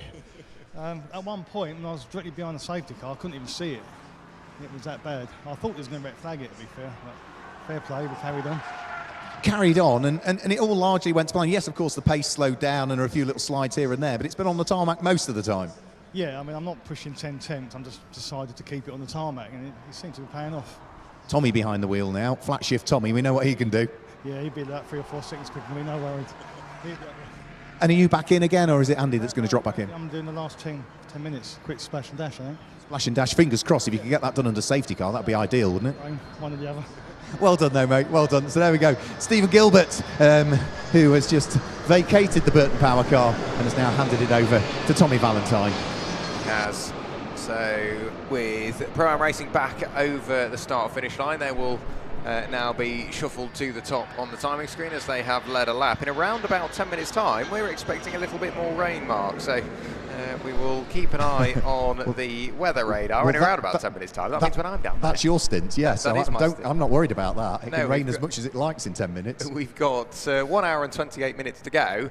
Autotech Motorsport coming into the pit lane. This is the number 65 car.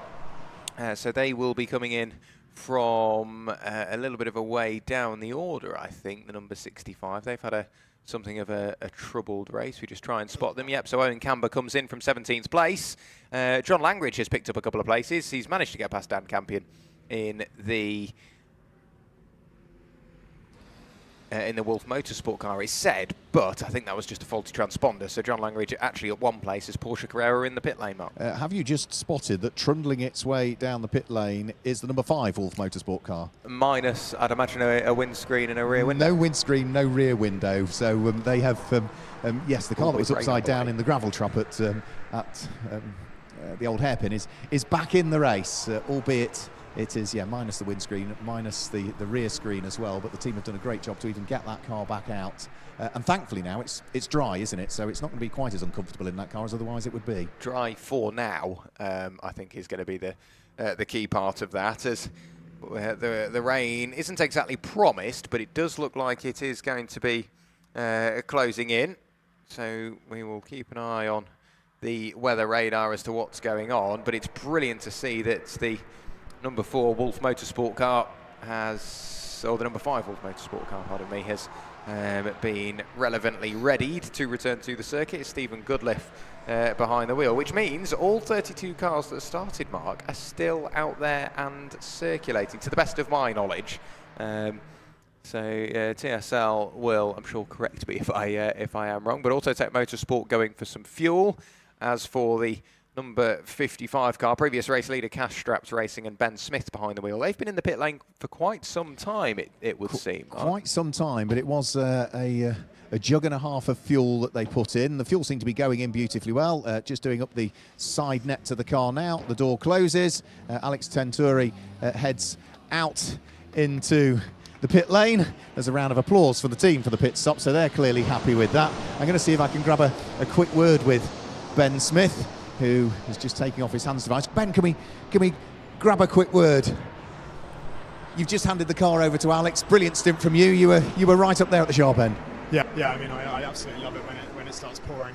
I got to do a bit of rally driving on the side, and it starts to get that way, and I absolutely love it when it gets wet. I mean, it looks like I've been out there with the windows down, but I haven't. Yeah, brilliant fun.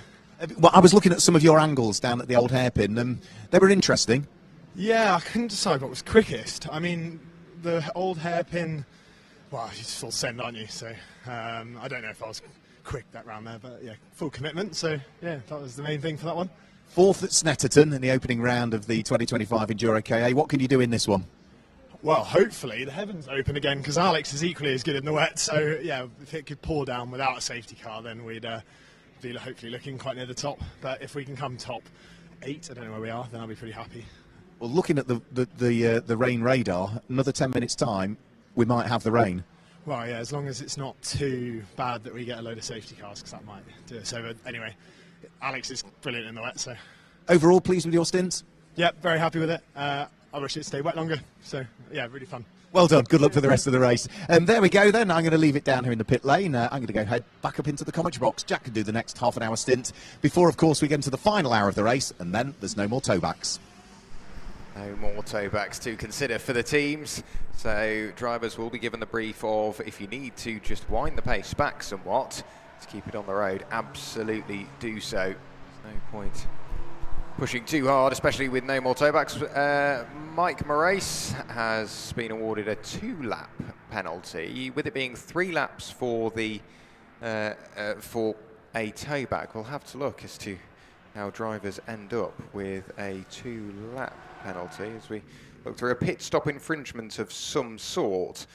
So clearly Wingate Racing have done something in the pit lane. So it says pit stop infringement can get you a 2-lap penalty, but that also goes, or a 2-lap penalty, that also goes the way of breaching of refuelling rules, which would be done in the pit stop, illegal work whilst refuelling, exiting the pit lane under a red light, also with fuel spills unable to be covered entirely by a standard A5 piece of paper is the way they measure it. But anything involving the pit stop itself clearly means that they have done something that's maybe not to the approval of race control. We saw a very brief weather graphic there of just how close that rain is. It now says 5 minutes. It has blown slightly to the east, so we might just get away with it. But I think, yeah, in about 5 or 10 minutes, and then there's another little bit in around about 20 minutes, but the way it's going, it seems like it's just blowing to the east nicely. So we might end up fairly dry until the end of the race. There's another bit in around about 40 minutes time, so it's just on and off and on and off, which if anything makes it worse, because as soon as the track starts to dry, it then gets wet again. Into the pit lane comes Kachow. Obviously that car was running very well and at the very sharp end of the order, starting on the front row, continues to do so, but I think with a few small mistakes it's just slowly trickled them outside of the top 3. Then now they came into the pit lane from 5th place. Lee Taylor behind the wheel. Cash-strapped Racing and Alex Tentori have returned to the circuit in what is 9th place. What of John Langridge's progress through the order? He's now up into 16th place. Last time we looked, he was in 20th. Autotech Motorsport and Tom Monhemius. He's returned to the circuit in what is now 24th place. So they've lost a little bit of time, but John Langridge still to hand over to Alex Miller, both of which Miata Trophy drivers will be ready to attack that final hour. And the track is dry. It has a dry line, but there is well and truly a wet part of the circuit which you will want to stay off. But that rain still potentially on its way. It will be a very brief shower, then a slightly longer shower, and then a slightly longer shower after that, according to the weather radar. But that is still yet to be confirmed. The only time we can really confirm it's raining is when it is. Car number 69, Porsche Carrera, through turn 1. They are still out there and circulating. Again, they've had a bit of a troubled race. Waleed Spittany currently behind the wheel. As for who else were we going to keep an eye on, there was somebody towards the... it was Eduardo Correa, the treble 8 car. Whereabouts do they fall into the order? Currently 6th, and that's with a stop-go penalty. So all that hard work they did in the start of the race has really started to help them. Now they've had a penalty. Now Rain is on the cameras. We can see Rain through the final corner on our closed circuit TV. So Rain is back. Drivers will start to notice that as well. We may see some more headlights come on. We may see some windscreen wipers come on as well. But it's not quite as heavy as I think some of the drivers was hoping, and some of the drivers were hoping it wouldn't arrive at all. Yeah, it's a real mixture of choices as to whether people want the rain to arrive or not. It's just a single black cloud that's above the commentary box by the look of things at the moment. So there's blue sky as well, so there's gaps in that cloud. So I don't think if we have any rain, it's going to be anywhere near as heavy as it was. Yeah, it's just a few little spits of rain, isn't it, up towards Goddard. So we can just see the clouds coming through. There's a couple of weather systems. We might just pass in between 2 of the cloud clusters that are coming through, but again we'll have to wait and see, as the weather radar is just showing that there's certainly going to be one burst of rain that might just catch the edge off, and it's usually the edges of those rain clouds that are the worst. That's the problem. So 1 hour and 20 minutes to go, so only another 20 minutes before no further towbacks are allowed. If you then have a problem out on circuit, you drop it into the gravel, you have a mechanical issue, there's no further towbacks. The car would just be parked in a safe position. It will be dragged into a safe position by the officials and then left there until the end of the race. So this is coming up towards the critical time. The one thing you don't want to do is make a mistake in that final hour, because you are pretty much done for if that's the case. So in towards the pit lane, we can see another driver change just taking place. So that's number 67 car that's just having a driver change. That's the original Checkers Racing that Jack said was in the pit lane. And let's just have a quick look. We've got a few cars that are now picking up some extra penalties as well. So Wingat Racing 2-lap penalty. Burton Power Racing appear to have picked up a penalty as well. They've now got a 2-lap penalty. And then we've got penalties also for Catastrophe and for Wolf Motorsport. So those cars all showing us having penalties at the moment. Down through the old hairpin goes Cash-strapped Racing. They are currently 7th in this race at this stage. They've got Wingat Racing right behind them as well, but there is a lap between those cars. Cash-strapped are 7th. Wingat Racing, the number 3 car, is down in 13th place as they head up towards the area of McLean's Corner. And for Cash-strapped Racing, the car that's ahead of them is going to be a car that they're going to be fighting for position with, which is the number 64 car, which didn't have the best of qualifying. It qualified 12th quickest. It's Matthew Wildball that's back behind the wheel of the number 64 car. He is circulating in 6th, but he's got Alex Tentori right behind him, off in the background, all through the grass, but not into the gravel at Coppice Corner. That's NJM Racing, who gather up the moment, and that will be a car that has only just, hasn't it, completed its pit stop. So that'll be the number 2 car that's now got Marcus Buckle behind the wheel. Good to see Wolf Motorsport back out there. You can see the damage to the roof of their car as they head down through the old hairpin. No front screen, no rear screen in the car, but they're still out there and circulating. They might be 32nd and dead last. They have only completed 33 laps so far, so they are 56 laps behind the race leader. They are 19 laps adrift of anybody else, but they are out there and still circulating. And that's the team spirit again in EnduroKA. So, out of Goddard's, Wingat Racing trying to work their way through and past the number 64 car of Matt Wildboar. Having also lost out on that lap, Alex Tentori has gone through. And now if Wingat Racing go through, that's not going to affect the overall position of the number 64 car, because, I say, Wingat Racing are a full lap adrift. But up to 6th now comes number 55, Cash Strap Racing, and Alex Tentori. Down to 7th goes Matt Wildboar. And he's just been unpicked by Wingat Racing, Mike Morace, who has now gone through and ahead of the car on the road. But remember, they are a full lap adrift of each other. Jack. Sorry, I thought I could hear Jack in the background. So, black and white warning flag for car number 3 is Mike Morace. It is Mike Morace down here with Alex Miller. Alex, this is something slightly different to what you're used to racing. Obviously, you've got a lot of your experience in the Mazda MX-5. You had a busy day on Friday testing, well, anything with 4 wheels by the sounds of it. But today's going well, and John's climbing his way back up through the order. Yeah, we're having great fun. It's very new to us. We've been toying with it for quite a long time. Decided to give it a go.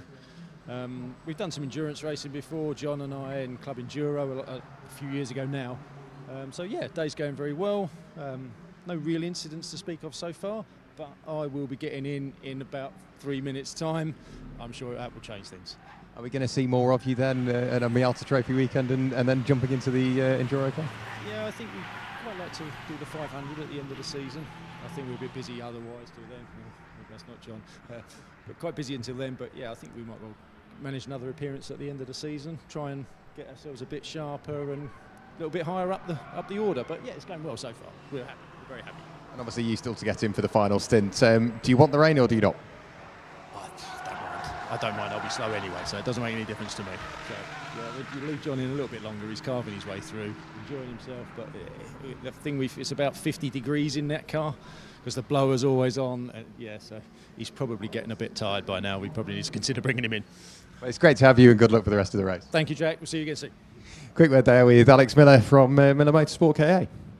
Yeah, good to hear from Alex. So they have got the blowers on inside the car, and that is something that I've encountered in the past as well, to try and get the heat out of the engine bay. And the best way to do it is to put the heaters on full in the car and blow it all inside the saloon area, which improves the performance of the engine because you're getting the cool air into the engine bay, but it probably detracts from the performance of the driver because it does end up a bit toasty in there as well. But it's a good way of just trying to make sure that you're drawing as much cold air into the car as possible and not leaving that warm air in the engine bay. Car number 555, which is Subaru Racing, in the hands of the driver of Michael Weberstedt.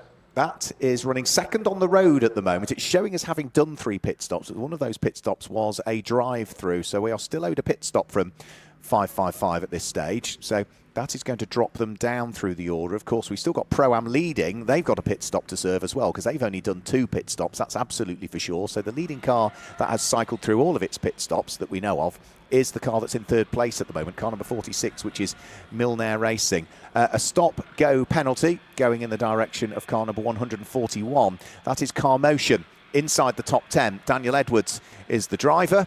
Into the pit lane comes EnduroKA Sport again, car number 74. It didn't seem that long ago that EnduroKA Sport were in the pit lane. So Guy Wilkinson brings that car in. That has now had 4 visits into the pits. And is this going to be an expected stop? Yes, it is, by the look of things. The car comes to a halt in its pit garage or its pit box And that is going to be a driver change that's taking place.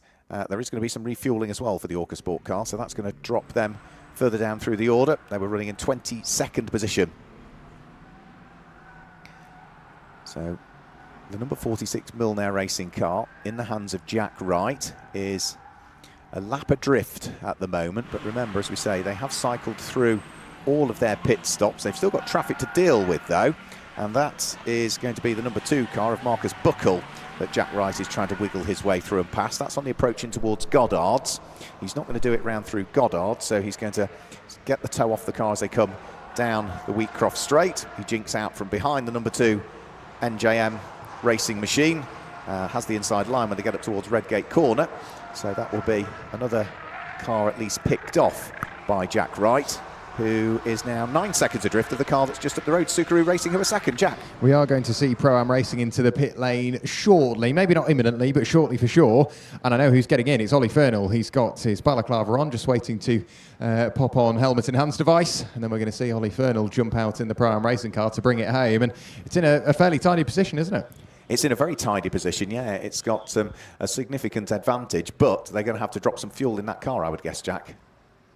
Yeah, I think so. I think so as well. I'll go and have a chat to Scott Thompson, team manager, and see what information I can wrangle out of him. Thanks a lot. Yep, Scott, who's been another regular racer in MSVT racing over the years. Into the pit lane comes 141. This will be for the stop-go penalty for the Commotion team. Daniel Edwards inside the top 10. And now, are they going to still remain in 10th place? It depends on where Chickspeed are. Chickspeed are only now just coming over the start-finish line, so I think they're going to drop outside of the top 10. And Chickspeed on their debut, with, an hour and 11 minutes to go, are going to haul themselves inside the top 10. So that could be a very good result for them on their debut in EnduroKA. So the stop-go penalty is not just a stop-go, because the car is still stationary at pit lane exit at this stage. It must be a 1-minute stop-go penalty potentially for that car, because it's not moving again as yet. So Pro-Am Racing back over the start-finish line. Will Hilliard did not come in on that lap. His pace, though, is slower. He's about 1.5 seconds slower than Subaru, who are there in second place with the car in the hands of Michael Weberstadt. And he's about 4 seconds slower than Milner Racing, who in the hands of Jack Wright has just done a 2-minute 11.292. And there's only 2 cars that are lapping 2-minute 11s at the moment. One is Jack Wright, the other one is EnduroKA for Boston Racing, car number 888, who we also know have cycled through all of their pit stops as well. So through and over the start-finish line goes Milner Racing. Now they are just trying to work their way past Misty Racing, I think that is, the 172 car. And the Misty Racing car stays offline, allows the race leader to, allows the car in third place to go through without too much of a problem. Black and white warning flag, track limit, Boston Racing, EnduroKA. We've already seen that car come in and serve a penalty. Well, it's now being forewarned with regards to track limits, and therefore Eduardo just needs to make sure he stays within those white lines. Otherwise, if they start to pick up further penalties, that is going to hamper their efforts. Jack? It is. Pro-Am Racing, their job has got a little bit harder. You said they've got a handsome margin at the front.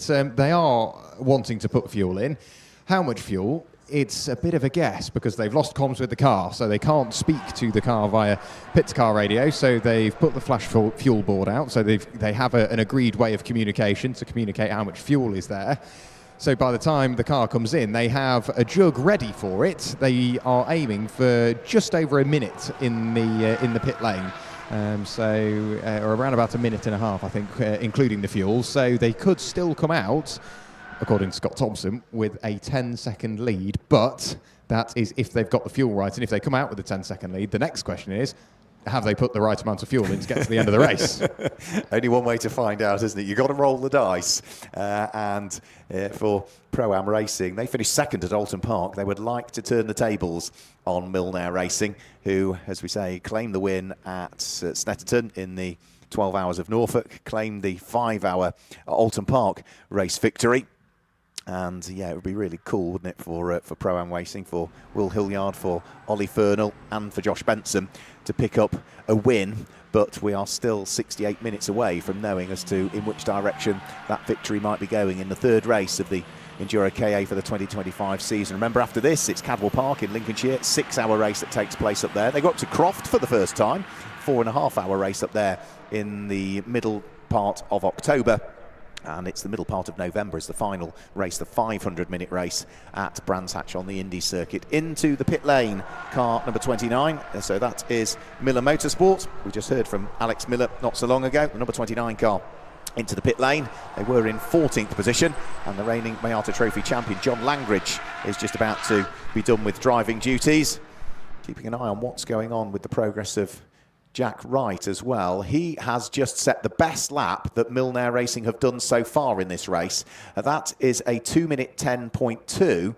That is a tenth of a second shy of the overall best lap in the race we'll have had. That's a 2-minute 10.1, and that was set some time ago by Adam Bessel at the wheel of the number 555 Subaru racing car. So Jack Wright is now 5 seconds adrift of Subaru, who I think are still due a pit stop, as is the car in the lead of the race, which will be imminently coming into the pits in the hands of Will Hilliard. Yeah, rolling back down the pit lane is the North Motorsport EnduroKA to take to the circuit. John Langridge has jumped out of the Miller Motorsport KA, and no fuel going in. They're confident they'll get to the end mark, so Alex Miller jumps in and he'll be sent straight back out there and try and manage this car till the end. And like he said, it doesn't really matter whether it's wet or dry, because with him being used to driving the MX-5, when it rains he gets wet, so he's got a roof over his head. He doesn't really bother him that much. No, that's a very good point. So over the start-finish line comes our race leader. So Will Hilliard still staying out at the moment. So it's the familiar blue and white and black colours of Pro-Am Racing that leads the way. He's lapping 2-minute 12s at the moment, so he's giving up a couple of seconds a lap to the pace that Jack Wright is having, and it's not as though there's really any traffic that Pro-Am have had to deal with on that lap. So on pure pace, Jack Wright is the quickest car out there. He is 3 seconds quicker than the car in second place. He's 2 seconds quicker than the car that is in the lead of the race. Subaru just turning their way round through Goddard's. Michael Weberstadt still hanging on to second place, but if he looks in his mirrors, the next car he'll see is the yellow and the purple machine directly behind him, and that is the car of Jack Wright, who is slowly closing in on him. He had one car run wide coming out of Goddard's. I think that was Shine Automotive, who, despite all of their troubles on Friday and the fact that they've had to build this car up in the garage from what was a rolling shell, they must be slightly sleep deprived, but it's not showing in terms of the driving. Nathan Brown is 8th place at the moment for Shine Automotive. That would be a fantastic result for the team, considering, as I say, that their car that they were hoping to race was upside down in the gravel trap just in testing on Friday when I arrived at the circuit. But great work by the team to A, source the car, B, get the welder that they needed, get the windscreen that they needed, and then build this car up. Brilliant result it would be. Even a top 10 would be great, but at the moment, 8th place, that's good place. That's a good position to be in. So we are 5 minutes away from getting to the 4-hour point of this 5-hour race.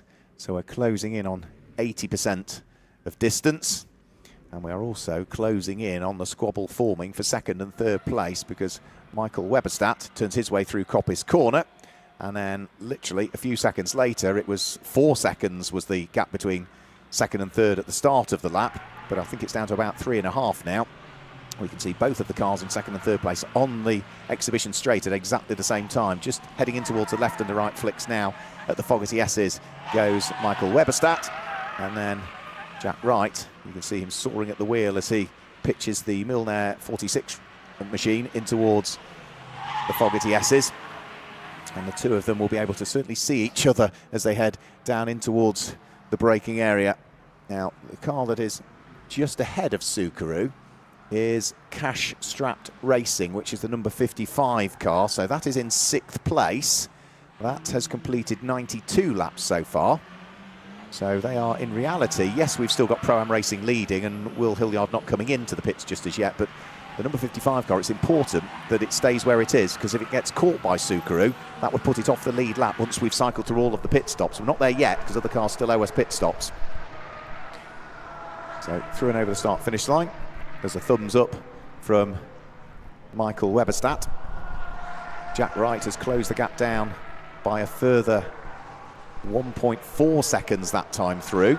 So the gap from second to third is now down to less than 2.5 seconds as those two cars head for the 95th time round through Redgate Corner. Our race leader is on lap number 96 at the moment, so leads by a full lap. But as we say, we know the car that leads has a pit stop still to serve. We believe the car in second place still has a pit stop to serve. It's showing 3 stops, but one of those would have been the drive-through. So the car that's in third place, Milner Racing, is the first car that has ticked off all of the pit stops that it needs to do. The car that's in fourth, we know, has ticked off all of its pit stops as well. That's car number 333, which is in the hands of Philip Truman, because Kahuna ticked off 2 of their pit stops during one safety car period and have now completed 3 pit stops in total for them. Fifth place at the moment is 888. That's Boston Racing, Eduardo Correa, and completing the top 6 is number 55, Castrap Racing, Alex Tentori behind the wheel, and Alex's pace is 2 minutes 12, so he's still lapping at the kind of pace we would expect him to try and stay in touch with the cars that are around him. He's just threading his way through a little bit of traffic down through the Craner curves at the moment, and Alex Tentori has got the car of Shine Automotive behind him. But let's go down to the pit lane and Jack.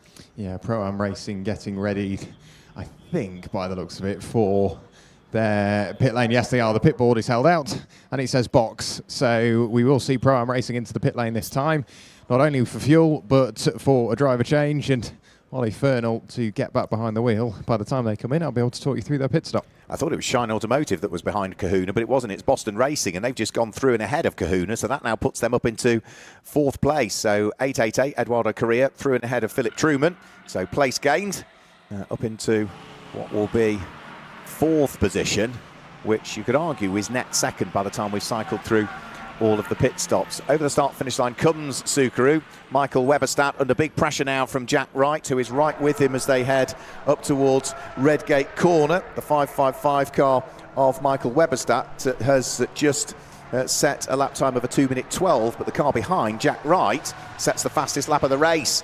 2 minutes 10.113. So brilliant run from Jack Wright, who is now working his way past Michael Weberstadt, who moves out of harm's way, lets the quicker car go through, and there was almost a hands up of appreciation from Jack Wright that he wasn't held up by the car that he was fighting for position with.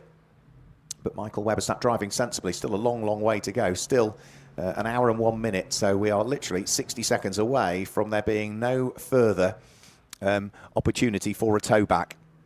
So Jack Wright now up into 2nd place, and at some point Will Hilliard is going to have to bring the Pro-Am Racing number 8 car in towards the pit lane. So when is he going to do that? He, at the moment, is just coming through the Fogarty S's. Yep, down and in towards the Melbourne hairpin goes the race-leading car. It has already completed 96 laps. Jack Wright is having completed 95 laps. So there is a full lap advantage for the Pro-Am Racing car.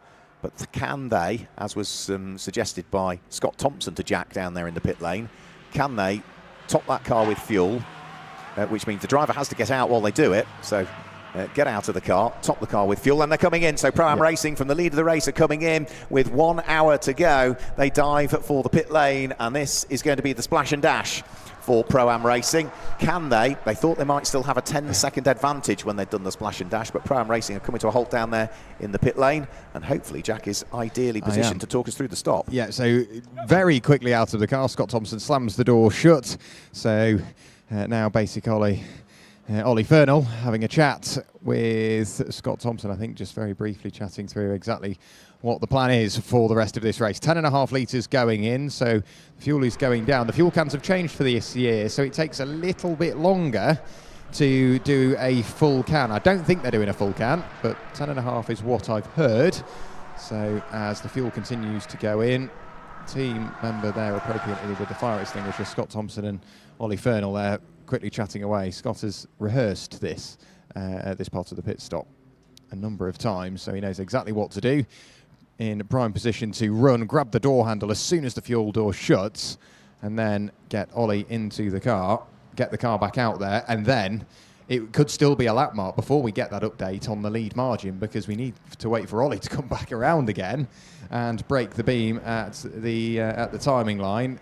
we will have a visual reference, but it's down to how quick that first lap is, really, because it's the in-lap has to have been good, but even more importantly, the out-lap has to be good as well, doesn't it? It does, yeah, and I'm keeping an eye on where Jack Wright is on circuit. He's doing battle with Cash Strapped at the moment. He nipped up the inside of the number 55 Cash Strapped car, which is running in 6th place. That was down at the old hairpin, and Jack Wright is now just picking his way up towards the highest part of the circuit, up towards Coppice Corner. So we can see that Pro-Am Racing are just strapping in Ollie Fernell into the car. Onto the exhibition straight is Jack Wright. So he's got himself back on the lead lap because the race leader had stopped. And already Pro-Am Racing are making their way down the pit lane. And Jack Wright is only now just starting to appear out of the Fogarty S's. So Pro-Am Racing have done the pit stop. If they've got enough fuel in, Jack, they put themselves in prime position. It was very quick indeed, almost too quick for Scott Thompson to get the window net shut. The car was moving backwards,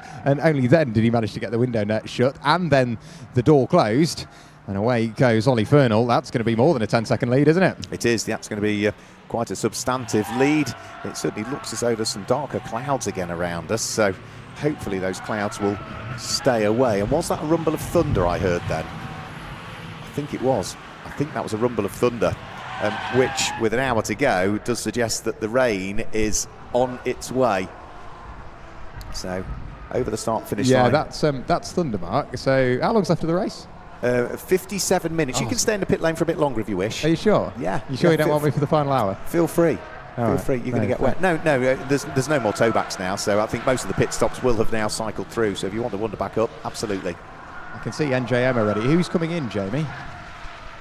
Alex Hamilton is coming into the pit lane any moment now, so we will await the arrival of Alex, and that could be, we're now getting close to the final planned pit stops of the race, aren't we? Yeah, Alex Hamilton is in, as you say it, so the Powerflex liveried car heads in towards the pit lane. Jack Wright is pressing on in the Milner Racing number 46 car out of the old hairpin, past Starkey's Bridge and up towards the Kinkert-Schwantz curve. We'll get a true indication as what the gap is from first to second place next time through. But Ollie Fernell, we know, has got the car serviced by Pro-Am Racing quickly enough to be able to hang on to the lead of the race. A couple of cars receiving black and white warning flags as well. Car number 49, which is LDR Performance Tuning. Megan Purchase behind the wheel, black and white warning flag. Also number 4, a black and white warning flag on that occasion. And that is the car of Wolf Motorsport that are receiving that one. And that will be in the hands of Dan Campion at the moment.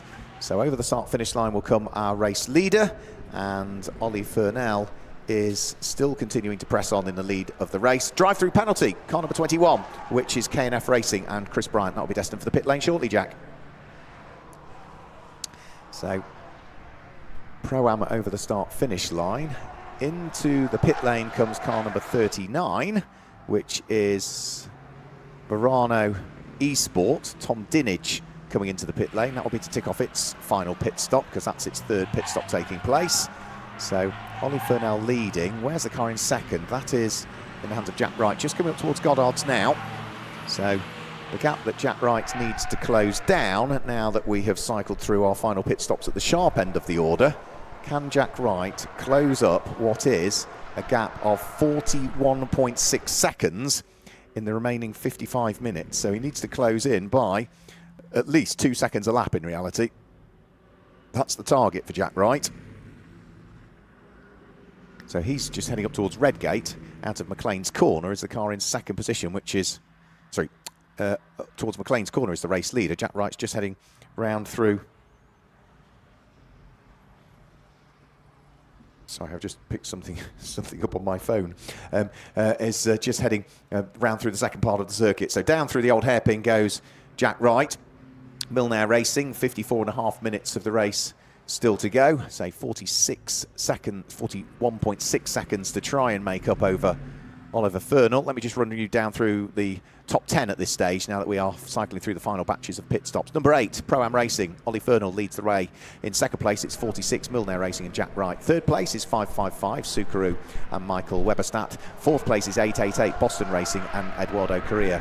Fifth place is 333, Kahuna Racing. That's Phil Truman. Sixth place is 55, Castrap Racing and Alex Tentori. Seventh is 180, Shine Automotive, Nathan Brown. Eighth place is 64, which is going to be Matt Wildboar, driving for Autotech Motorsport. 9th place is number 2, which is NJM Racing, Marcus Buckle, completing the top 10 on their debut in EnduroKA. It's car number 77, Chick Speed Motorsport, with Charles Ashman behind the wheel. On to lap number 100 goes Ollie Fernell. So he heads up towards Redgate Corner and has a car pulling out of the pit lane directly ahead of him. So that's going to be a little bit of traffic that he needs to deal with.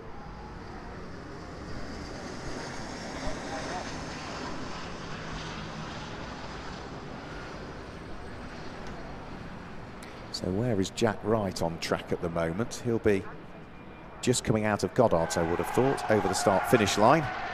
And the relative gap that was 41.6 seconds is down to 40.7. So the rate of close he needed was about 2 seconds a lap. All he's done there is close the gap by 1 second. Now into the pit lane, Sukaru come in. So this is the last pit stop for Sukaru. So they decide to pit on lap number 100. Verano Esports in the pit lane as well. That is going to be for their final pit stop. So Sukaru are going to lose out. I think Boston Racing and Eduardo Correa will go through and ahead up into what potentially is going to be the final podium spot. And then we can wait and see as to whether Kahuna Racing Team and Philip Truman will also be able to squeeze their way through. All depends how quick the pit stop is from Sukaru. They are putting fuel in, albeit because they're pitting so late, they will need to put less fuel in to get that car towards the finish line. So probably half a tank would more than do it. So the refueling still taking place for the 55 car in the pit lane. The driver change just about done for Verano Esport, who close the door now and push the car back. Tom Dinage brought the car in towards the pit lane, and as it trundles its way back out onto the circuit, is it going to be Dave or Kevin Smith that have taken back over for the final stint? We shall find out very, very shortly. Pro-Am Racing, though, our race leader, they're about to come over the start-finish line now. That's lap number 100 now completed for Ollie Fernell. His lap time last time through was a 2 minutes 12.676. So he's still lapping anywhere between a second and a second and a half slower than Jack Wright is doing at this stage. Jack Wright has also eased his pace. Jack Wright, with the fastest lap of the race, got into the 2 minute 9s, didn't he? Well, he's now lapping about 2 minutes 11, but again, that can all be to do with traffic. Driver change still can't take place for Sukaru. They're still stationary in the pit lane, refueling the car at the moment, and that car is now going to, I think, lose out to Boston Racing before too much longer. It will drop them down through the order. It will, as that pit stop takes place. Into the car goes the next driver. Also into the pit lane comes that of Wingat Racing. So whereabouts are they in the order? They are down in what is 13th place and have that the 2-lap penalty to be added on come the end of their race. So maybe not something they'll consider now, but whatever happened from pit in to pit out, whatever infringement took place, that has put a bit of a hamper on their progress throughout the rest of the race. They'll be on damage limitation for the remainder. You can see just how grey the cloud is, and it was thunder. It was definitely thunder. It's a big clap of thunder, wasn't it? Which is odd, because we look out the right-hand side of our commentary box window and we can see bits of blue sky. We look left and it gets quite scary indeed, doesn't it? And I think what will be worse is for drivers heading down, and we've just seen some lightning, for drivers heading down in towards the Melbourne Loop and down towards Redgate at turn 1, they will see that coming. Well, looking at the way that the flags are blowing, it might just scoot around us, might it? Hopefully. There might be a few spits of rain at Redgate Corner, but the top part of the circuit up at Coppice, I don't think is going to get caught by that. But the wind has been moving around a little bit today, generally throughout the course of the day. The direction that it's coming from at the moment still looks reasonably clear, so I'm hopeful it might just scoot around us. Yeah, somebody that will be hoping the rain definitely stays away will be the number 5 Wolf Motorsport car with no windscreen or rear window. They'll be desperate for the rain to stay away. Hard at work behind the wheel. Just passing that Wolf Motorsport car, in fact, is Jack Wright. So sat there in what is second place, car number 46. And Jack is lapping just slightly slower than the leader. So Pro-Am Racing are going to be over the moon, not only with their pit stop, but the performance of the drivers on the run into the pit stop. And for Milner Racing, they've got a lot of work to do. They will be hoping for mistakes, for rain, for safety car, whatever it may be, but stranger things have happened at sea. Yeah, let's wait and see. The gap was hovering around 40 seconds, wasn't it, from first to second place. Jack Wright, for the 101st time, heads out of Goddard's and over the start-finish line. Still traffic to deal with, which is the number 65 car of Tom Monhemius. And Jack Wright has now brought that gap down to 39 seconds. But as we say, he needed to close by 2 seconds a lap. And at the moment, it's only about a second of a lap. And on that particular lap, it's only 7/10 of a second. So rate of close just isn't sufficient at this stage, is it? No, he needs something to change. And whatever that something is, it will need to be rather substantial indeed. As we look further down the order, those penalties are starting to creep in. But then it's the penalties to be added post-race from towbacks. So obviously the results that we can give come the end of the race will be very much provisional. The clouds are looming larger. That's over. A proper storm cloud, isn't it? It really, really is. And it is getting closer. There's a bit of what looks like haze in the distance. It is actually rain. It's nearby. 2 minutes drive down the road and you'd find yourself in that rain. Yeah, absolutely. And if it does come, Redgate Corner is going to be the first one that it's going to hit. So let's just hope that it scoots its way around us. We've had enough rain and changeable conditions, haven't we, in this race so far? The race leader is just picking his way for the 102nd time out of the Melbourne hairpin up towards the conclusion of the lap. We've got Marcus Buckle in the number 2 MJM racing car. He's having a good little squabble out on circuit with Porsche Carrera at this stage, but the number 2 car is circulating in 8th place. The car that's right behind him at the moment is down in 21st position, so there's about 3 laps between the pair of them, but the 2 green cars have got themselves together as they head through McLean's and up towards Coppice. Up towards Coppice those 2 cars go, albeit the number 69 Porsche Carrera car has just been awarded a stop-go penalty, which will drop them out of 21st place. On the run down the exhibition straight into the damper part of the circuit goes the Porsche Carrera car, and I was expecting to see the number 2 defend slightly harder. Does manage to sweep over the front of the Porsche Carrera car, but Marcus Buckle for the moment is holding station, and we saw John Langridge start to bring the fight towards Marcus Buckle. For the moment as well, Jack Wright, he's desperately trying to carve his way through the order. The first car he will meet will be the number 95 car in the hands of, is it Ross Folds that's now got behind the wheel? Yes, it is. So Ross Folds down in 11th place will lose out to Jack Wright. It will then be Alex Miller. Whereabouts has Alex Miller come out into the proceedings? Into 14th place. We saw that car down into the 20s. John Langridge and Alex Miller have got behind the wheel. They're really pushing on. Alex Miller almost collecting the inside inside apex marker. That overtake there of Milner Racing going through and ahead of Carchow. Those are the 2 cars that started on the front row of the grid. They were separated by just over 1/10 of a second in qualifying. Well, there's now going to be 3 laps between the pair of them. So it's not really been the race that Carchow wanted. And that time that they lost is all down to spending time in the gravel trap down at the old hairpin. And, of course, at this stage, we haven't added the 3-lap penalty that they'll pick up because of the tow back. That only gets added at the end. It does indeed. So we will have a look over our left shoulders, and the rain is getting closer, but it's going to be tight, isn't it? I see what you mean. The wind is doing what it can to push it away.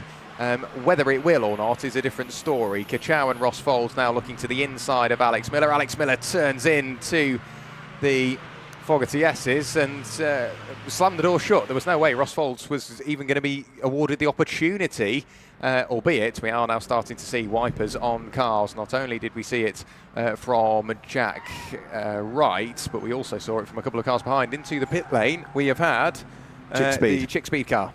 Yep, and they hadn't got huge amounts of gap between themselves and Ross Folds at the wheel of Carchow. So they are running 10th on the road at the moment. Carchow will probably go through and take the place away from them. But as we say, we know that that number 95 car is going to have 3 laps added to it, or 3 laps removed from its time because of that tow back at some stage. So over the start-finish line, our race leader works his way. It is still Oliver Furnell who leads. 36 seconds is now the gap between the pair of them, and we are due to potentially get a little bit of rain at around about 5:51, are we? The next minute, we could potentially start to have a few little sprinkles looking at the radar that we've got available to us in the commentary box. Yes, it might be, if it comes, it's going to come in a big way, isn't it? Yes, literally, if you go a couple of villages over from the Donington Park circuit, you would know about it. It is going to be a downpour 5 minutes up the road from Donington Park. Even somewhere like Melbourne. Yeah. Yes, in Melbourne. It's yellow, almost red, isn't it? The colour of the rain there, which suggesting it's heavy rain. It is very heavy rain indeed. You go a bit further, and then you get to a purple cell. Returning to the pit lane to serve their stop-go penalty is the Porsche Carrera team, so they will stop at the very end of the pit lane. Stop, a quick word with either the team or the marshal. I was almost expecting them to go straight back out onto circuit, because they didn't have a massive amount of time in hand. Wolf Motorsport are in as well, so that is the number 4 car of Dan Campion that comes into the pit lane. So there's a quick look underneath the number 69 car just to check that everything is good. You can still hear the rumbles of thunder in the background, which means that the weather is still somehow managing to scoot around the circuit at the moment. As for the race leading advantage, well, the last time I looked it was sort of 39 seconds. The gap has come down by another couple of tenths of a second, and Cash Strapped have had a problem down at the Melbourne hairpin. Was there some contact? Yeah, there was contact indeed, and it was from Ross Folds in the Ka-Chow car. He was so late on the brakes, I didn't know whether he was going to get it stopped, but it was a heavy contact into the tail end of that car. And is that car tracking straight? It looks like maybe there's a little bit of suspension damage that has been caused. We'll wait until it emerges, comes out to the final corner fine. It would have been into the right rear. I don't think that car is tracking exactly how it should. Let's just have a quick. No, you're not. You can see there. It's absolutely. It's crabbing as it goes down the straight. So they bent something on the tail end of the number 55 car when Ka-Chow went into the back of them. So that is going to be a very difficult car to drive for Alex Tentori. He also lost a place as well because Shine Automotive and Nathan Brown snuck through whilst all of that was happening. So the number 180 car, that's the blue car with the Dayglow pink flashes to it, has managed to squeeze its way through. And for Cash Strapped Racing, who've been right up there, haven't they, at the sharp end since the very beginning of the race. They might have qualified in 11th place, but good driving from Alex Tentori and Ben Smith have kept that car right at the sharp end. But 41 minutes to go. It's not going to handle well, Jack. It's also going to affect the wear of the tyres. Yeah, you would be straight on the phone to the team manager going, right, what do you want me to do? Do you want me to carry on and just limp the car home? Or do you want me to bring it in for the once over? But they are in such a good position. If you've got to give up a couple of seconds a lap, in this case, they do have Matthew Wildboar nearby. They've got Marcus Buckle nearby. They've also got the treble 5 of Luke Thomas nearby. They're only, 30 plus seconds back. So if you are giving up a second a lap, it can cost them a couple of places, but they will want to guarantee the finish. The rain that was so nearly coming, I think, may just whisk past us, to the delight of some, to the dismay of many.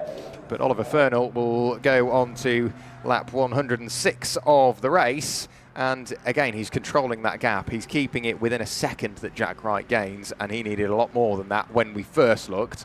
Because he's not been gaining, what he needs just gets larger and larger and larger. Yep, so he needed an average of about 2 seconds per lap. He was hitting the average of about 1 second per lap. We've got 40 minutes to go, which is going to equate to, less than 20 laps still to go in this race.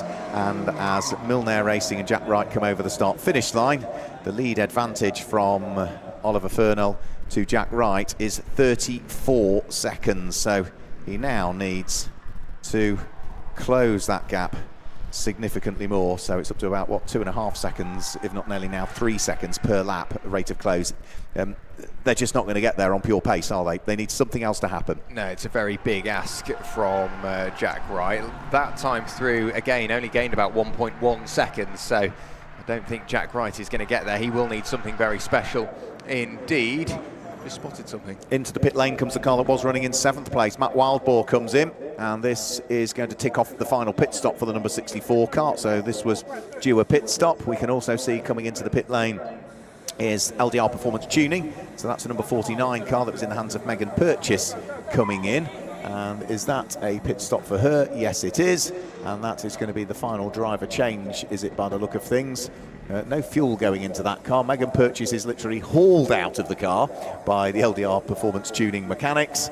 And who is going to be the incoming driver in that car? Let's have a quick look. We haven't got an incoming driver yet. And sprinting his way round, I don't think that is David Bywater. So I think that might be Dan Welling that's going to jump on board.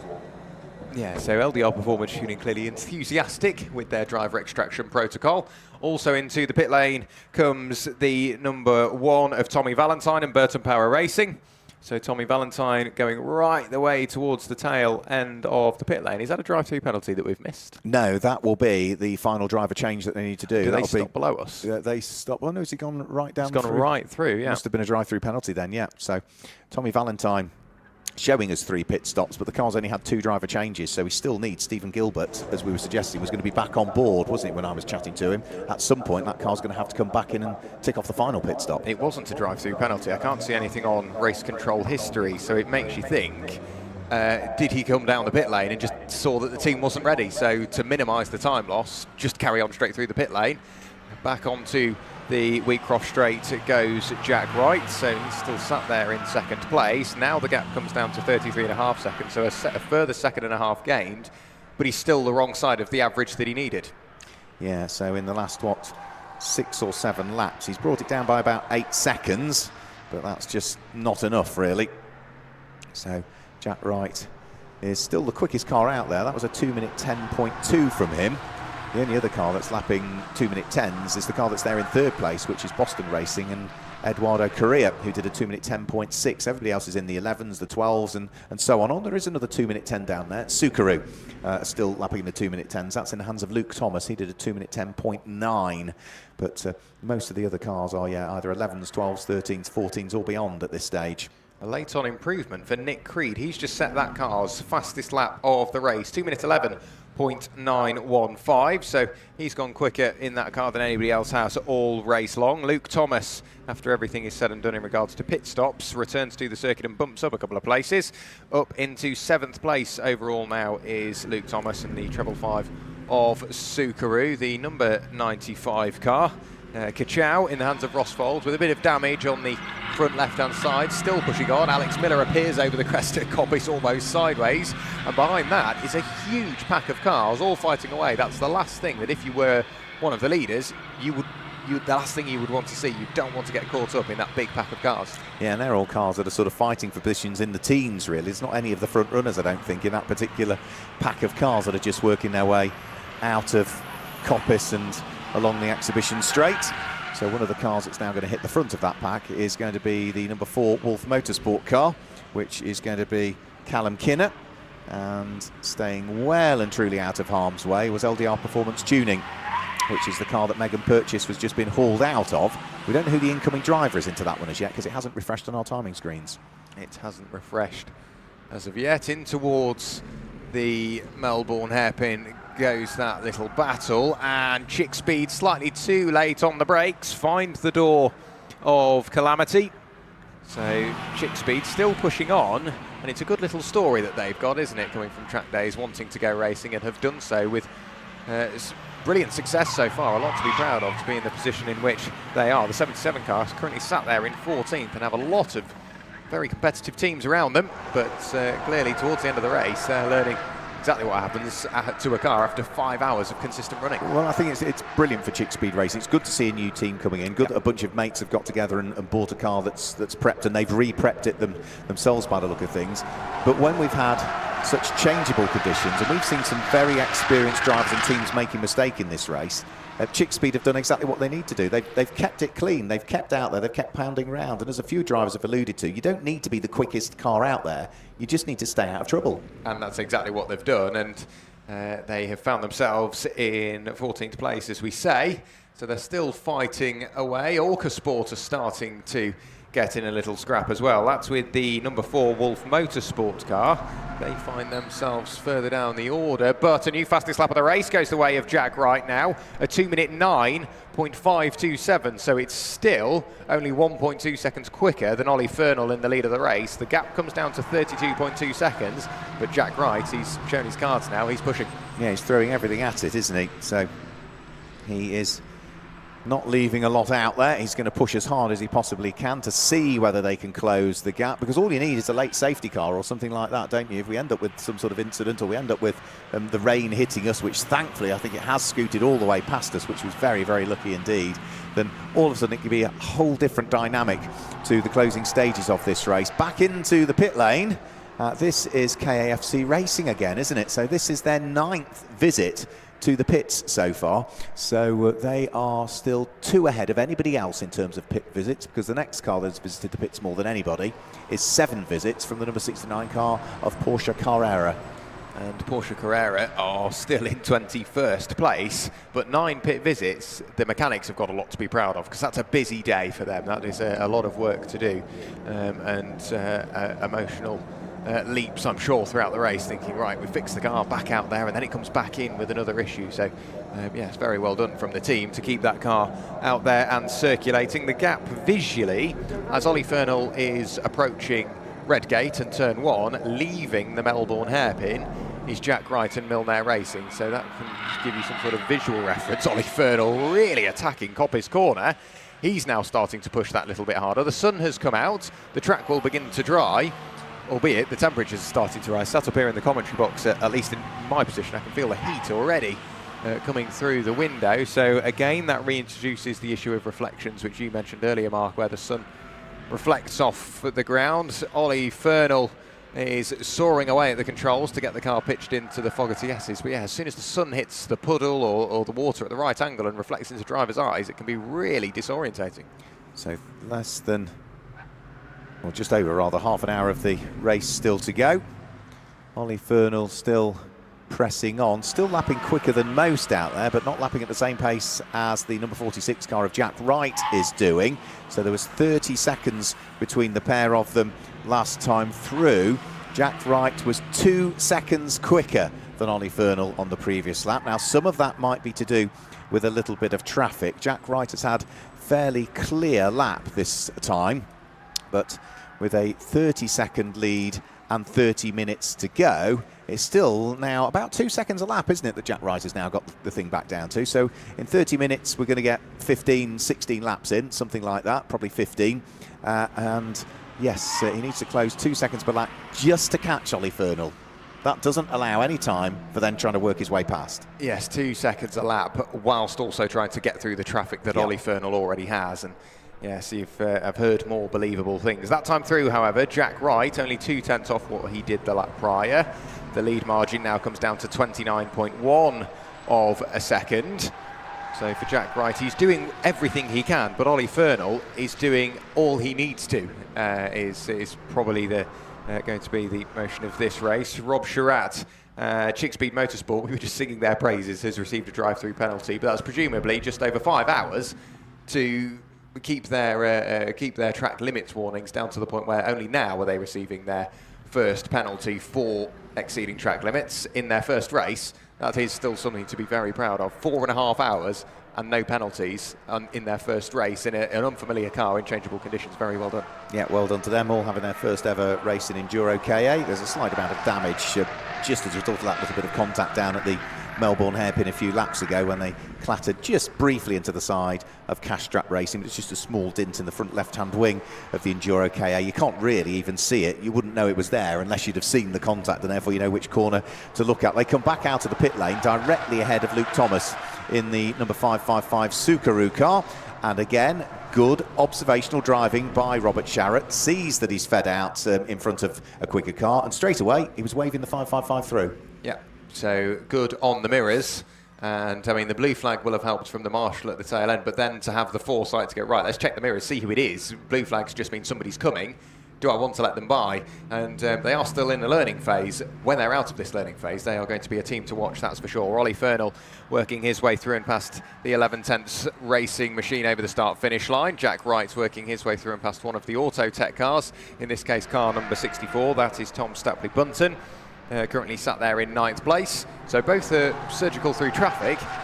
Ollie Fernall a slightly slower lap that time, a 2:11.5. If Jack Wright can do a 2:9.5, it will be one of the first laps he's matched the delta that he needs to close in onto Ollie Fernall. So here comes Jack Wright through and over the start-finish line. It's a 2-minute 9.6, so almost 2 seconds gained. 1.9 seconds to the good. The gap comes down to 27.2 seconds.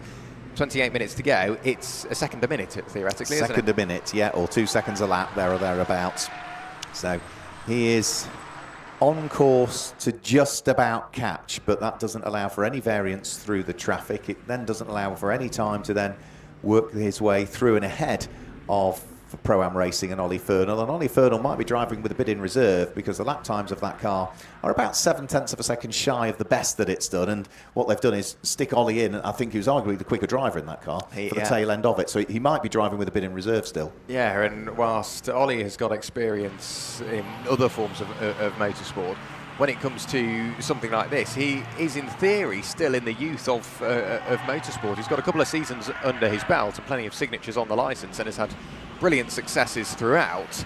But in comparison, when you compare him to the other drivers that are out there, he is one of the lesser experienced drivers, but he's very, very quick, and he's proving that experience isn't everything. He does have the natural pace to now just control the race, and the support of Pro-Am Racing, who always develop and produce a very good-looking car, but a very well-prepared car indeed, are putting him in the position he needs to be. So Ollie Fernall just on the way towards Goddard's now, and the gap has come down because just emerging out of the Fogarty S's is Jack Wright. That gap is really starting to rattle down now as the sun continues to shine, and I think will do for the final 27.5 minutes of this race. Ollie Fernall now comes over the start-finish line, just leaving the Melbourne hairpin is that of Jack Wright. There's a drive-through penalty for car number 4. So that is Wolf Motorsport and Callum Kinner. And that's another car that I think wanted a little bit better out of this race, but one thing led to another, and they find themselves down in 23rd place, still with a drive-through penalty to serve. We've still got some cars that need to serve their final pit stoppers yet, because of course Tommy Valentine is still behind the wheel of the Burton Power car. That's showing us 3 pit stops, but we know one of them was a drive-through. We know that Stephen Gilbert was scheduled to get back in for what he suggested to me was the final 10 minutes of this race. With 26 minutes to go, we've still got a few more laps to tick off before we see that car come in for the final pit stop. Another new fastest lap of the race to Jack Wright that time through. That was a 2:09.2. That was 1.7 seconds quicker than the race leader.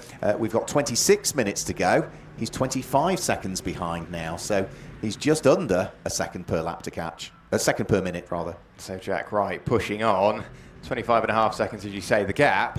And it's probably one of the first times we've seen the sun come out all weekend. Back into the pit lane to serve the drive-through penalty comes the number 4 Wolf Motorsport car of Callum Kinner. So he will rumble his way right the way down to the pit exit and return to the circuit. But Jack Wright pushing on. The car is really on the limit of grip as he works his way through McLean's and then up towards Coppice. And now there's another cloud on the opposite side of the circuit. We managed to miss one. However, if we look towards the east of the circuit, there's another rather daunting cloud, and this is where you said we might just nip between those 2 weather cells, and it's working. Yeah, I did wonder if we might just squeeze between the 2 weather cells, and we have. Quite how, I'm not quite sure, because if either of them had come, it would have been a very wet Donington Park. So, yeah, you look at the radar map at this stage, and we could see that the radar meant it was absolutely bucketing it down at Melbourne, which is the next village along. And if we now look to where we are here, if you are in Nottingham or even in Loughborough, it's going to be wet. There is another cell that is coming now, and that is due to hit us at around about 3 minutes time, it's saying. And that must be coming from behind the trees at the back of the commentary box that we can't quite see. Yeah, that's really starting to close in. It's not heavy by way of what we've seen so far, but that would last for around about half an hour. And we have some red arrows over our right shoulder. They are passing over what is the base of East Midlands Airport and over Coppice, and that is brilliant to see here at Donington Park. That's the first time I've been at a race circuit whilst commentating. We've had the red arrows go by with smoke on. Yeah, so smoke on, fantastic to see. So the RAF Red Arrows display team who are based nowadays at Waddington in Lincolnshire. They used to be based at Scampton, but Scampton, the airbase that closed recently, which was the home of the Dam Busters, that's got some serious heritage. So they now are based at Waddington in Lincolnshire, but still utilised for practice displays, the airspace over Scampton, because they've got unlimited vertical airspace at Scampton, so they can do their high-level displays there. So they will be coming back from an air display somewhere. They're heading in the wrong direction, though. If they want to go towards Lincoln, they need to hang a right a little bit. They've probably got to think about East Midlands airspace as well. So they're going up to Aberdeen, I hear. So that's where they're heading. No, that's quite the flight. I mean, it's always a great thing to see the red arrows, isn't it? And we are very lucky because we see them literally every day, based in Lincoln. Yes, yeah, and you almost you don't lose appreciation. No, but seeing them every day, you see them and go, oh yeah, we see those. But to others, yes, it is very special, and I can appreciate how special that is, especially here, as the sun's come out as well. The sun came out for it. Yeah, perfect, wasn't it? The lead gap is now down to 24.5 seconds. So that is the lead advantage, and we've got 23 minutes still remaining on the clock. We've got Verano Esport back into the pit lane, and that looks like that is another pit stop taking place. We've also got a stop-go penalty for the car that's running in 9th position, car number 64, Autotech Motorsport, and Thomas Stapley Bunton will need to come into the pit lane at some point. Grey clouds are getting closer, Jack. There is definitely rain on the way. How soon it arrives is yet to be decided. Jack Wright is now probably the one that the pendulum swings to. He's got more experience in the wet, more experience in an EnduroKA. So let's see what happens on the run towards the end of this race. But of course, that all of a sudden puts a sheen on a surface which has dried out. So you get that greasy stage as it starts to get wetter and wetter. Back into the pit lane and then back out of the pit lane is the Verano Esport team.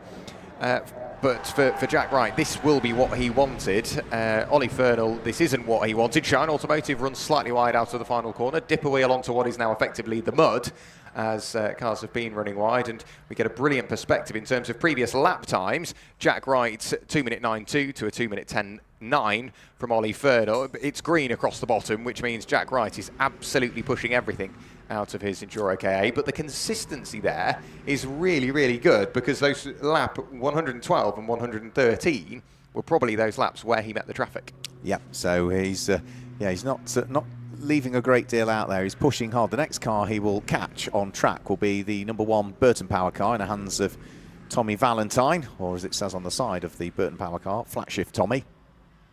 21.5 minutes to go. 22 seconds the lead advantage. The race leader is bottled up behind a bit of traffic at the moment. That's the original Checkers Racing number 67 car that he's trying to squeeze his way through and pass. That will be Jake Margelheis. So Jake heading over the brow of the hill on the Melbourne Loop, and Oliver Fernal, just with a little bit of caution, decides that, yep, the door is open, I am going to go through, I'm going to place a further lap on that car, and that means that is going to be lap number 114 that will get ticked off very shortly. I still think that there's a bit of time left in Pro-Am racing if they want it, because last time Oliver Fernal came over the start-finish line, there was a thumbs up from him to the pit wall, so I think he's still happy with where they are. And off for Subaru, down at the old hairpin. That was the number 555 car, scrabbling its way back onto the circuit in hands of Luke Thomas. You'd imagine that's rather nervy, wouldn't you, when you find yourself in the gravel this late on in the race. No toe back, so he did manage to dig himself back out again, which is good to see. So they will continue on in the race in what is 7th place, at least at the time when they went into the gravel. Jack Wright working hard behind the wheel of the Milner racing machine. On the run down towards Redgate, they will have to work their way through and past Tommy Valentine. And we've got a track limits warning now going out for car number 5. That's the Wolf Motorsport car, which no longer has a windscreen or a rear window, so you can almost forgive them that they have quite a bit going on in the cockpit of that car. Yeah, be a bit breezy, won't it? And therefore, an open-faced helmet will not wash. It has to be a full-faced helmet with visor down as well to comply with the regulations. There is a flash of the lights and a thumbs up from Jack Wright as he goes through and past Tommy Milner. He dives up the inside of the 11/10 Motorsport car as well. which is down at the old hairpin. That car is running in the hands of Paul Pierce, down in 28th position currently. In the last, 11 or 12 or 13 laps, haven't quite fully been tracking it, but Jack Wright has halved the gap between himself and Oliver Fernal. When I first started tracking it, it was 41.6 seconds. It was down to 21.1 the last time over the start-finish line. This is going to be close, isn't it? This was when you mentioned, it was sort of 4 hours and 40 minutes ago, that the gap between 10th or 11th and 10th place was 0.3 of a second. It's almost like you wrote the script.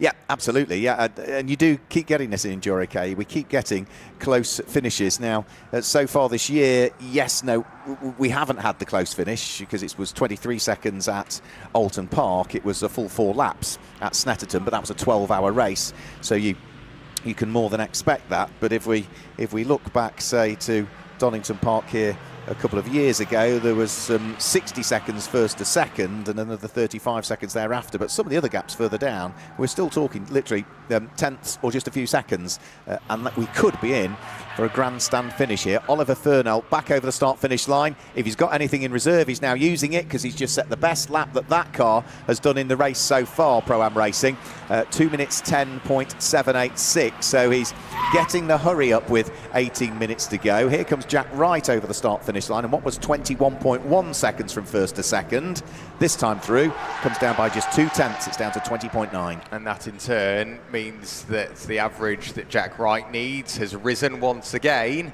So Ollie Fernal is clearly looking for just that extra little bit of pace, or he can't have heard from the pit wall because they've lost the pit to car radio. So maybe somebody on the pit wall is really starting to wave at him as if to go, right, come on, you really need to put your foot down. And that was a quick lap from Ollie, as you say, the personal fastest lap of the race for that car. Also, Nathan Brown in Shine Automotive has just set that car's personal fastest lap of the race. It's like, as the temperature has cooled with the rain on the way, the track has got that little bit quicker. Yeah, but look, the last 3 laps, Milner Racing again, quicker on all 3 of the last 3 tours of the Brands Hatch Grand Prix circuit. We are fast approaching the final 15 minutes of this race. For the 116th time out of Coppice Corner comes our race leader, Oliver Fernal. Pro-Am Racing having done a good job, whether it be in the hands of Will Hilliard or Josh Benson, all of whom have shared the number 8 car at various points in this race. They are still in prime position. They can just afford to pace themselves. They can look at the gap that's going on behind. It may well have been that the pit board that was held out, if they've lost communications with Ollie Fernal, might have just said push. That's all it needs to say. There's usually one of those, isn't it, that would be displayed, and that's the signal. You know, pick your pace up a little bit. They'll know that they are in the lead of the race. I'm sure he'll know that from the last pit stop, but are they going to be able to hang on to the lead? That's the big question. Wingate Racing in. This is for a drive-through penalty, so the number 3 car into the pit lane, which is Alfie Weymouth, who is back behind the wheel of that car. That's another car that we were expecting to be running at the front. So Wingate Racing have done that in the past, but just not happened for them today. Yeah, they've really struggled around Donington Park GP in changeable conditions. So Ollie Fernal goes over the start-finish line. Just heading in towards Goddard's now goes Jack Wright. Any update in terms of the weather? Yes, no, just looking, the wind has changed again, isn't it? It was blowing from behind us. It's now blowing back from the east again. So that big cloud over towards East Midlands Airport might now be heading back in our direction. Into the pit lane comes number 1. So this should surely be the final pit stop. Tommy Valentine giving way to Stephen Gilbert. They said they were going to come in with about 10 minutes to go. 15 minutes to go. The car's in the pits. And it is a stop-go penalty also now for car number 1. So they've just brought the car into the pit lane to do the driver change. It's going to have to come back in for a stop-go. Yeah, it'll have to go out, do the outlap, come back in, the stop-go, and then get back going again. So that's tricky indeed. Alex Miller in towards the Fogarty S's. The car pitched right just as he hit the brakes on the curb. He's tucked up and behind the treble 5 Subaru racing car of Luke Thomas. I think wanting to just stick in that train at the moment. They are all following the treble 8 car, which is in 3rd place, of Eduardo Correa, who has plenty of racing experience. and he's now having to put it to the test because Luke Thomas and Subaru Racing aren't wanting to wait around too much. On the brakes in towards Goddard's, Luke Thomas, and much later on the brakes dives the car to the inside, lifts that inside rear wheel, reminds you of a touring car, and on the way back out, Subaru Racing find themselves in front. Now it's Alex Miller's turn to have a go. Also the number 22 AFK racing car in the hands of Nick Creed is trapped up and behind them. So too is the rather war-wounded car number 5 of Wolf Motorsport. And returning to the circuit, albeit the outlap will become the in-lap, that is the number 1 Burton Power car. Yeah, Misty Racing also in the pit lane as well. Toby Manton bringing the number 172 car into the pits, and that looks as though that is a final driver change for Misty Racing. As for Jack Wright, the lead advantage has only just come down by a whisker in the last couple of laps. It was 20.9 seconds last time I picked up on it. It's now only 19.8 seconds, so it's not come down by a great deal at all. And we've only got 14 minutes to go. So now we were at the stage, weren't we, of 1 second per minute. Well, we're now not near that at all because Ollie Furnell's gone over the start-finish line. Wait for Jack Wright to go over the start-finish line. We're down to less than 14 minutes remaining as Jack Wright sets a new fastest lap of the race. 2 minute 8.863. 13 minutes left, but still 17.8 seconds adrift. 2 seconds quicker than race leader Ollie Furnell. And that was through traffic for Jack Wright, so he's really pushing on. But is it going to be too little too late? And he'll be kicking himself for that small mistake at the start of the race, which may have introduced that puncher, which put them in the position to try and make up this time. So Jack Wright is doing what he can to get through this traffic, but it's motorsport, isn't it? It could have happened to Ollie. Amazing that, yeah, all of this, if Milner don't win it, it could all go back to that single mistake on the opening lap of a 5-hour race. Yeah, 5 hours ago, a small mistake. And it bites you. Could cost you the 1 second that, in this case, he may have needed. So we will see over the next 13 minutes that remain in the EnduroKA 5 hours of Donington Park GP for the first ever time. Never raced on the GP circuit. Back and over the line go the Verano eSport team. And in towards turn 1. Windows down there, just out there to, I think, get those signatures on the licence and complete this race. In towards the Fogarty S's once again goes Ollie Furnell, bouncing over the curbs. So he has exited the Fogarty S's. A quick, I think, adjustment of the helmet to ensure that he can still see. When does Jack Wright appear? So Ollie Furnell turns in towards the Melbourne hairpin. Jack Wright now appears on the exit of the Fogarty S's. That gap has come down by effectively the length of the Wheatcroft straight. Yeah, I think it might have been a wipe of the brow, because I would imagine that Ollie Furnell is feeling rather hot and sweaty inside the number 8 car, because he is now back into full attack mode, isn't he? The last lap he did was only a 1/10 of a second shy of the best lap that the car has done so far. So Ollie Furnell over the start-finish line, still leading the race. Into the pit lane has come Stephen Gilbert to serve the stop-go penalty for car number 1 Burton Power. That will keep them, I think, just hovering around the bottom end of the top 20. Jack Wright in second place, the yellow and purple car about to come over the start-finish line. The lead advantage was 17.8 seconds. It's down to 16.4, but there's only 11.5 minutes to go. Jack Wright in the cockpit of the Milner racing car, displaying something to the pit wall. Exactly what it was, I'm unsure, but was really starting to push on. So too as Ollie Furnell with that personal fastest lap of the race for Pro-Am Racing, the 2 minute 10.450. 16.4 seconds the gap, as you say, Mark, and it's now time for Ollie Furnell just to start matching that lap time that he's posted. He's keeping Jack Wright at a comfortable rate of closure. It's not enough for Jack to overcome all on his own, but Ollie needs to make sure he keeps the car on the road as well. Alex Miller has now lost out to the AFK racing car of Nick Creed, albeit the pair of them on different laps of the race. As for Jack Wright, he now climbs his way through McLean's and up towards Coppice once again. He's got the Wingat racing car, which is still piloted by Alfie Weymouth, down in 15th place. That's the next car he will meet. Returning to the circuit, who was that that's now rolling down the pit lane? I think that's Misty Racing. Misty Racing, yeah. Yeah, so Misty Racing returning to the circuit. They've still got the 3-lap penalty to be applied after their brief spell in the gravel trap. As for our leaders, as Ollie Furnell comes through, no, not as of yet. He's just picking his way out of the Melbourne Loop, and heading into the Melbourne hairpin is Jack Wright. This has been a quick lap from Jack Wright, and Ollie Fernell hasn't really been plagued with traffic. I just think that Jack Wright is really starting to push on. So Ollie Fernell fires his way out of the final corner onto the start-finish straight to go into the final 10 minutes of the EnduroKA 5-hour. Over the line he will go and post another personal fastest lap of the race, a 2-minute 10.327. What can Jack Wright do? He's just appearing out of the final corner and going over the start-finish line. They are covered by the length of the Wheatcroft Straight. Over the line it goes Jack Wright, and it's a 2-minute 8.9, so the gap is down to 15 seconds. I think it's just too little too late. It is, yeah. It's not going to be for want of trying as far as Jack Wright is concerned, because he has thrown, if they've got one inside the K8, the kitchen sink and pretty much everything at it, hasn't he? But it may well be that just that one small mistake on the very opening lap is what's going to bring them up short of making it 3 wins out of 3 in 2025 in the EnduroKA series. Let's not forget that in third place is still car number 888, which is Eduardo Correa for Boston Racing. Fourth at the moment is number 333, Kahunas, which is in the hands of Philip Truman. Fifth is number 180, Shine Automotive and Nathan Brown. And I'm so chuffed for Shine Automotive. All of those hours and hours and hours put in to build this car up from a rolling shell that was collected over near Alton Park on Friday after their main race car was rolled and was not repairable.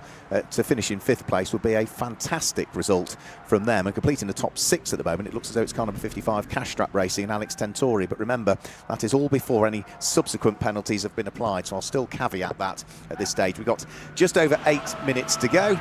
We have got our race leader Ollie Fernell now leading by 15.0 seconds from Jack Wright, and into the pit lane comes Chick Speed Racing. So Chick Speed back into the pit lane. The team are expecting them to... Oh, no, they're not. They're being waved right the way down to the bottom end of the pit lane to serve their stop-go penalty. So that isn't going to be the end of the race for which they wanted.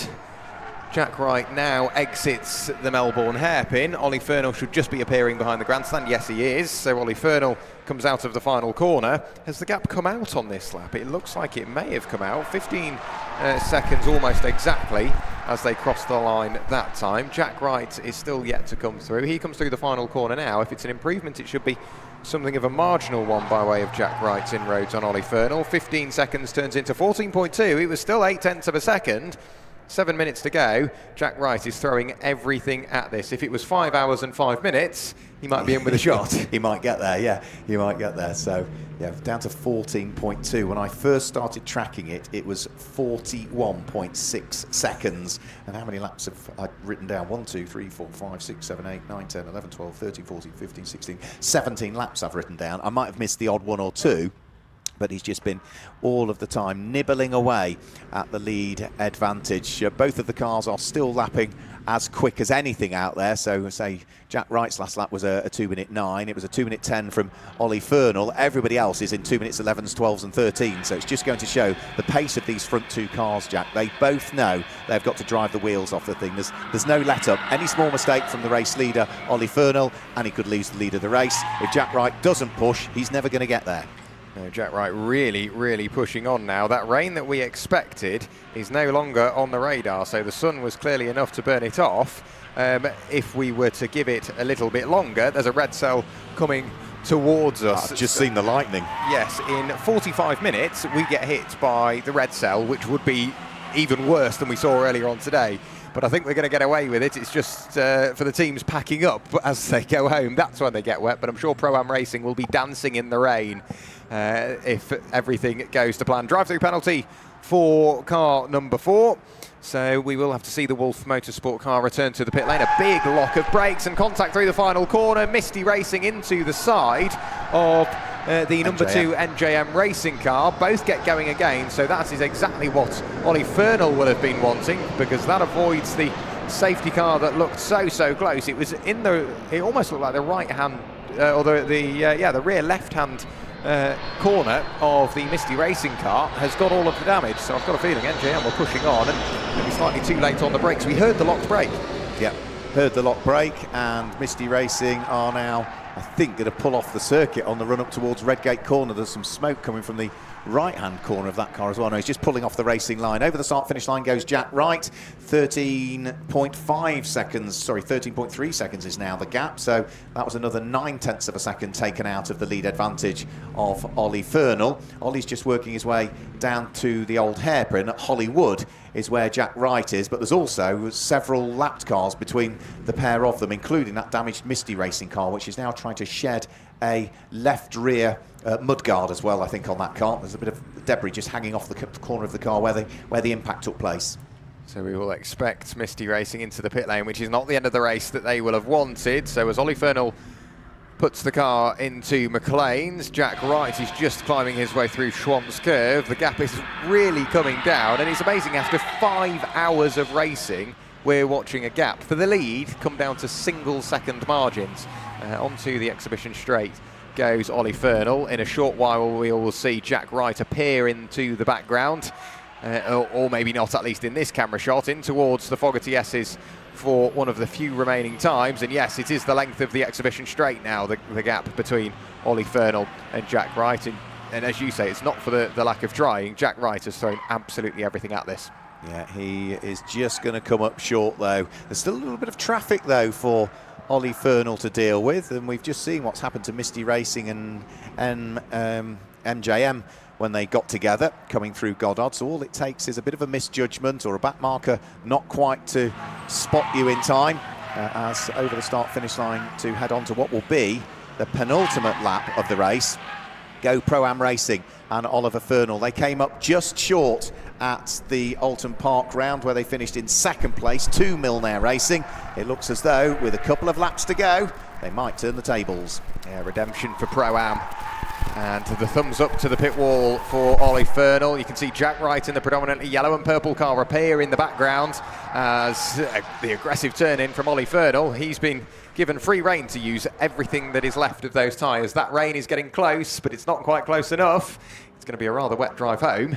But for Ollie Fernell, he's hoping for a rather dry drive to the checkered flag. 2.5 minutes remaining. We're going to be going on to the final lap of the race next time by. The gap is 13 seconds.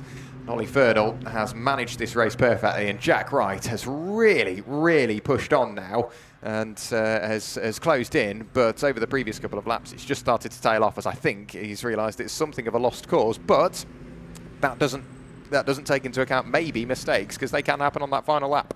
Yep, they certainly can. And for Pro-Am Racing, there hasn't really been a chink in the armour, has there? They have just always been there or thereabouts. Yes, there's been a bit of ebb and flow in the race, but that's always subject to pit stops and where you are, and of course the roll of the dice regarding safety cars. But it does look as though Pro-Am Racing are on course for the win. It looks as though Milner Racing are on course for second place, and Boston Racing, at the moment, looking very secure, aren't they, in third place, because they've got a 14-second gap between themselves and the chasing car that's just going to finish short of the podium, car number 333, which is Kahuna's Racing. So on towards the Melbourne Loop for the penultimate time goes the race leader. I'm going to make my way down to the podium. On the brakes, in towards the Melbourne hairpin goes Ollie Fernell. He now approaches a clutch of traffic. So long as he's quick through there, we should be running to the line for Ollie Fernell, and as he deals with some of the traffic, we will be able to see him through the final lap of Donington Park GP.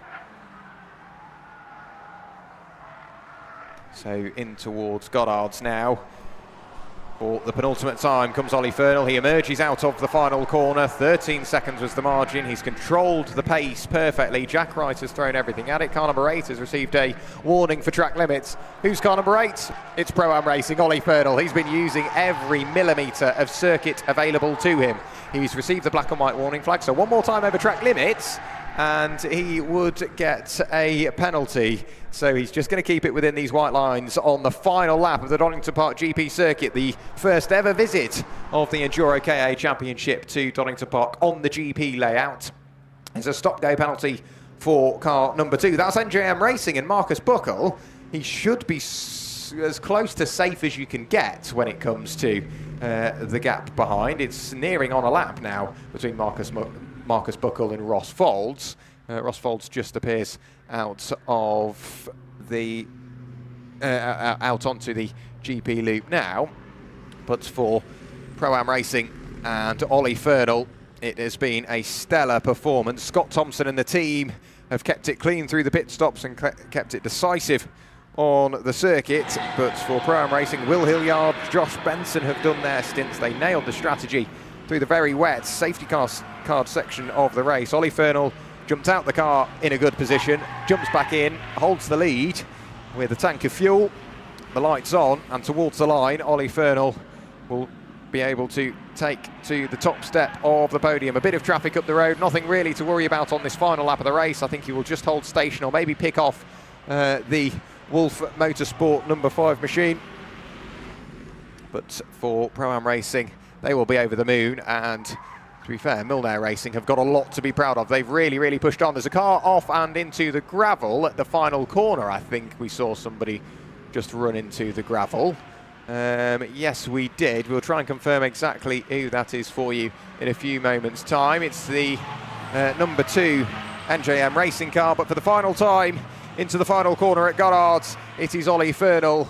He did manage to pick his way through one piece of traffic, but to the line now after 5 hours of racing. Pro-Am Racing and Ollie Fernell win here at Donington Park. A brilliant race for Pro-Am Racing and Ollie Fernell, and a brilliant win out of the final corner. Now comes Jack Wright. Milnair Racing will take to the second step of the podium. Limping to the line is the number 5 machine, which I think has ran out of gear.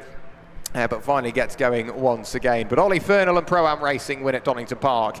Jack Wright and Milnair Racing will finish in second place. And then we await the arrival of the Treble 8 Boston racing car in the hands of Eduardo Correa. The Misty racing machine continued all the way to the line, managed the damage till the very end, go through to take the checkered flag. We have had Marcus Buckle go through and finish in what is 8th place. I think maybe with a penalty to be applied, as they weren't awarded the opportunity to serve their drive-through penalty. Eduardo Correa is where we look over our right shoulder and await his arrival. I think he's just coming along the exhibition straight now for the final time to come through and pick up what will be 3rd place. But Pro-Am Racing have got a lot to be proud of. Eduardo Correa in towards the Fogarty S's and then on to the Melbourne Loop and in towards the Melbourne hairpin. Keeping an eye on that rain, it has got very close indeed. I think even the podium celebrations are at risk of getting slightly damp.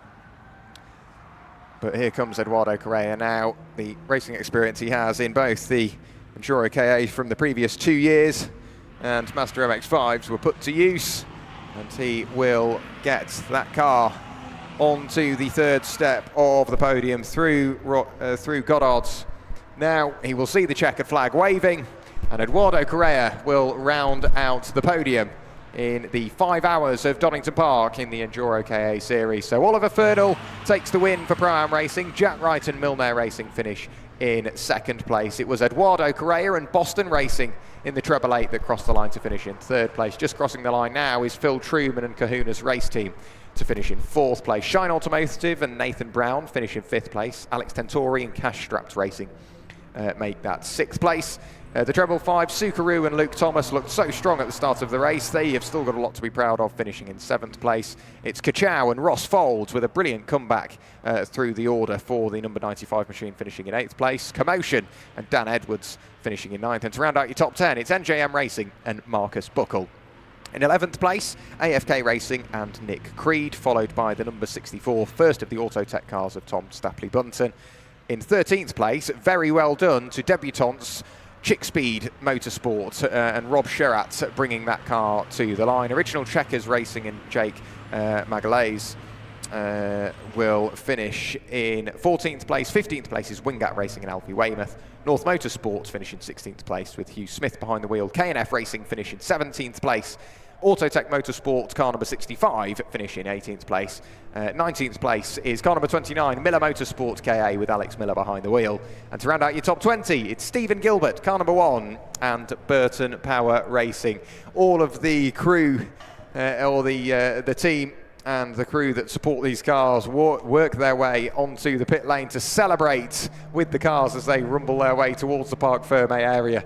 And Mark Werrell, I will jump at this opportunity to say a massive thank you to those that have stayed at the circuit till the very end of the day, and those that are watching along on the stream. It has been an absolute pleasure from myself, Jack Werrell, up in the commentary box, and it shows after 5 hours of racing you could only separate the leaders by 9.8 seconds come the line. It got very close indeed, but a massive well done to all those drivers and teams that completed the 5 hours. I think actually all 32 that started, Mark, came through to see the checkered flag. I think they did. Yeah, some might be several laps adrift, but yeah, it's good to see that all 32 cars that started did finish. I'm going to be doing the podiums down here. We'll interview the drivers quickly, but we will be throwing back to you, Jack, for you to sign off. It's the information that I've just received, so don't disappear. So, Pro-Am racing come to a halt. Jack Wright is out of the car and is straight away going over to shake the hands of Ollie Furnell, who had to drive the wheels off the car to try and prevent the gap closing too much. So these are the first two cars into the Parc Ferme area, and then we'll wait the arrival of the third place car, which will be the number 888 car of Boston Racing. That will be a little bit later to join us here. So they're parking up in front of the number 1, the number 2 and the number 3. Jack Wright is just taking off his crash helmet.